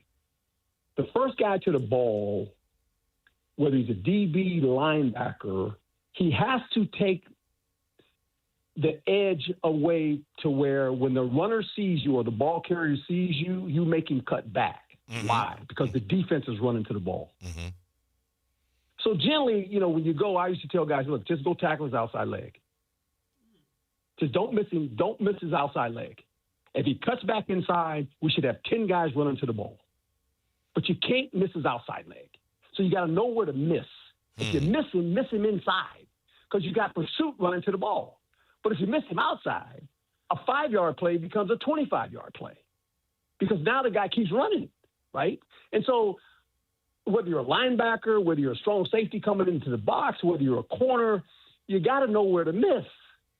And most guys, these runners are terrific, man, and they carry the ball, and all of a sudden you come the wrong angle and you take the wrong spot and you miss him, man, that's the 81-yard touchdown. Right? Yeah. Right? Mm-hmm. I mean, I'm watching and I'm going, these boys don't know where to miss. you better miss him, send him back to the pursuit. Yeah. You can't let him run away from the pursuit and then you miss him because there ain't nobody there. Ain't nobody left to tackle him but the sideline. Coach, I'm wondering. You talked about your time playing back in the Pac-8, and I believe you also grew up in Monterey as well. Just from your time coaching at Arizona, maybe recruiting as well. Just how have you kind of seen football grow in Northern California? Because specifically here in Sacramento, there's a couple programs that have just absolutely boomed onto the national scene in the past 10, 15 years. So I'm just curious, from your perspective, how have you kind of seen specifically in Northern California football grow? Well, it has grown. I think it's you got to give credit to just football in general. You know, when you think about the NFL, I mean, look at we go across the water now and play games. Yeah, we got fan bases everywhere. You know, and kids grow up now and parents. I mean, look, when I grew up in the 60s, right? Well, baseball was America's pastime. Mm-hmm. Everybody was a baseball fan. I was a baseball fan. You like football, but baseball, you saw baseball. Oh, it baseball, man. I was a Giant fan. Willie Mays, you know, and then I got mad when they messed around and traded Willie Mays. I said, how do you trade Willie Mays, man? You can't trade Willie Mays. That's against the rules. Trade Willie Mays? Really? For Charlie Williams. They traded him for a pitcher named Charlie Williams. I said, you can't, man, that's against the rules. You don't trade Willie Mays. What are you doing? You know, but anyway, so you watch baseball, and, you know, but now, guys, it's not even close. Think about it this way. Football. Okay, football. If you're a football fan, you get football on Monday, okay? Then they give you a break, and they say, we're going to get you on Thursday, too. So they get you on Thursday. And then Friday, they play high school football. Okay. And then on Saturday, they play college football. And then on Sunday, they play NFL football. I mean, think about that. Mm-hmm. You can go watch a football game 4 days a week, not even blink. It's in your face. Mm-hmm. Now they go overseas and they play football. It's become what we do. I mean, you know, and it's I think it's great. I do. Because look, I like basketball, I like baseball, but man, I'm a football guy. And I just think how you play it, how you coach it is important, because it is what we do now. Football is it's America's pastime game now. It's not baseball anymore. It's football. I hate to tell you that, baseball, but it's football. Well, we appreciate your time as always, and we always learn so much from you. Coach, thank you for sharing all that with us. We appreciate it. Have a great weekend, and we hope to talk to you again soon. Thank you, man. My pleasure. Mm-hmm. Thanks, Coach. The great Herm Edwards. The greatest, man. One of the greatest, for sure. I know. I had a question for him about how to get – I was going to say, like, a recent trend has been all of these teams recently have been posting their post-game speeches, you know, after you win, the hoorah, who gets the game ball. And I just can't help but think that Coach Edwards would be perfect for this era of that kind of content. He would. And I just had to know, like, what would be, you know, if I'm sure, you know, even still he gets asked to speak to, hey, can you give a quick little 5 minutes to this high school team about to play this rivalry game? But just like, what are some of the key benchmarks in hitting like a quick motivational speech? Because there's no way if you put me in a room of, you know, 25 high school boys, like I would be able to say anything that could motivate them. Yeah. A few of his gems have kind of made it out of the locker room, you know, like sweep the corners.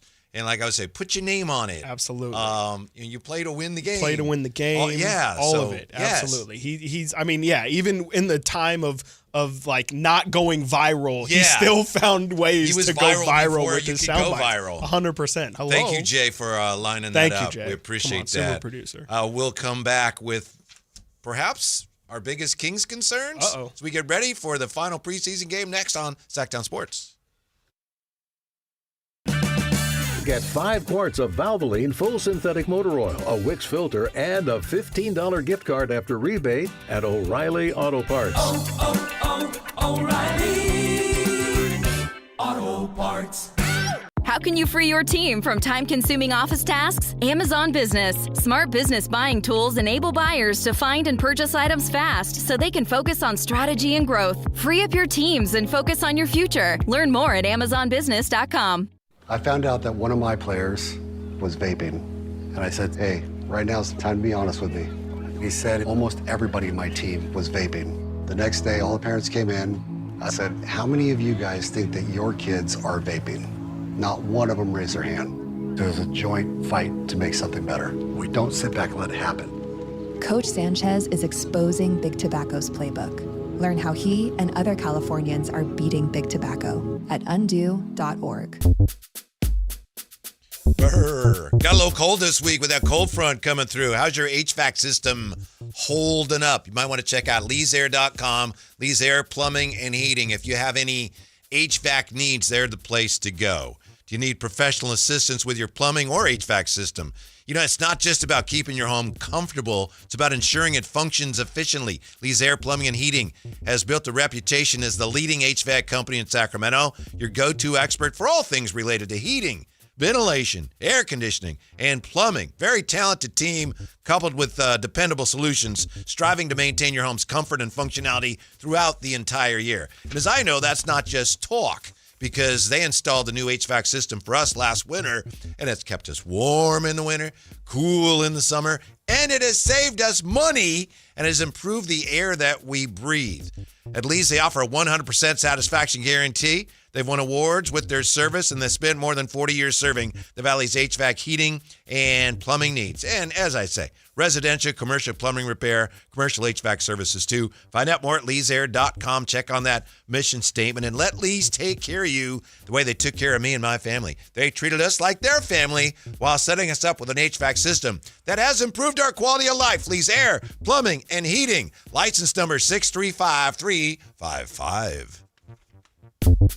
Staples presents That Was Easy. So I'm opening my own coffee shop. I smell a caffeinated catastrophe. And I needed menu boards and banners printed. What you really needed was a reality check. Staples really came through. They printed menus and signs, even flyers in time for my grand opening. And that's when the other shoe dropped. Not quite. I got $125 off my custom print order. Cha-ching! For your business printing, Staples.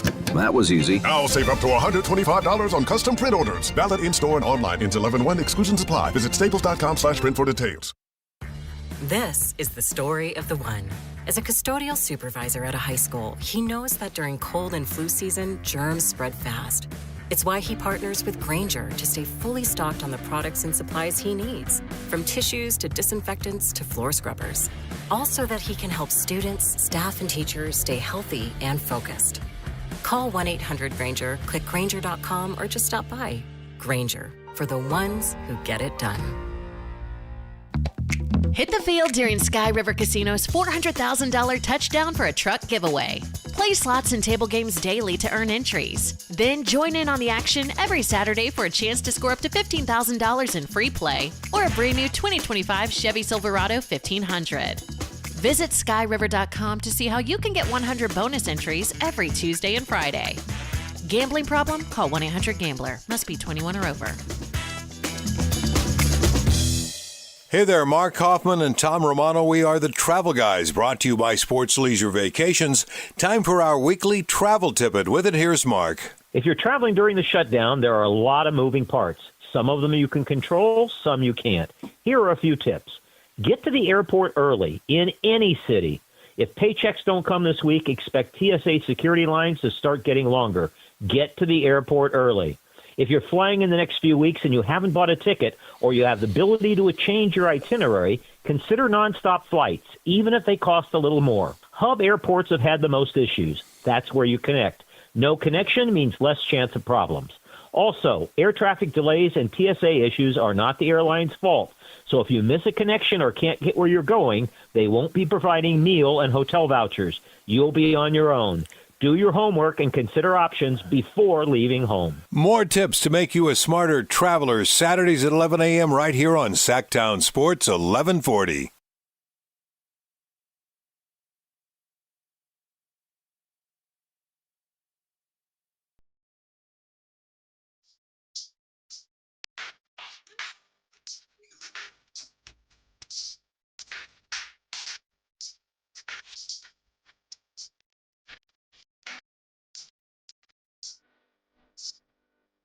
Your afternoon home for Kings talk and so much more.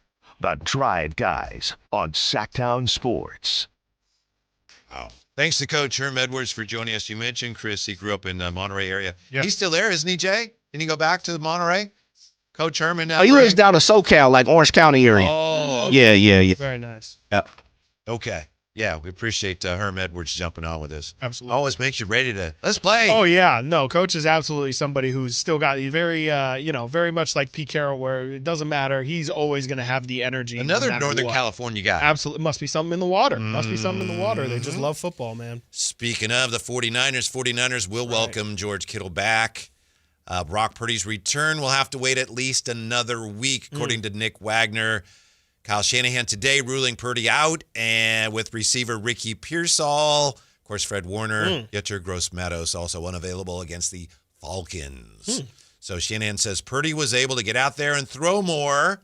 I thought it was definitely a step further ahead than it was last week. So going the right direction, but it's Mac Jones again Sunday night against the Falcons. Yeah, I mean, you obviously want to see Brock back out there, but I guess there's really nothing wrong. Maybe it's more urgent if Mac Jones isn't performing how he's been performing, but I think while he's still, I guess, the proverbial hot hand, like you kind of ride him until it doesn't make sense to throw him out there anymore, especially with Brock kind of already re-aggravating his injury. I think you want to give him as much clearance as possible to avoid making the same mistake that you already made earlier this year. I mean, that's the funny thing is Brock almost definitely would have been back, I assume, if they had never tried to throw him back out there in the first place. Yeah, who knows? It's a good point. Shanahan says if Brock is good to go, I picture him starting. We'll always do what's best for him and best for the team, depending on what that situation is that week. Except for that last time.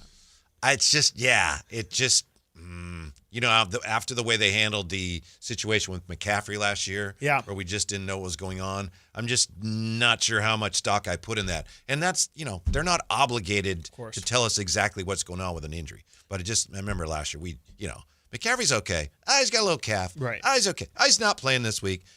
He would have played, though, if it were a regular season game, right? That was the one that cracked me up. Is if this were a regular season game, Christian McCaffrey would be playing. Yeah. Regular season comes. Christian McCaffrey's right. Then 3 weeks later or whatever. Oh, he's got it in both of his bilateral Achilles tendonitis. But he's fine. It's fine. Yeah, and even going into this season, right, there was questions on how healthy is McCaffrey. And again, it's, I guess, ironic that he's the one who has been the most healthy. And every single week is carrying a really heavy workload, more so in the pass game than anything. But I would definitely think that the Niners want Brock Purdy back as soon as possible. Yeah, and it's great for the 49ers, obviously, that Kittle's back. I happened to see today, and I think it was in the comments on one of the stories about Kittle, and there's a lot of people saying, if he really tore that thing completely, he wouldn't be ready to go. I have no idea.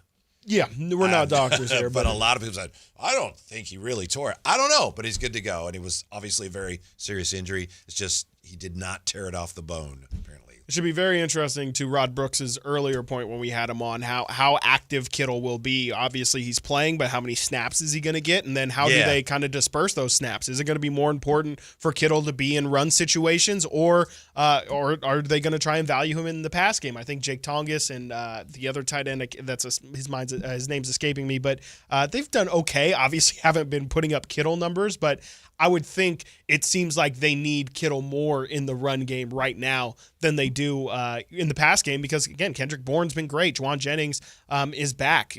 Whether or not he's 100% healthy or not, TBD. But, I don't think necessarily pass catcher is where they need immediate help right now. They have to get that run game going. As Coach Edwards alluded to, is that right? Yeah.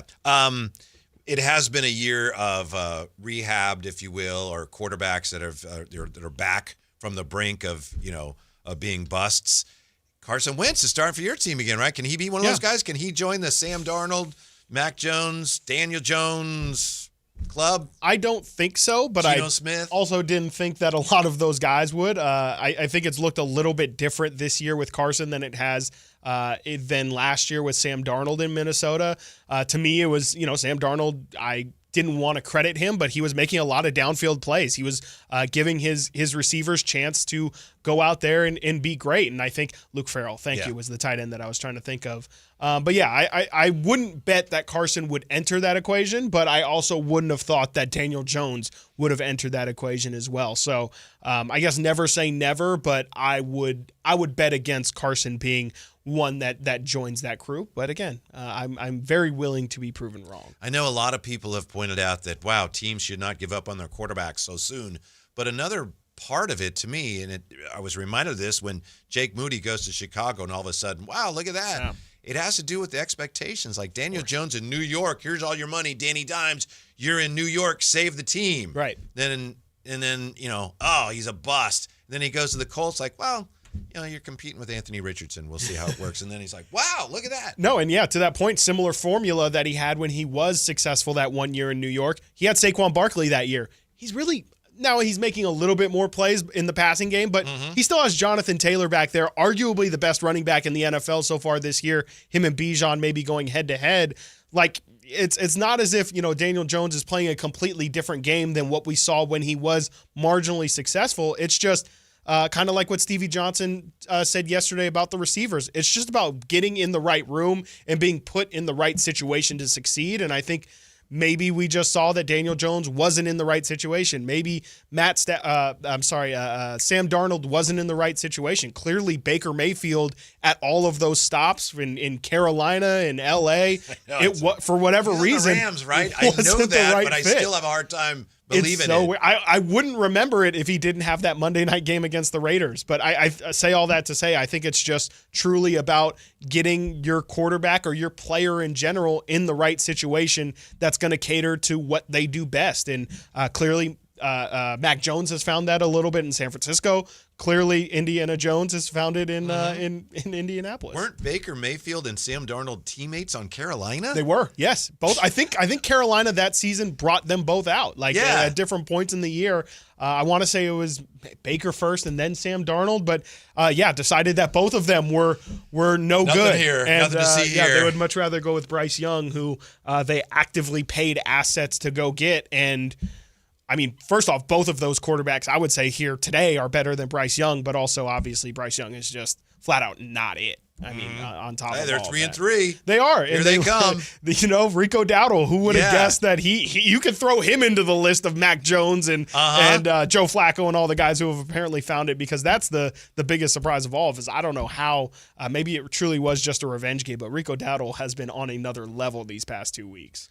Can the 49ers beat the Falcons as Rod Brooks predicted they would? He was full of wild predictions today. He was, the 49ers, what did he say? Interception. Interception, said, over 100 yards rushing. Yeah, he was crazy stuff. Very confident. When he started doing the robot, we should have known he was a little unhinged today. A little loopy. A little. Maybe that's the loopy. A little cuckoo. Cuckoo. As Coach Herm said. Sometimes you get off the field and you're a little cuckoo. I think they can.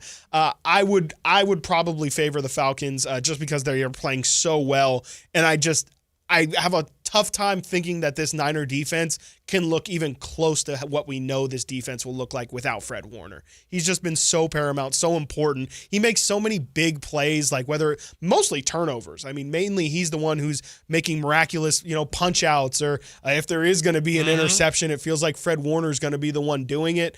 I think it's going to be really hard, especially in the first week without him, to be able to kind of look like I don't want to say a competent defense, but frankly, a defense that we just know the Niners are capable of being without him. And I think they have to start running the ball more than ever, because you have to take some of the pressure off that defense that has been carrying them and is really no longer capable of carrying the team. Absolutely. Yeah. The clock has to be your friend in that game. You have to try and play that game. And, a big part of that, offensive line. They've got to be able to block, because you might be able to spring a couple big runs with McCaffrey, but to your point, it's going to be more about sustaining drives. It's going to be, I think Rod mentioned, the amount of plays that teams that have beaten the Falcons have used, 10, 15 play drives. The more of those you can kind of manufacture, I think, against an opponent like Bijan Robinson, I think the better off your chances are. So it's going to be about blocking, and frankly, you also have to maximize your opportunities, right? Eddie Piñeiro's been great. Got to continue to hit those easy kicks because I'm I not worried about him. You shouldn't be. He's given you no reason to be worried at all. But they should have let him kick instead of going for it on 4th and 5. Maybe. I think, with how consistent he's been. Yeah. And the crazy thing is, I was told Whitey he can only hit him from within 50. I remember that. And now he's hitting 54, 55. Crazy ball this year. It might. I'm willing to listen to all 15 yards theories. To every kicker's range. That's what it feels like. It feels like every single kicker now, 55 is, if you can't hit that, what are you doing out here? Yeah, and they're not even kicking hard. No. Oh, when was the last time a kick missed short? because even these like long, historically long field goal attempts, they're not long. It's not because they're short. It's just like Herm Edwards described, they're going in the tunnel. But besides that, all these kickers seem to have enough leg. So definitely, that's not the issue. Is that, like you said, juice balls. Yeah, we used to say 50 is the new 40. My buddy Dan Dibley used to say that, and now in the NFL, it's like, man, 70's the new 50. It really is. Yeah, no, it 100% is. You better at least be able to hit a crossbar. Mm-hmm. Our biggest Kings concerns as we get ready for the final preseason game coming up. Sactown Sports. For the latest from Kings training camp, tune in to Sactown Sports 1140. At Elk Grove Honda, we've acquired some of the best pre-owned cars we can find. Whether you purchase a new Honda or a like-new pre-owned Honda, Elk Grove Honda has the right Honda at the right price. In the Elk Grove Auto Mall, Highway 99 and Elk Grove Boulevard, or elkgrovehonda.com. I gotta get an Elk Grove Honda. With the new IHOP value menu, $6 is all it takes to go to your happy place, where stacks of pancakes with bacon and eggs are just $6 every day. French toast, sausage, and eggs are, you guessed it, $6. And fluffy omelets come with a side of pancakes and only cost $6. Go to your happy plates every day at IHOP. $7 in some locations. Available every day for a limited time at participating restaurants in the U.S. Hours may vary. No substitutions. Not valid with other discounts or promotions. Prices may vary. Wesley Financial Group is not a law firm, and Chuck McDowell definitely not an attorney. This is Chuck. If someone talked you into buying something really silly and you want to get out of that silly little thing, my advice, get the facts. Call me and I'll send you our timeshare exit kit absolutely free. Inside, you'll learn how timeshare works and all your options for cancellation. Call Wesley now for your free exit info kit. 800-838-6767. That's 800-838-6767. Capital Casino, Sacramento's #1 poker room with primetime football. It's back. Capital Casino is giving away $500 per game in high-hand bonuses for every Sunday, Monday, and Thursday night primetime game. Offering the best food, best service, and the best action with the most variety of games in the region and conveniently located at 411 North 16th Street in downtown Sacramento. For more information, log on to capital-casino.com and please gamble responsibly. 1-800-GAMBLER. When I was in Iraq, our convoy was hit. It was bad. After I came home, I could still hear booms and see tracer fire. Makes it hard to be a good mom. As America's veterans face challenges, DAV is there. I'm Naomi Mathis, Air Force veteran. With the right support, more veterans can reach victories, great and small. With help from DAV, I was able to begin to heal. DAV provides a lifetime of support to veterans of every generation, helping more than 1 million veterans each year. Today, I'm part of DAV. We're veterans helping veterans to get the benefits they've earned. And I give my veterans my all. But there's more to be done and more victories to be won. My victory is being able to be here for my children. Naomi Mathis, thank you for your service. May your victories inspire many more. Support more victories for veterans. Go to DAV.org. When I was a kid, I remember my dad, a lineman, leaving in the middle of the night. Families were depending on him to get their power back on to keep them safe and warm. Watching him taught me that this work isn't just about wires and circuits. It's about people and the trust they place in us when the lights go out. That's why I started Maverick Electric Heating and Air, to carry on that same promise of showing up, doing it right, and protecting families when they need us most. Visit callamaverick.com. Hey everyone, it's Kyle Draper here. If you're in the market for a new car, let me tell you about my experience with Mercedes-Benz of Stockton. From the moment I walked into their state-of-the-art showroom, I knew I was making the right choice. There was no pressure from the sales staff, and if I'm being honest, I felt like a kid in a candy store. I settled on the all-electric EQS SUV, and let me tell you why. First of all, the comfort. After a long day at work, I actually look forward to being in my car. It has several different massage settings, including my favorite, hot relaxing back. Plus, the seat heating and cooling features are perfect for the hot summer or those chilly mornings. Mercedes-Benz has the reputation of making the finest cars in the world. Now it's your turn to experience what I already know. Mercedes-Benz of Stockton is the best car buying experience you'll ever have. They're just a short drive down I-5, or you can shop online anytime at mbofstockton.com. That's mbofstockton.com, and tell them Drape sent you. Sacramento weather is brought to you by Outgrove Honda. I'm Dirk Verdorn in the KCRA3 Weather Center. Clear skies and light winds tonight. Temperatures eventually dropping off into the upper 40s to lower 50s. It'll be a sunny Saturday, though, with temperatures pushing into the upper 70s to around 80 degrees. Get the latest forecasts on the KCRA3 News and the KCRA3 app.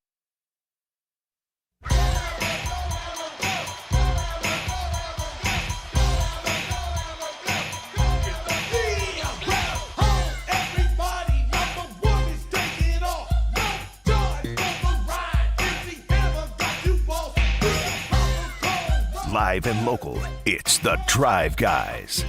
Watch the show on youtube.com/Sactown Sports 1140. Or listen on the Sactown Sports app. Game night is coming up. Getting ready for the Kings and the Lakers, the preseason finale, which is on NBA TV, but you listen to it here on Sactown Sports. On the text line, 339-1140, 1-800-920-1140. Lots of comments on your Halloween costume, Chris. Hopefully lots of compliments. I'm going to say yeah. Sure. Also here from the 916, do we know if Monk is playing tonight? He is not, no. Injury report came out about 30 or so minutes ago, and it's not good if you're looking to play any of the big names. Let's see here, just to get them all out there. Russell Westbrook's out with reconditioning. DeMar DeRozan out with groin soreness. Domantas Sabonis out with his hamstring strain. Keegan Murray out with his left thumb UCL. And Malik Monk continues to be out with illness. So it's a Maxime Reynaud game. Could be. Could definitely be. A lot of Maxime, a lot of young guys probably in general. Plowden scores 27 tonight. At least we'll get some people playing with some hustle and some heart out there. You know, I'm excited to see it. I think it's obviously the group that's looked the best, so I would be all for seeing as many young guy minutes as possible. From the 209, my biggest Kings concern, everything in all caps. My biggest concern would be still just worried about the defense more than anything else. Yeah, I think so. I think being concerned about the defense. Well, I'll counter it and say I'm starting to get a little concerned about the offense. Again, I think against the Clippers, granted the Clippers really, really, really good team, showed some great depth as Henry Turner mentioned. Chris Paul looked incredible, but I think that I'm getting concerned about that there's only one ball thing. It's something I heard some people talk about the other day, and I can't get it out of my head of, a lot of the time I think people get confused of, people said there's only one ball with the Warriors, but I think the difference is the Kings just don't have a lot of guys who move off ball well. Like DeMar DeRozan at his age is not really, cutting with veracity, and I think Russ is a great cutter for sure, but to me, it's just a lot of the guys on the team right now, Sabonis especially, those are all on-ball guys, and I just don't know how the offense is going to look with so many, frankly, guys who need the ball in their hands and dribble a ton. But Domas is a good passer, too. He's a great passer. The passer. offense through him. A little bit, but again, I think even that takes time, as we saw with the dribble handoff motions and things like that. Like, that physically takes some time for these guys to run around, and that means Sabonis is going to have the ball in his hands, and I think when in general offense is at its best is when the ball is flinging around, not sticking in anyone's hands. Mike Brown used to say the 0.5 offense, those kind of decision making. I think to me, we haven't seen that. That's the thing that I'm going to be scared of. No energy in the half court. None at all. It doesn't feel like it, and it feels like, if anything, it's been our offense is completely stagnant. Zach LaVine, and it's where I think Nick Clifford has really shown out as well. Offense can't get going at all. Let's give it to these guys, and these guys are just really good. Nick and LaVine have been great at creating their own shot. And obviously, when you're not great in the half court, and there's a lot of potential there, they'll figure some things out one way or the other. But when you're not great in the half court, you want to get into transition as much as you can, which is pretty much true of every team. Yeah. And that's hard to do when you're not getting stops. Of course. It comes back to defense. Yeah. As everything does. It does tend, and it's 100%, like everything I said, it definitely more so applies to the defensive end because, they've got to figure out how to get stops. They have to figure out how to win when they aren't hitting shots. Also, we've talked about them maybe not being a good three-point shooting team. Well, most of the league is, and so they're going to have to figure out how to negate the threes. That's been a massive problem. Every single team that has came through Golden One Center shoots the lights out. The Kings cannot be trading 2 for 3 if they are going to, get their offense going. I don't think that pencils out. I think you come out usually on the short end. Pretty bad. You were talking about not enough balls, only one ball. Yes. And you talked about the Warriors. Well, with the Warriors, they've had their, for lack of a better term, the pecking order. Clearly, Steph is right. Steph if he's open, he gets the ball. Yep. And then if Steph, if teams, and I'm talking about in their heyday, right, especially.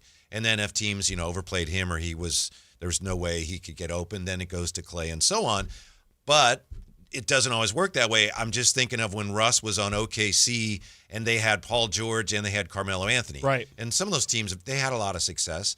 But I remember that team in particular, watching them, and it felt like they're just taking turns. Right. Yes. They're not being selfish. They're almost being too unselfish because there's no flow to it. It's like, all right, you go get him. All right, my turn. Yeah, absolutely. And that would scare me with the guys that the Kings have, right? I mean, they directly have Russell Westbrook, but also Carmelo Anthony. I think of where Carmelo was at in his career, pretty similar to where DeMar DeRozan's at. Like, these guys are a lot more just kind of ISO scorers. They're a lot more, I would even say Carmelo's a little bit more of a spot-up shooter than I would give DeMar credit for. And I'm just hoping Zach can be the guy that clearly, look, everybody's looking for him first. Right. Yeah, I would hope so, because, again, he's a guy who's more than capable of scoring 25 points. He's also probably the guy that's most comfortable playing on and off the ball. Now, I think he is somebody who especially... He's a good passer, too. He's a great... he can handle the ball. He's incredibly fast. He can finish at the rim. He obviously can shoot with the best of them. And that's obviously a huge perk, but I do think they have to figure out how to kind of feed both sides of him, feed the on-ball side of him, but also if he is, especially with Keegan Murray out, probably your best perimeter shooter in that starting lineup.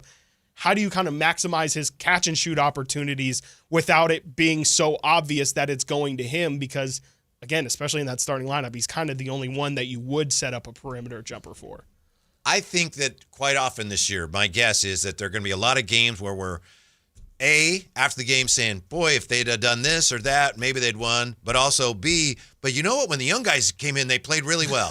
Of course, yeah. A lot of I think we've already seen that. Last 5 minutes of the game, you're down 20, and it's like, oh, this game actually ended up being a 8-point loss, and it's because those guys put so much effort. You're right. We've seen a ton of it, and it's been very consistent as well. I think that's the most promising, thing from that is that those guys, since Summer League all the way through all of these preseason games, you can tell those guys have played together. They enjoy playing together, and they honestly play really well off of each other. You can see how all of their skills kind of complement each other in really nice ways. Maxime and Isaac Jones, and obviously, Neat Clifford, Devin Carter, and Isaiah Stevens, I think, is kind of getting forgotten in all of this. But I've been very, very pleased with, I guess you can call them the Stockton Kings. Yeah. Those guys have looked really, really good. Isaiah Stevens probably hears Scott Perry talking about, we don't have a point guard. Yeah.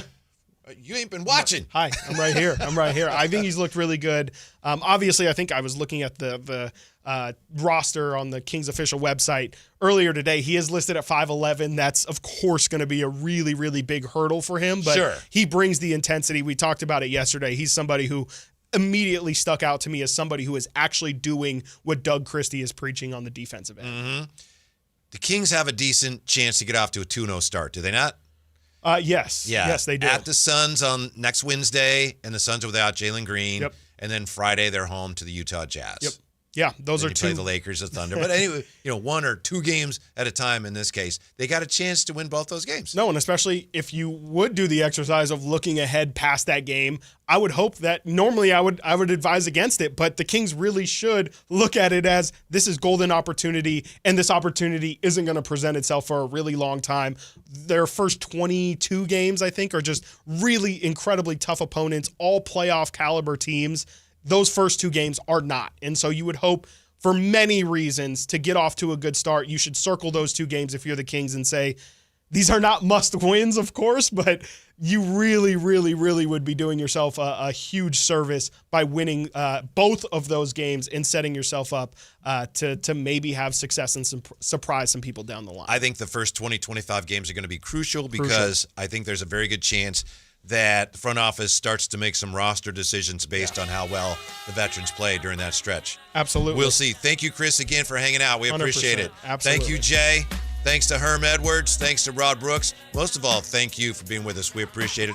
Hope you have a great weekend. Your weekend starts with game night, the high flyer, and some call him the low flyer. Have you heard that? That's what I've heard. I've heard some people say maybe on this show. Maybe that's where I heard it. Scott Marsh and Henry Turner have game night for you as we get ready for the Kings and Lakers next on Sactown Sports.